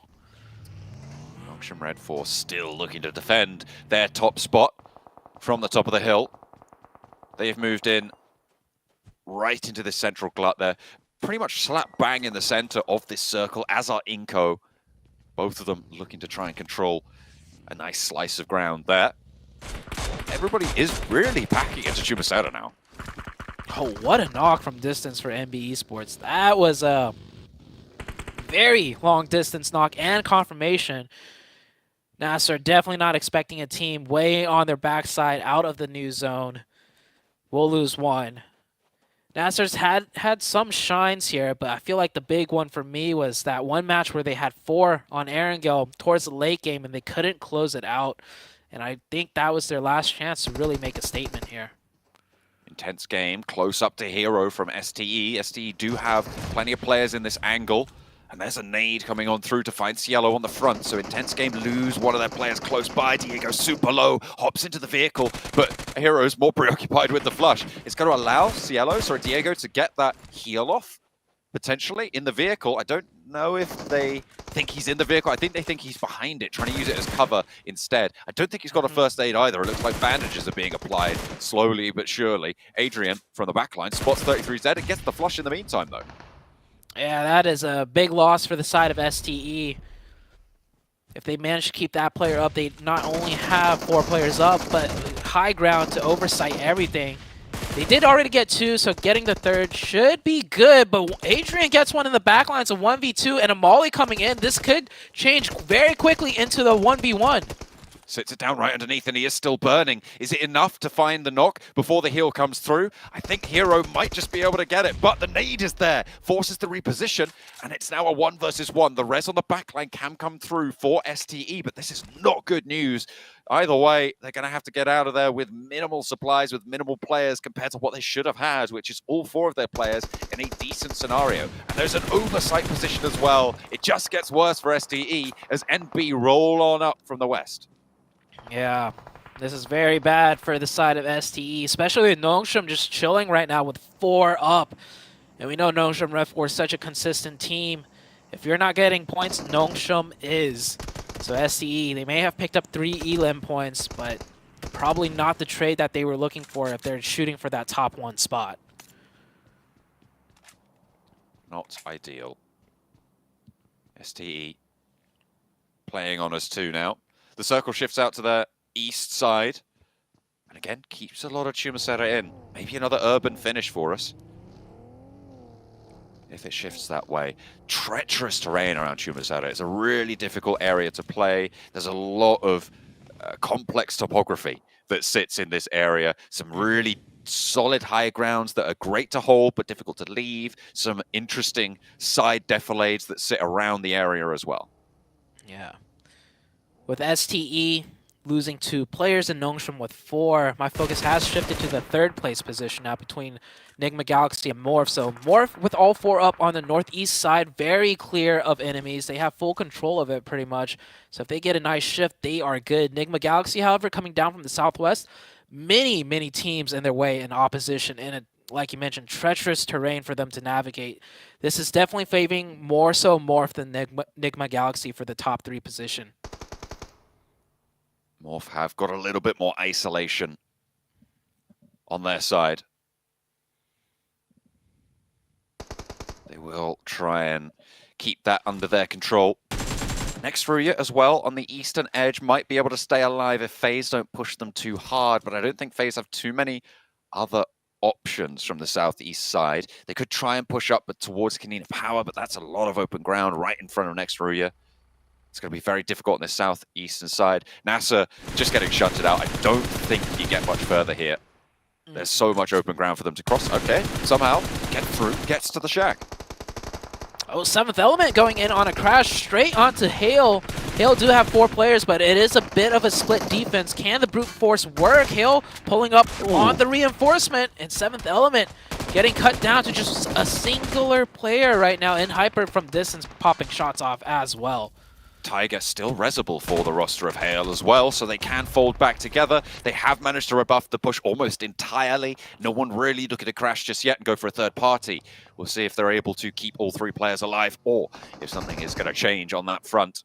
Meanwhile, the circle does shift and it closes yet again right onto the middle, kind of cutting out a lot of the urban position of Shumasera in terms of the ending potential, but still very powerful positions to be played around there. Yeah, and with that shift, this is Morph's game to pass up Nigma Galaxy. Nigma Galaxy, they're known for their rotations. If they can make a good one here and win the fight that follows right up, more importantly, there's a chance Nigma Galaxy can still hold on to the top 3, but that is a difficult shift nonetheless for them. FaZe have moved over towards Nextruya as well. It was kind of their only option to try and take this fight because they can't stretch out ahead of it. Nextruya will just take them down. Frozen's a little bit isolated for Nextruya and may be vulnerable to a nade or 2 as NB lose a player on the outside to the remaining duo of STE, but damage is flying back their way. That's actually going to be Duxan completely taking down Sunan. As Hoxie has the spray, has the angle. NB have lost their player and they're down to 3 on the west. Duxan playing a little bit of a split on the northwest, and that's good for them. They have control of it, so spreading out, maybe going for some off angles on some teams fighting elsewhere. Nextruya and FaZe do go for the full engagement now. They are forced to. FaZe looking good, finding the first opening. Nextruya with only 3. No, they have 3. Their 3rd player not really being able to be seen on the map right now, and they're starting to back off. FaZe with 4, just pressing in. Frozen did nothing from this forward position. He'd allowed FaZe to move down through, didn't step up for the crossfire peaks. I mean, is he waiting for them to step in front of him so he can backstab? I'm not entirely sure what the plan here was for Frozen. And it looks like FaZe have just given them the loop. I mean, Dokuma and Yekta isolated as a duo. It's going to leave Frozen alone. If he gets the shot to Mela, sure, okay, that's good. That's a good result, but I feel like it should have happened a little bit earlier that he steps up, because now he's got 3 players of FaZe to worry about, all on his own. And in my mind, that's a misstep. That's a mistake from Nextruya, and it's the sort of thing we've been seeing from them continually so far during Group Red. Yeah, just not working as a team, and the other 2 that went away and just tried to play in zone got taken out by Morph. So they could have, you know, used those 3 to maybe get a knock on FaZe and get a point at the very least. And it's important because survival stage, right? They're not looking for top 3 at this point, but they don't even have that top, you know, a 13 spot really secured either. They really need to step up their game. Need to keep putting that pressure on up. It's not going to get any easier, I'll tell you that much. But they are out of this match, so they'll have another Miramar today to play, but that's it. Kanina Power looking to hold off against Nigma Galaxy now. Agori, Lucci, Becca on the inside. Freak with the challenge, but can't find the damage. A good start to the hold for Kanina Power. Finding Freak. Nigma Galaxy again, losing Coops.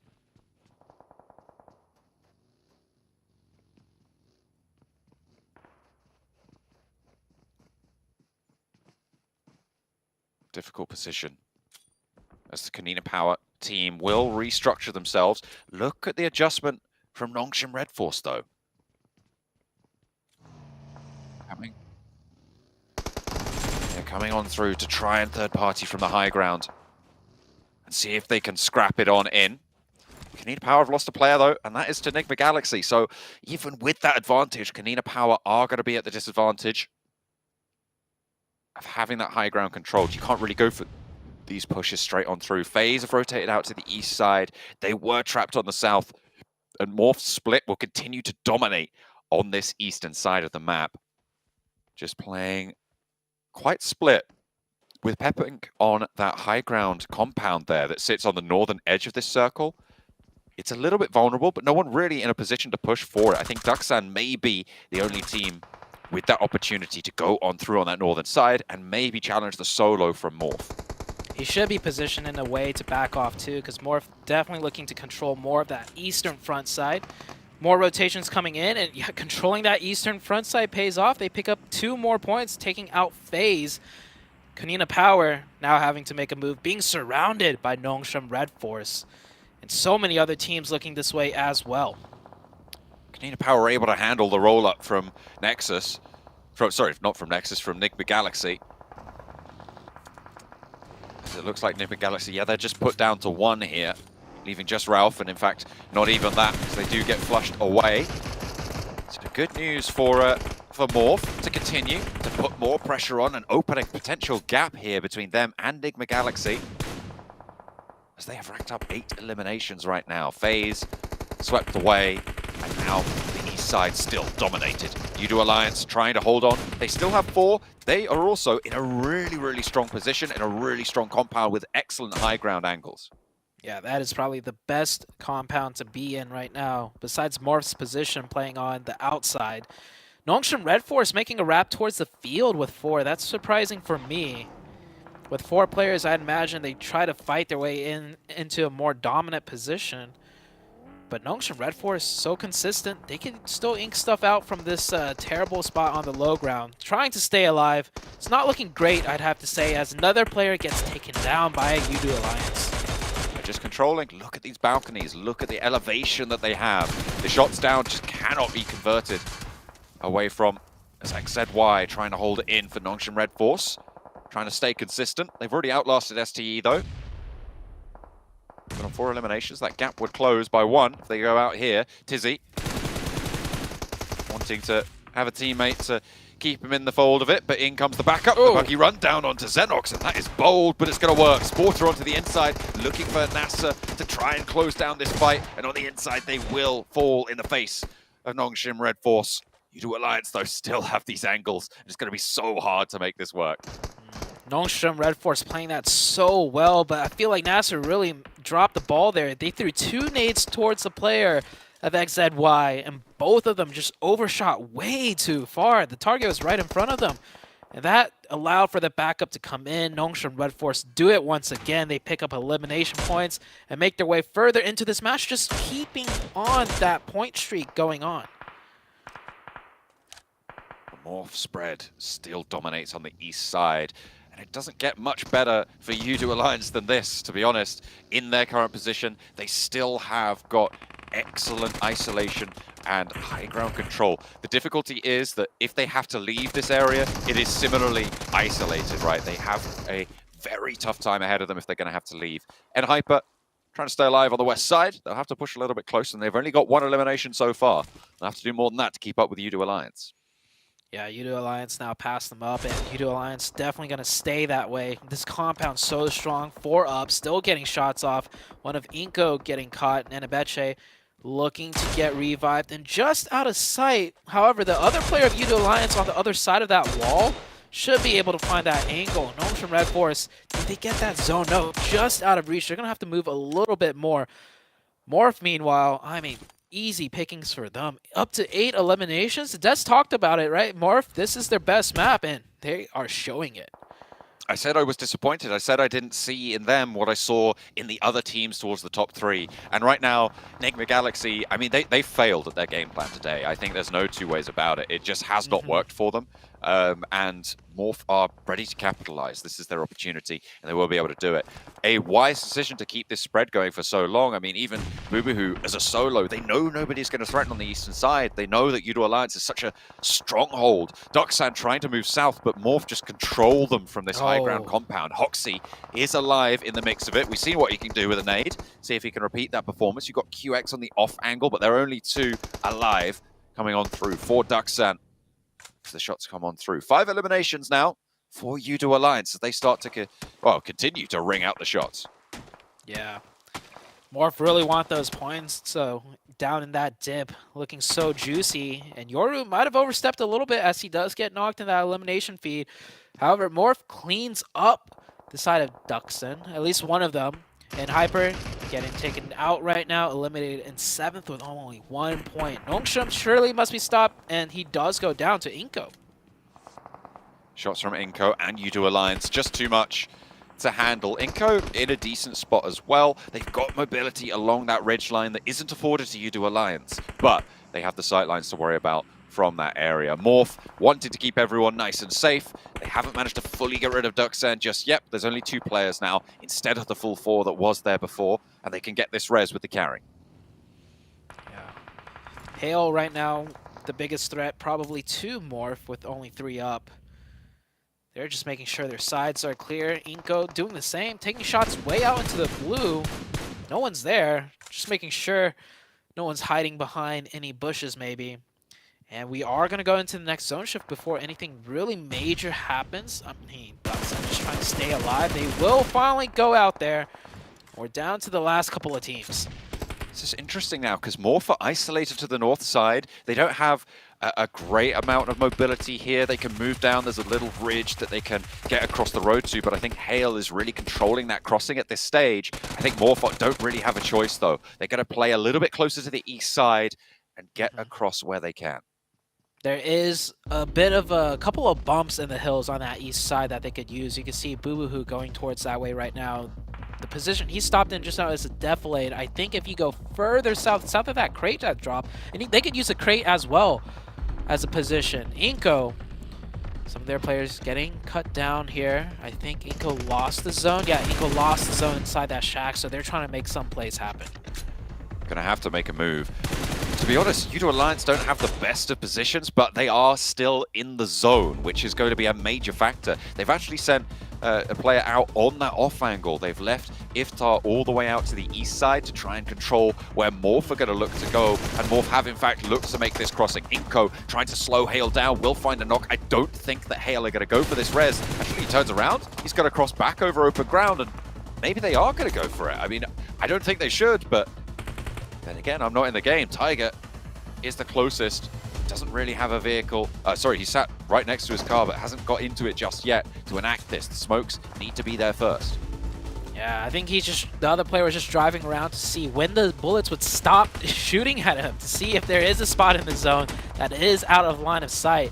I mean, very soon it will be, because Morph from that high ground still utilizing it out of zone, and nice knock right there from Hale. Is he going to go in for the zone, or maybe just go in for the point confirmations? Almost a suicide mission, but he will stop short in that dip. Not fully in zone, however. They keep going. Another player taken down. Hale just having a tough time of this one. It always was going to be difficult, though. The high grounds, every single angle is going to be looking at them, and they were the team that needed to be forced out first. But Inko similarly in a pretty sticky situation. A knock to see them down the hill, but Yudo Alliance have taken a knock coming through from Inko, from Nenebeche. Still in action, still willing to go the distance. Morph, however, I think at this stage might just be in an indomitable position. If they can get this res on the front, if they can keep Yoru alive, if they can control this side of the road, they're gonna have a great time here. Yeah, but look at Hale. Hale somehow managed to keep all 3 up through that. One goes down, though, and oh, the knocks, those are huge out of the side of Morph. Yudo Alliance actually chiming in on one side.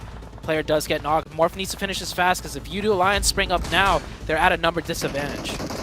Out that backline, Bubuhu steps out, and actually it's going to allow PubgM to sail on in. Can they get the res onto Cleon? Because this ridge that they've stepped up towards should be the winning position here. Udo Alliance have had to flex out in the meantime to take care of Inko, who are still alive with 2. Vitali and Squash in a defilade of their own, but Squash gets lit up and Boobahu steps over that ridgeline. Excellent peek out there to pick up some points and leaving Inko out of this match. Now it's just Udo Alliance and Morph. Look at Morph's elimination numbers. Up to 14 already. Make that 15. 2 more to go. Actually, 3 more to go. Udo Alliance, there's really no chance of them making it in. The smart thing would just be to deny the points, but honestly, you don't need to because Morph is looking for that top 3, not that survival spot.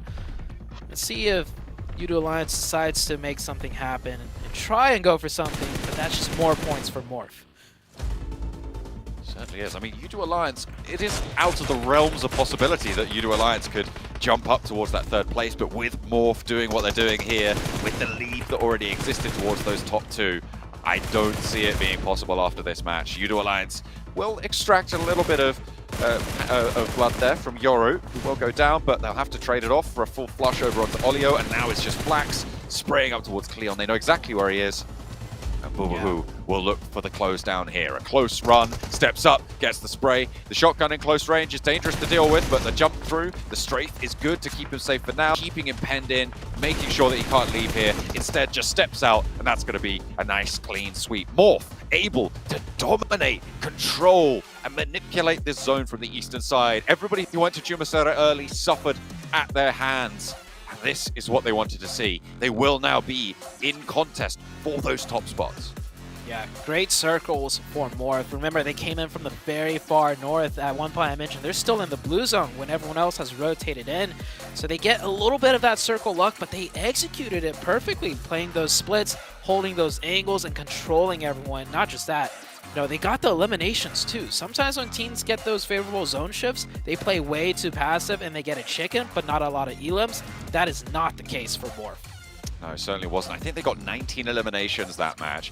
Boobahu was stepping out for some pretty bold peaks, but had the backing of his team. They knew they had the terrain cover to be able to crawl back and get these reses on board and make sure that it was working for them. So, I mean, excellent control. I don't have any notes on their position. I think they definitely stepped out and were an aggressive controlling team, as you said, unlike what we've seen from some other instances. So hopefully, they're going to have a good chance at jumping up.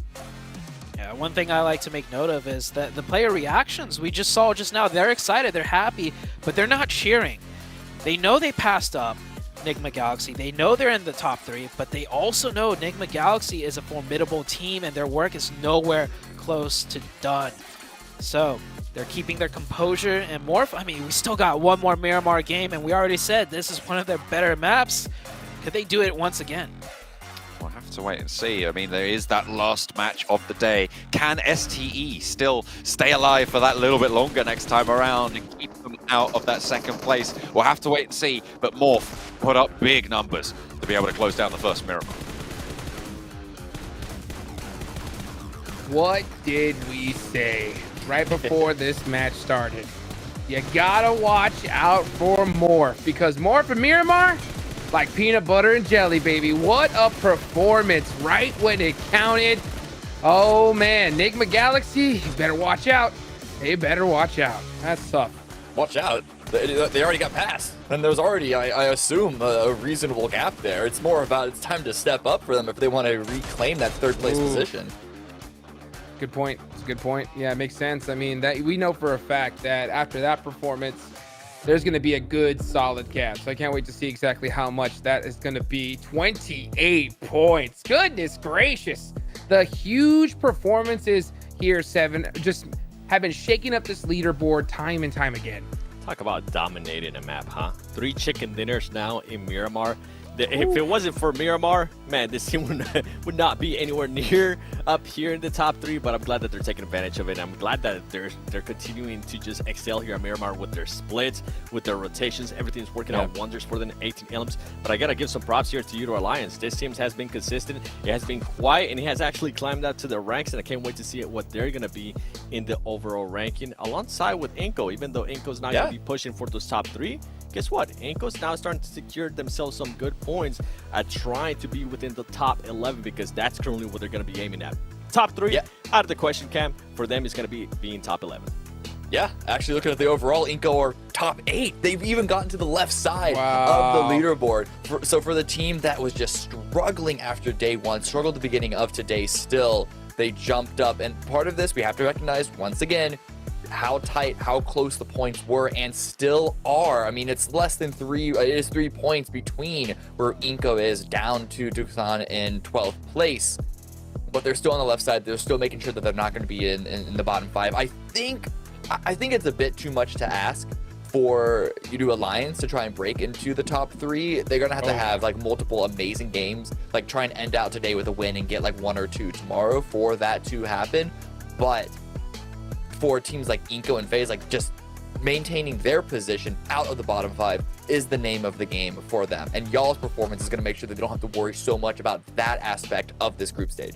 Yeah, and another team here that we kind of have to mention is DS. What happened with this team? This is a team that after day 1, they were in 5th place. We were like, okay, this could be a contender for a top 3.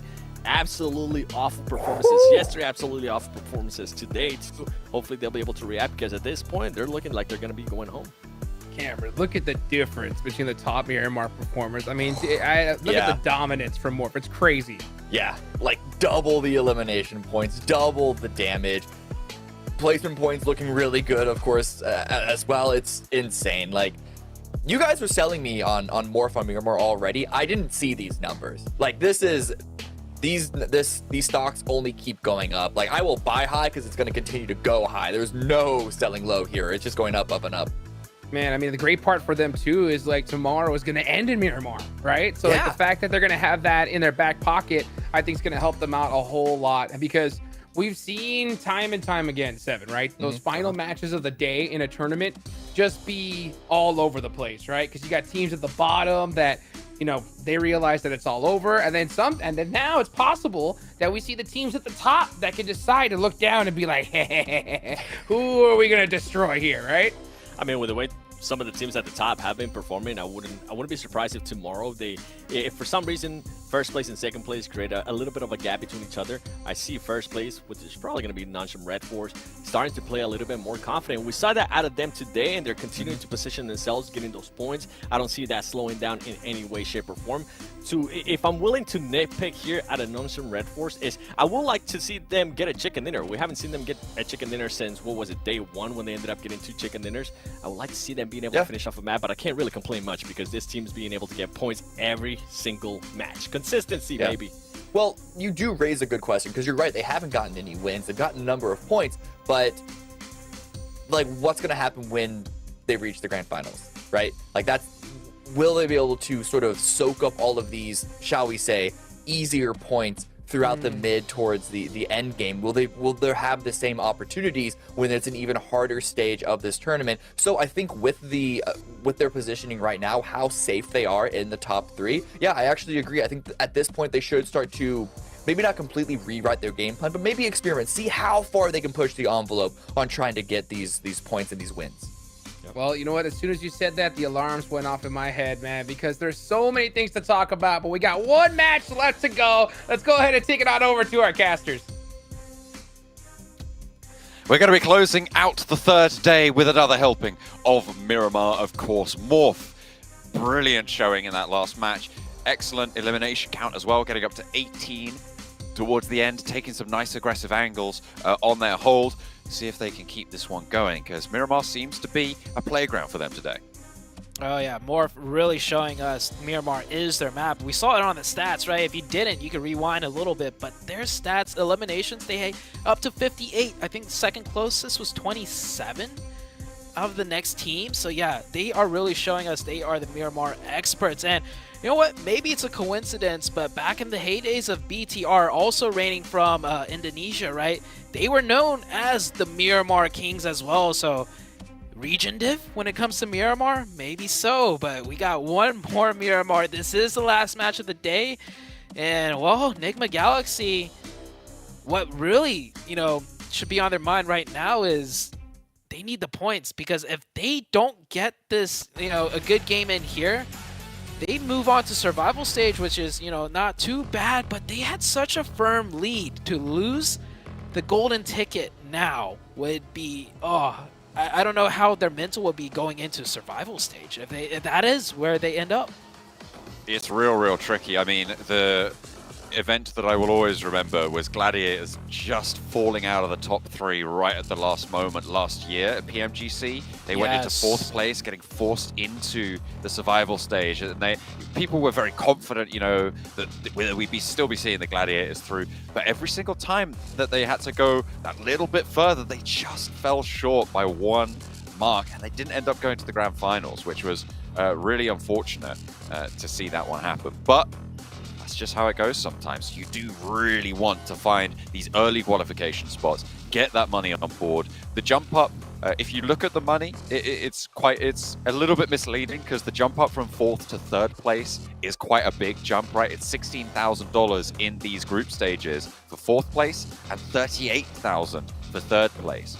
But what you have to remember is there's also money to be played for in the survival stage. So if you come 4th place, don't make it through, 16,000. If you win the survival stage, you get 10,000. And then if you win the last chance after that, you get a further 10,000. So there's a potential to get up to $36,000 on your performance if you come in 4th place, which is $2,000 less than 3rd place. So it's a little bit less egregious.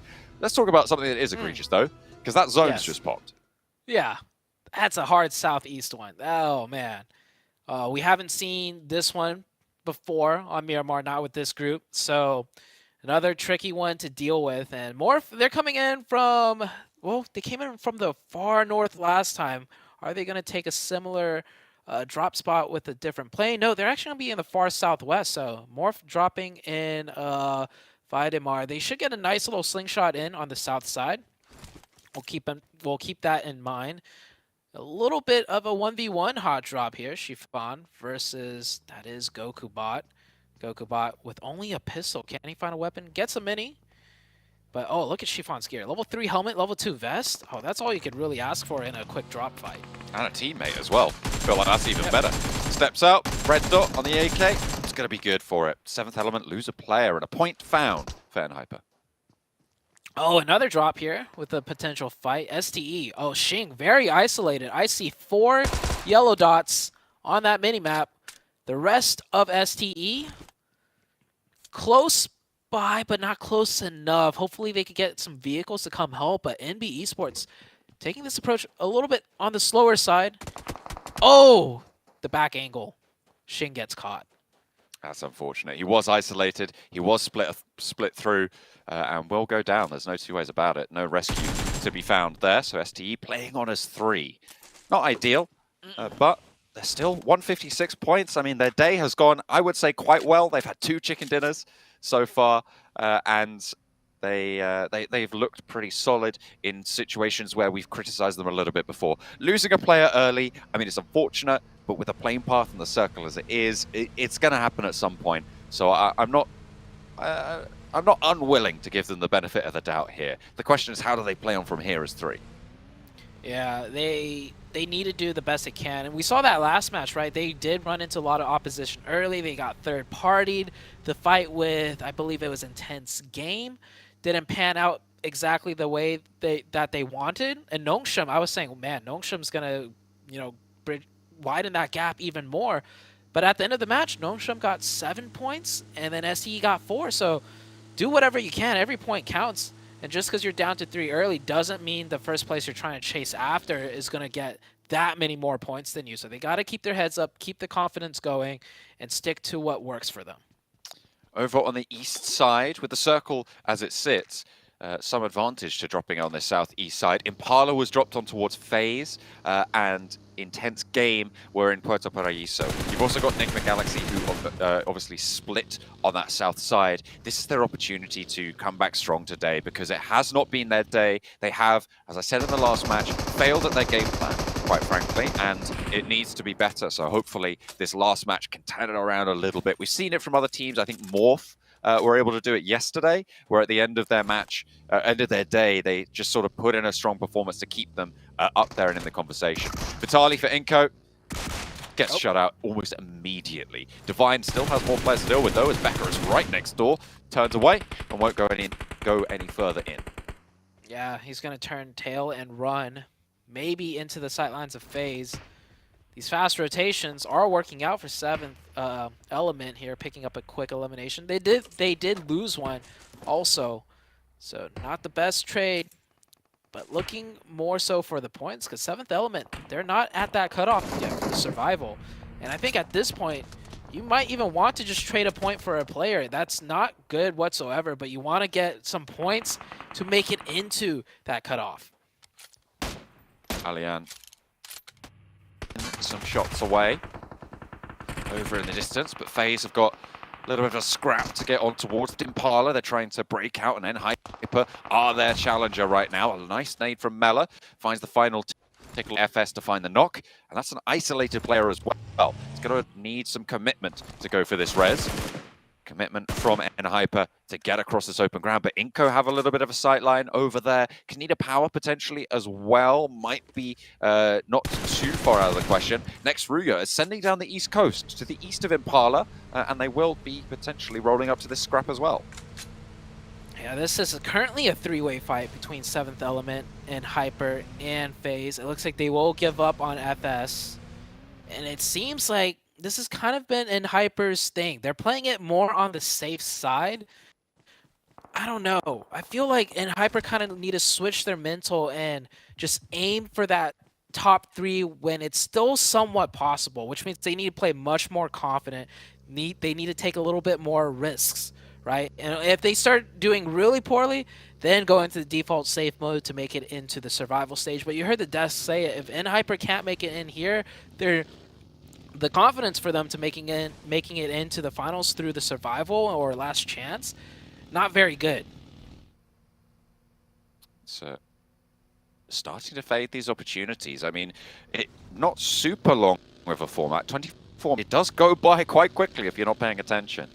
And they only have this match and then the 6 tomorrow, so 7 matches total for each of these teams to put their final bid into the ring. Try and get up to that 11th place, the all-important 11th place. From 4th down to 11th, that's the positions that see you into the survival stage. The top 3 obviously going right to the Grand Finals almost immediately, well, in fact, immediately. And they will be seen in Turkey after being in this almost boot camp situation, I suppose, over in Malaysia. Oh, look at this. This might be a planned camp out of Enigma Galaxy. They know Morph dropped towards Valle de Mar based on that plane path. And yeah, look at that. That is a setup if I've ever seen one. If any team knows teams' rotations, meaning other teams' rotations, it is Enigma Galaxy. They study so hard, and we saw in the interview, that is one thing they focus on. That is a trap play. Is Morph going to fall for it, though? Far in that southwest side. It seemed like they were scouting it out. Their player on the front, certainly scanning the terrain. I wonder if they spotted something, if they think something's fishy. Another circle goes to the southeast side, towards Puerto Paraíso, and keeps a lot of Los Leones in there, but a lot of hillsides to be played around here. Enigma Galaxy still holding face, holding strong to try and guard out their contenders to the 3rd place spot. I love this attempt out of Enigma Galaxy. It's probably more effective right now with that point gap made. It's probably more effective to stop the opposition in 3rd place and then play your game and adapt to the circles later on versus just playing your game and letting Morph do the same as well, especially with how dominant Morph is on this map. See if they can actually extract value from the position, because Morph is still just...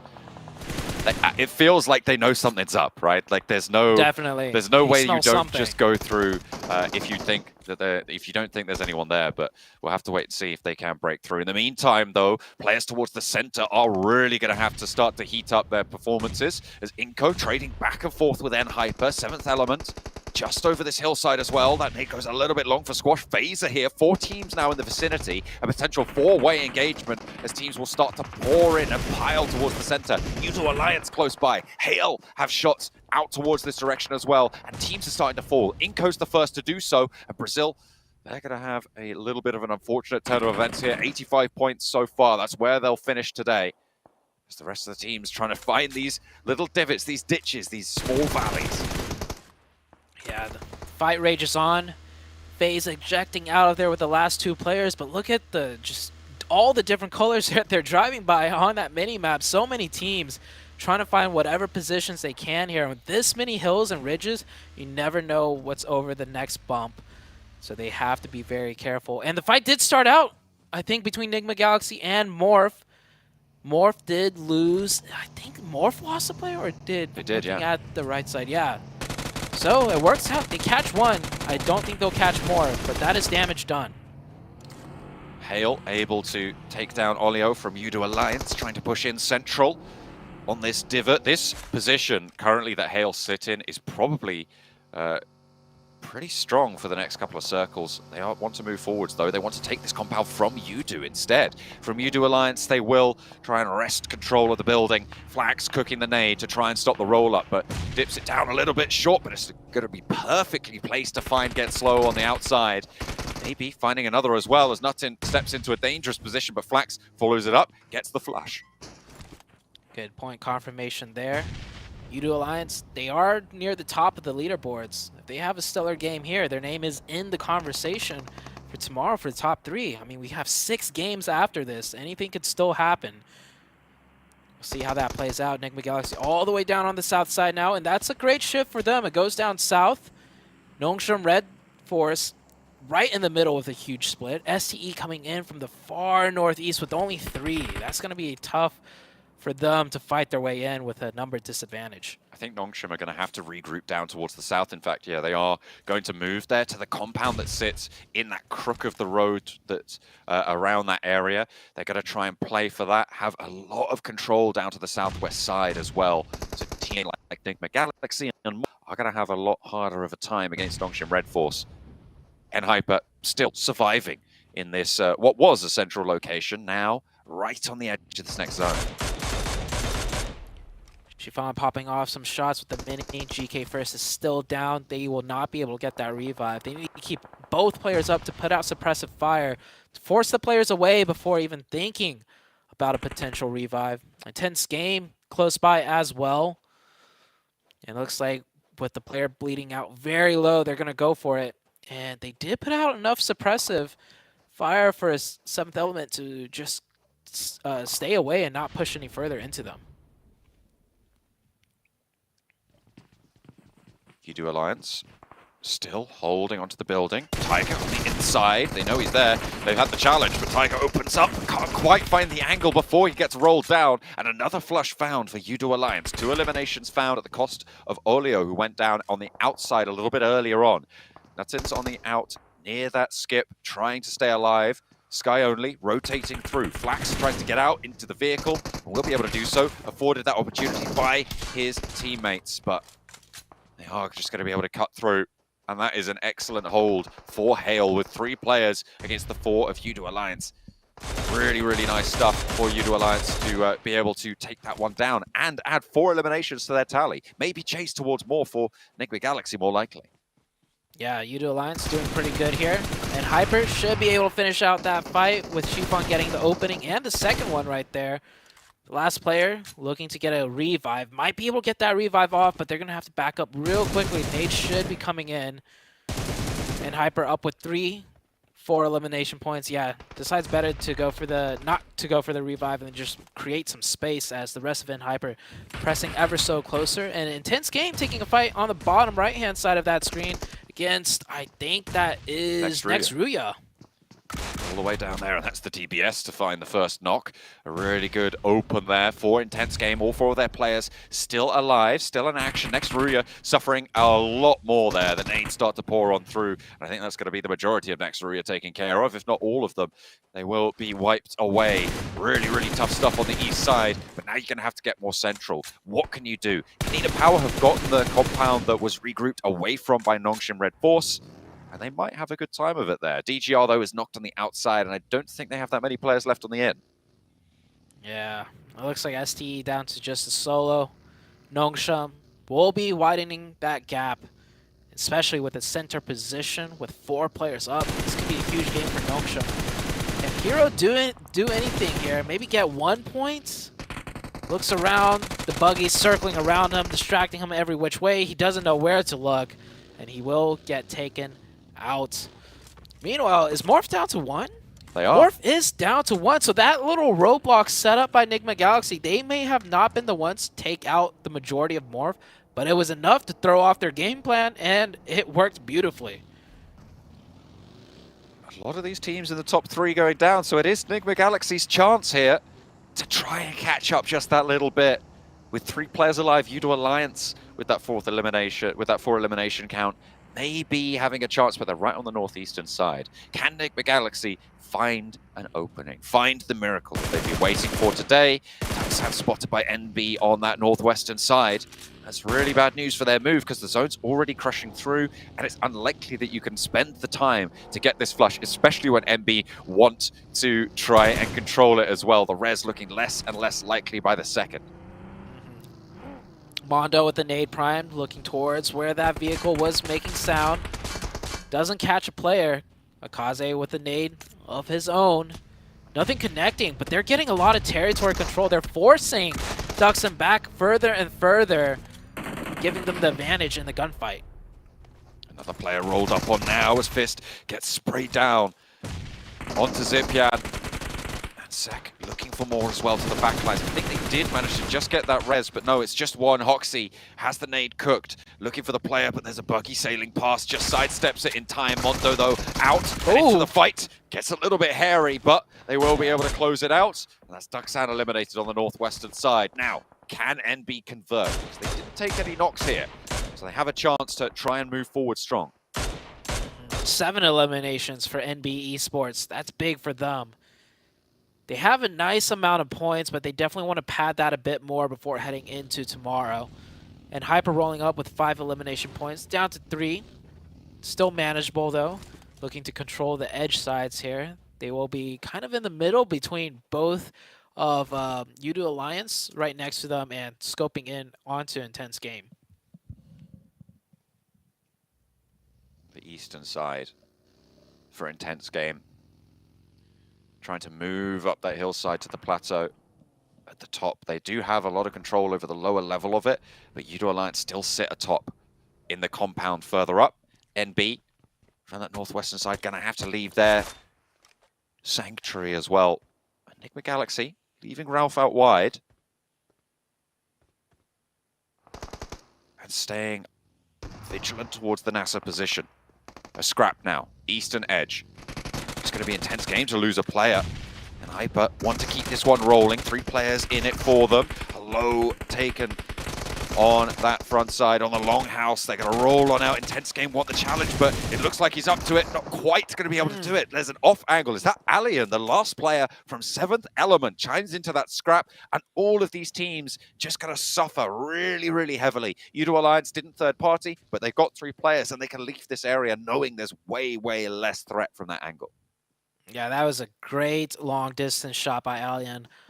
I love how 7th Element, down to a singular player, doesn't just play passive. He keeps himself close enough just to see if there's a potential third party from the fight he was forced to run from. So, and Hyper, remember, looked like they were about to take out 7th Element completely. Alien survived and kept just close enough to get that revenge. There's quite a few teams just trying to hide on out. I still think that Nongshim Red Force have got this priority spot, this priority compound. FaZe have a little bit of a covered approach to it with the amount of divots that sit in front of them, so maybe they can get close enough to do something. Enigma Galaxy on the south, they're going to have to find an opening, and it's not going to be easy because NASA have that angle as well. When a Nongshim Red Force gets knocked from NB Esports, that is definitely a long distance. There shouldn't be anything really coming to fruition off that. FaZe down to 2. They give some info away with where Mela's shots are, so Intense Game are here to take this position away. 2v3 situation. Mela over the top. I thought he was going to be good for that one, but he goes down. FaZe gets that trade, though. Onsen, 1v2. This nade could be huge. Runs back into the house before he gets naded. And look at this on the minimap. 2 other teams looking this way. Enigma Galaxy primarily looking to get some points for themselves. If they can get this fight to conclude, if they can push on into this location, it's the foothold that they've been looking for this whole time on the south side. They have been kind of marginalized, sidelined into this lobby, but if they can find this opening, it would be excellent news. Will Allian play spoiler? Because FaZe has just gone down. Intense Game have kept 3 players alive all throughout their engagement as well, and Nexus's window, Nigma Galaxy's window might have just been closed. Definitely so. Intense Game have been doing a lot with 3, so even running into that opposition with 4 players could be dangerous for the side of Nigma Galaxy. And we've seen, actually, maybe a bit off camera, Nigma Galaxy losing a lot of their fights, 4v3s on these crashes or aggressive fights. Nigma Galaxy, I think this whole day, we haven't really seen them win an outright fight. So even with 4, they're playing it slow, which I think they should be, looking for opportunity from distance, looking for options on rotations. It's good for them to keep up 4. Maybe into the very late stages of the game is when they're going to be pressed in just enough to take the fights and win them with the numbers advantage. Nigma Galaxy rotating back out to the west side of the road. A little bit closer to Nongshim Red Force, so potential danger. You can see Ralph scouting out that way. Next circle soon to pop. NASA have spread out wide on that western edge as well. I think NASA realized that an opening happened in the south side for them to take some space away from Nigma Galaxy, and I think they beat them to it. Yeah, Nigma Galaxy wanted that west side for themselves as well, but were beat to it. And with that circle shift, I mean, that doesn't give much options at all now for Nigma Galaxy. They could have used that spot where Spec and J7 are on that southwest as a launching off point to wrap in and fight Nasser, but now they're just pretty much gate kept out by Nasser and Nongshim Red Force. Looks like they want to break out to the east to maybe get a pick or 2. Allian is still here for 7th Element. I feel like he's relatively unknown in this position. I'm not sure if Intense Game are going to know that there's a player in this spot. So potential for a backstab if the fight with Nigma Galaxy goes on through. Are they rolling around trying to bait shots, or are they trying to look for Allian? It's hard to tell sometimes. I think they're just trying to find some info on inside the zone, bait out shots. Because Intense Game, they have a difficult choice to make. Straight ahead is Nongshim Red Force, and outside of zone is also Nigma Galaxy. So Intense Game are just trying to figure out what to do here more than anything. Diego with the monster truck. Allian is certainly going to spot that. And into the buggy as well. They're both playing away. They're playing behind on the cover. He has complete broadside here. There is no retribution angle either from Cielo. Opens up. There's one as well. The teammate left. And that is brilliant news for, actually, Nigma Galaxy. It's going to really slow down Intense Game. It's going to put the fear in them that there's this snake in the grass. Cielo still waiting on the outside. And that's 5 eliminations for 7th Element, but over the top they go. He's going into a fight, a 1 versus 4. He's going to try and go for the flush, but just in time it's saved. Can he stay alive? No, because Allian is still there. Oh, he gets both of them. Allian takes both of those. Great job out of 7th Element. And man, I just can't help but say Nigma Galaxy had 4 and they lose a player that they really shouldn't have. They lost that player to the solo out of Intense Game. Sure, there was the third party from distance to confirm it, but man, Nigma Galaxy is just not playing on point right now as far as the executions go.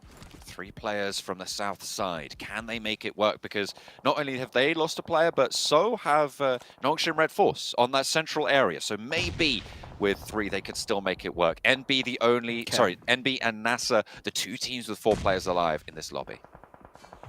Nongshim Red Force, Sporta going in, down to 1 HP. There is a singular player in there. I think he's trying to clear it out. He should know. Yep. Pre-fires. Holds the angle. 1 HP. Probably waiting for his teammates here. And, oh, nice job. The reaction time. So quick. Sporta will take that player out. Nongshim Red Force, like you mentioned, with only 3, gives way for Nigma Galaxy to break into the zone a little bit more. But, man, Nigma Galaxy was still only with 1 elimination points. And not the best of positions. We'll see where the circle takes us very soon. Allian does go down, but with a valiant effort from him. Excellent stuff for 7th Element. Maybe close enough to the bubble for tomorrow's games to be all important to get towards that survival stage. Kanina Power, the duo that's been holding off for a while against Udo Alliance, now under direct threat on this ridgeline. No one really out to the east anymore to slow this push from Udo, and they're going to go and take that burst knock. A spray out wide from Beckett isn't going to connect either, and Udo Alliance will be able to survive with 3. No team is in this next circle yet. Yeah. It does look like MB will get in there first. Nasser does have some compounds to play with, and Nongshim has the compound too, so Enigma Galaxy now forced to crash on in. It is a 3v3, luckily for them, because Nongshim lost one. First knock goes to the way of Nongshim Red Force. Enigma Galaxy down to 2. And they don't have Koops here. Koops was the one player that went down for Enigma Galaxy.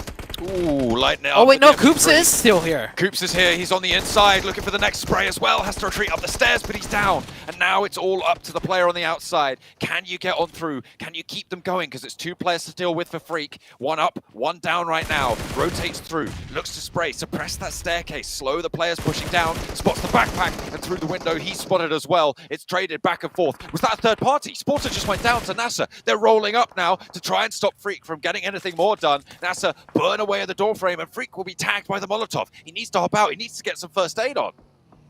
Yeah, at this point, the solo left.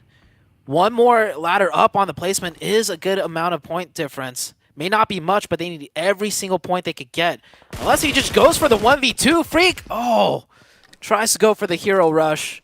Will get taken down in 5th place, and I was saying this earlier, they only got 2 elims. Not making use of that 4-man team towards the end whatsoever. And that is not a good finish for Enigma Galaxy. U2 Alliance looking to close out their day strong as well on this east side. They've been through the wars, they've been through the thick of it, but they picked up a lot of points for it. NB as well, 7 eliminations on this northwestern side. Have been able to keep themselves healthy for a while, but descending from that mountain, from that hilltop, has been a real challenge for them.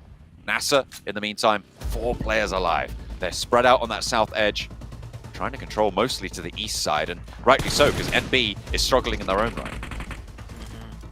This should be Nasser's game from that south side. I mean, I know NB have 4 up on the north, but yeah, too many sightlines coming down from a high ground where everyone on low ground's looking up. U2 Alliance get cut down to 2. Nongshim still hanging in there with the 2 that they have. They can still do something here. The crawlback can come through for U2 Alliance to potentially get this res. They need to do it soon with the blue zone pushing. It's not going to be easy. And playing as 3 could be all important for them. Iftar close by to this Nongshim position, playing on the windowsill. Zones are close to closing, the smoke blooms, and this is the move that you need to make, but it's only NASA in this next zone. Nasser tried to go for a split there. Took a lot of heavy firepower, so things better up it. Luckily for him, he didn't get shot out that car. Nongshim does go out. We're down to the top 3. It is U2 Alliance with their backs against the wall pretty much, being completely shut out by Nasser and NB Esports. They lost 1. They're working with 3. Can they find a way in? With a big game, U2 Alliance can absolutely catch Enigma Galaxy here as well, and maybe get a little bit closer to Morph, a little bit more insurmountable on that difference, but there's a chance if they're able to win this one out here. Looking to move down low, Cluck nade in hand, looking to try and find it, but Xenox is just too quick on this. Gets the spray down on the sidelines. J7 has fallen to a nade that did get cooked there, but there is an answer, and that's likely just going to take another knock, and U2 Alliance most likely stopping here.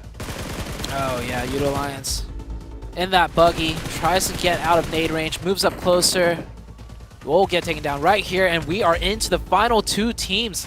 Nasser versus NB Esports, and J7 not yet revived. They will go for it now. Both of these teams looking to solidify a position in these top 11 spots.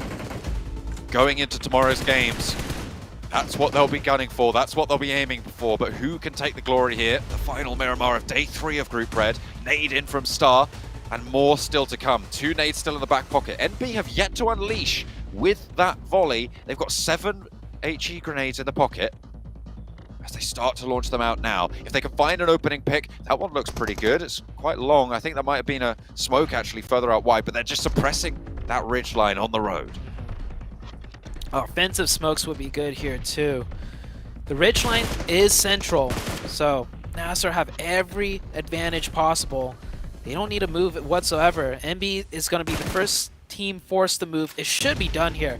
Unless if they can land a double knock with a nade, it's not looking great. Here comes a shot. Star not connecting, taking very safe peeks because he does not need to be aggressive here. And they are getting cut down. This is the chicken that Nasser finally wanted to get very soon. Just one more. This nade throws it in. Mondo. Goal. under threat. Yes. Will go down, blasted skywards as NASA closed down the day with a chicken dinner, a strong control match. Nice to find when you're towards the bottom of those tables as well. Into that survival stage, NASA put up the points to try and make their bid to stay alive in PMGC. A really, really strong performance from them. I liked every moment of it. They had a good position. They regrouped well. It felt like maybe Nongshim Red Force were going to have a better time of it, but they just got whittled down time and time again by teams looking to move into that compound, and NASA were on the outside on the west to capitalize. I think the decisive play for Nasser was actually, I think, maybe 7th circle, where they noticed Nigma Galaxy on the south side kind of maybe grouped up elsewhere, and they spread out and they basically corralled Nigma Galaxy to the east, where we saw all the fighting happen, and Nasser could just ride that out and pretty much made the other teams do the work for them. Spec MVP, 4 eliminations, and again, quite a clean split. I'm not entirely sure how many eliminations they were able to get, but I think it was a decent chunk.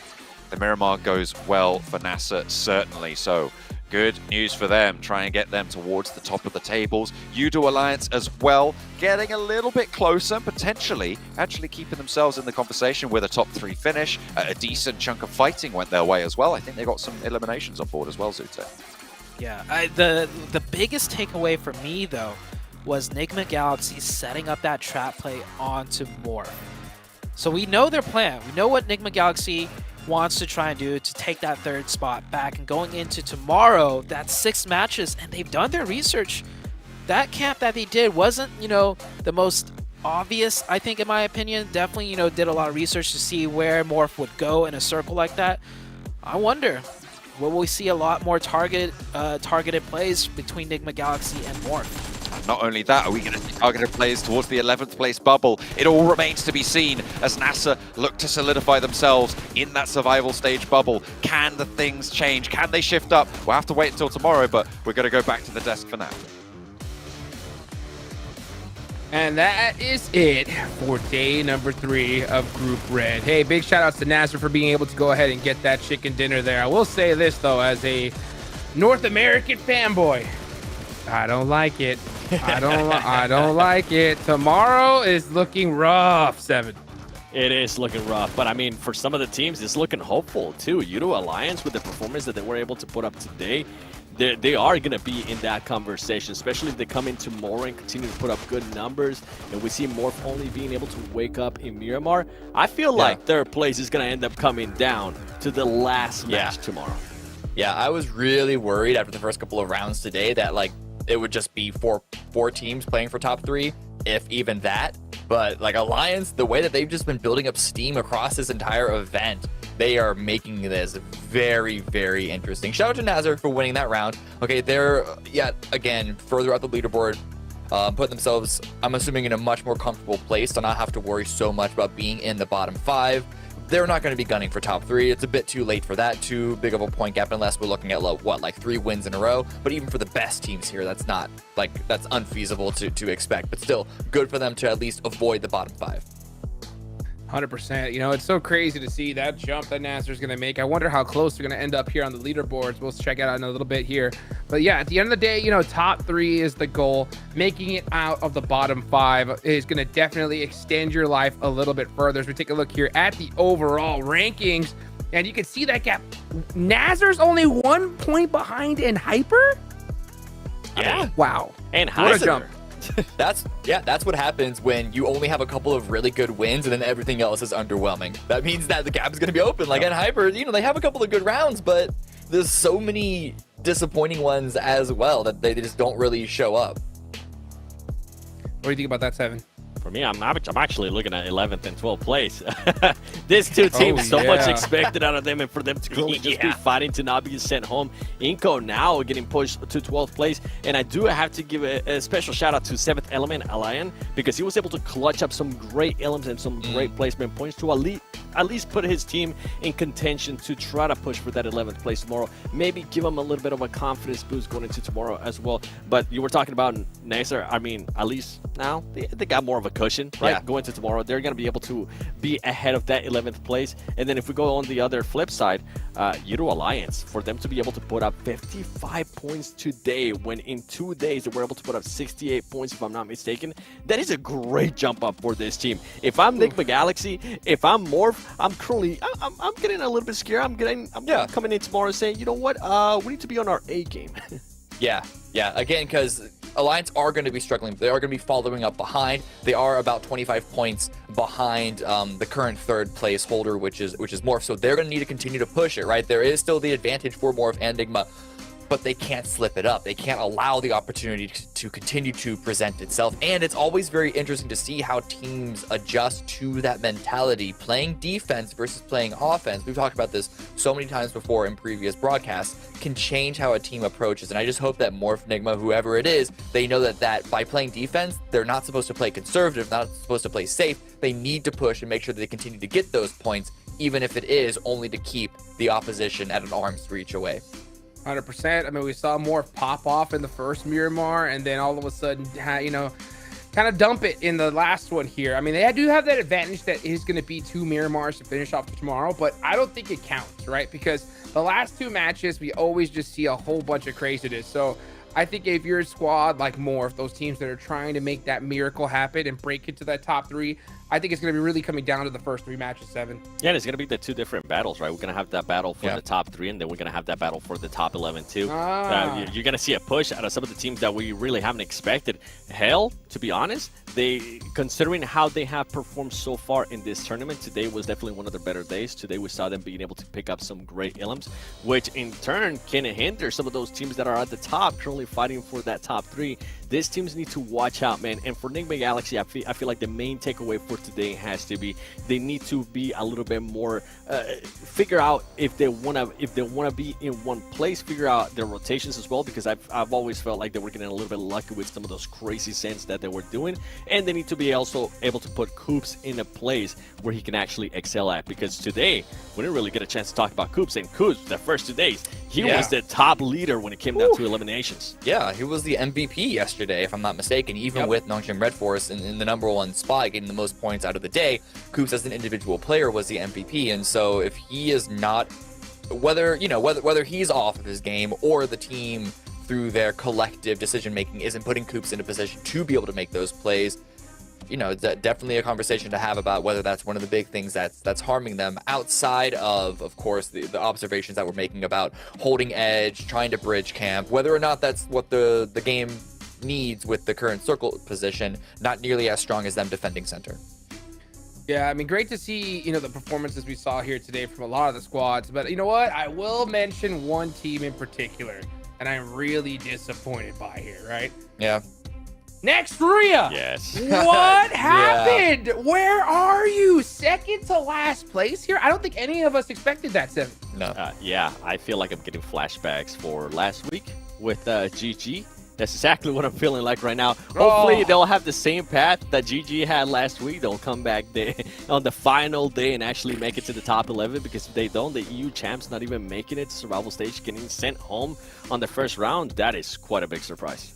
Yeah, I mean, I will say, go ahead. In their defense, it's a 15-point gap between where Nextria are right now and 11th place. And then even from that, from 11th place, 86 points, up to 8th place is only about 9 more. So it's not that wide of a gap. Again, this middle section is very, very tight, but we need to see some good rounds, maybe a win or a couple of podiums for any of these teams in the bottom 5 to try and climb out of that, because everyone's going to be pushing going into tomorrow.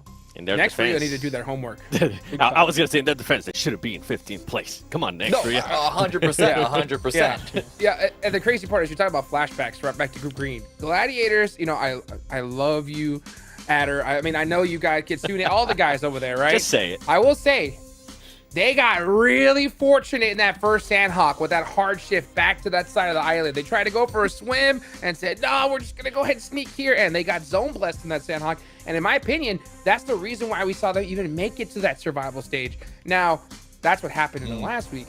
These zones here in this stage have been ridiculous. I don't care what anybody says. They've been going all over the place. So, well, you know what? Let's go ahead and take it on over to the studio with Choo Choo so we can go ahead and nice little interviews Welcome back to the live stage here in Kuala Lumpur, Malaysia Battle Arena. PJ with me, your stage for the week, which could be Choo Choo. And also joining me here today, none other than 628 or SZS28. I'm so sorry, 628. So hard to pronounce it. But yeah, the IGL for the game himself, Sunan. So, Sunan, 你好. 你好, 你好. So, okay, before we start, I'm going to start the interview. I'm going to translate for you guys as well.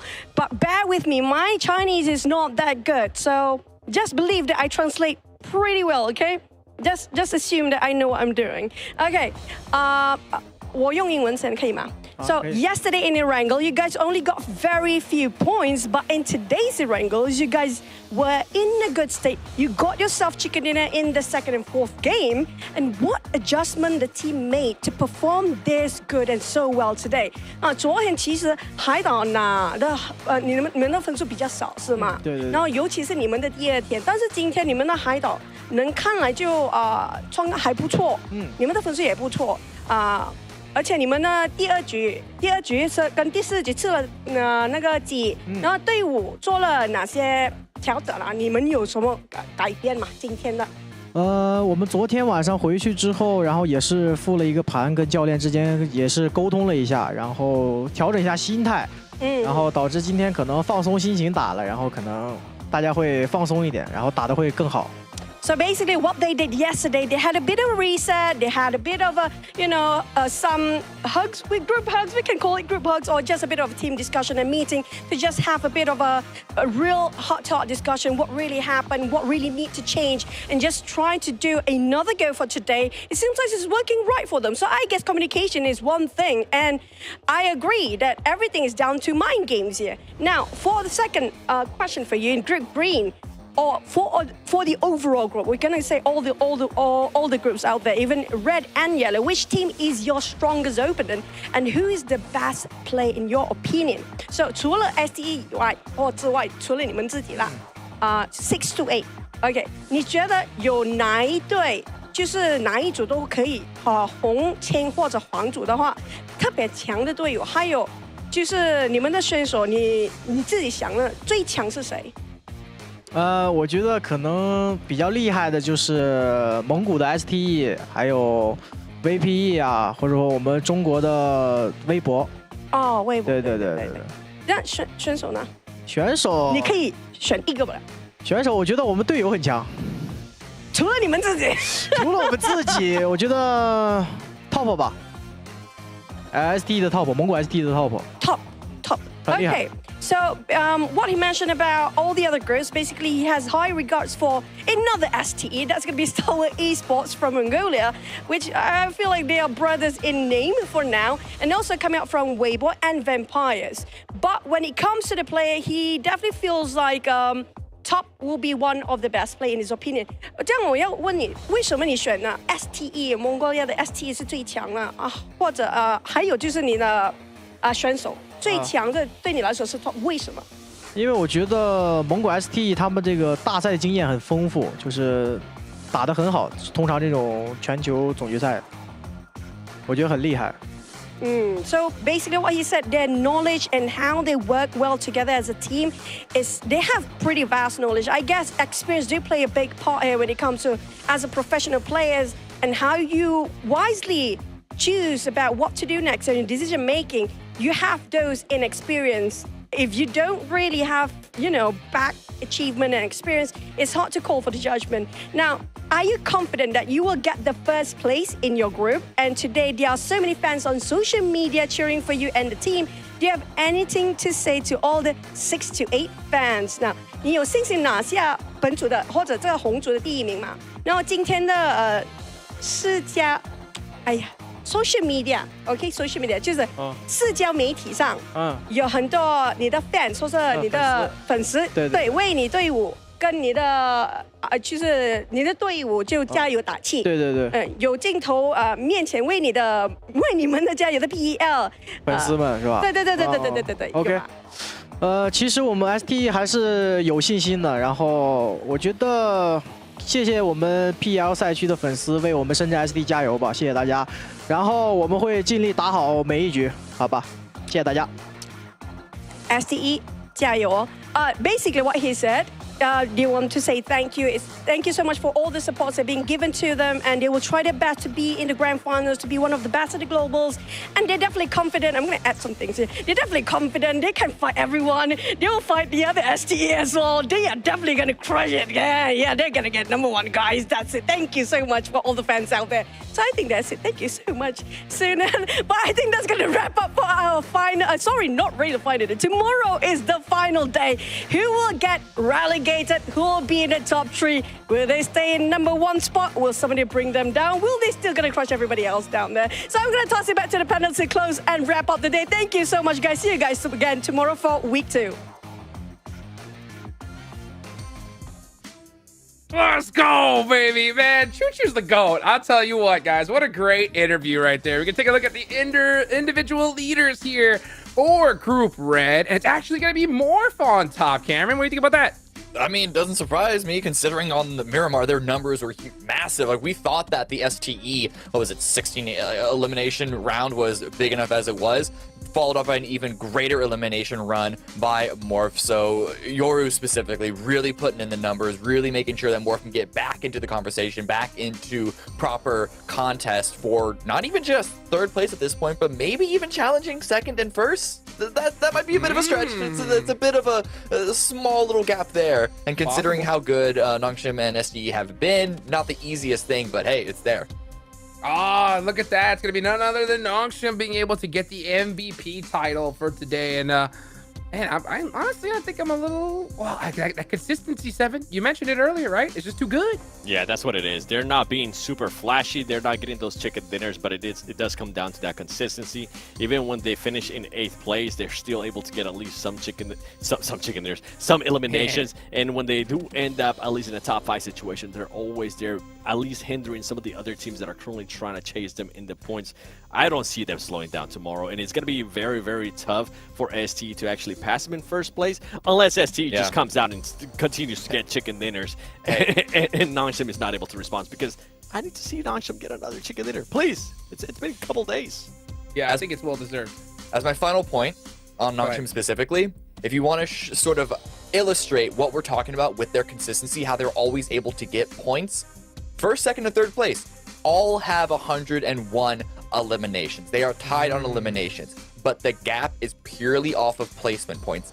68 placement points for Nongshim, only 55, I say only 55, but 55 for STE, 47 for Morph. And STE and Morph have a full chicken dinner over Nongshim, and yet the smaller gap there is 13 points. That is how successful Nongshim are consistently of getting podiums. Even if they're not able to convert all those podiums into full-on wins, into 1st place chicken dinners, they're still in the mix, and they are just farming those every single round. Oof. That's the way to do it. I mean, we've seen historically, right, the teams that have that greater consistency level gain that championship title. I think that's why you mentioned, you believed in them a little bit more than 628, even after a 19 elimination game, right? Because that is going to be really hard to sustain, especially in the group finals. Yeah, I mean, if you flip it, you look at Morph, right, with the stat that Cam was just able to give out. Yeah, Morph is currently the team with tie for the most chicken dinners with STE at 3. But if you actually look at their placement points, they've only gotten 17 placement points outside of their chicken dinners, which averages out to at least, I think it's 1.1 placement point per match. That's just not going to be able to cut it if they want to be able to maintain that 1st place. Yes, they are being able to output those eliminations. We just saw them being able to have one of the players at the top in regards to eliminations. But coming in tomorrow, I feel like they can't be waiting. They cannot be relying on Miramar. If that's the case, I'm hoping that Enigma Galaxy and Coops and the team does exactly what ST was able to do yesterday, which is, have a group hug, figure it out, and then come back tomorrow and absolutely smack everybody. Yeah, put in that work. Well, guys, of course, we got to give a big shout out to none other than the Infinix GT10 Pro, the official smartphone here for PMGC. If you guys want to dominate the lobby, check out that GT10 Pro because it was created directly for esports players. Guys, also, make sure you check that TikTok while you're at it. Search that hashtag PMGC 2023 so you can keep up to date with everything that is going on here. One more day. One more day. Wow. Well, we'll see what happens because it's going to be a show. So, guys, make sure, of course, you go ahead and hit all the buttons, follow everything you got going on because tomorrow It's going to be intense. See you then.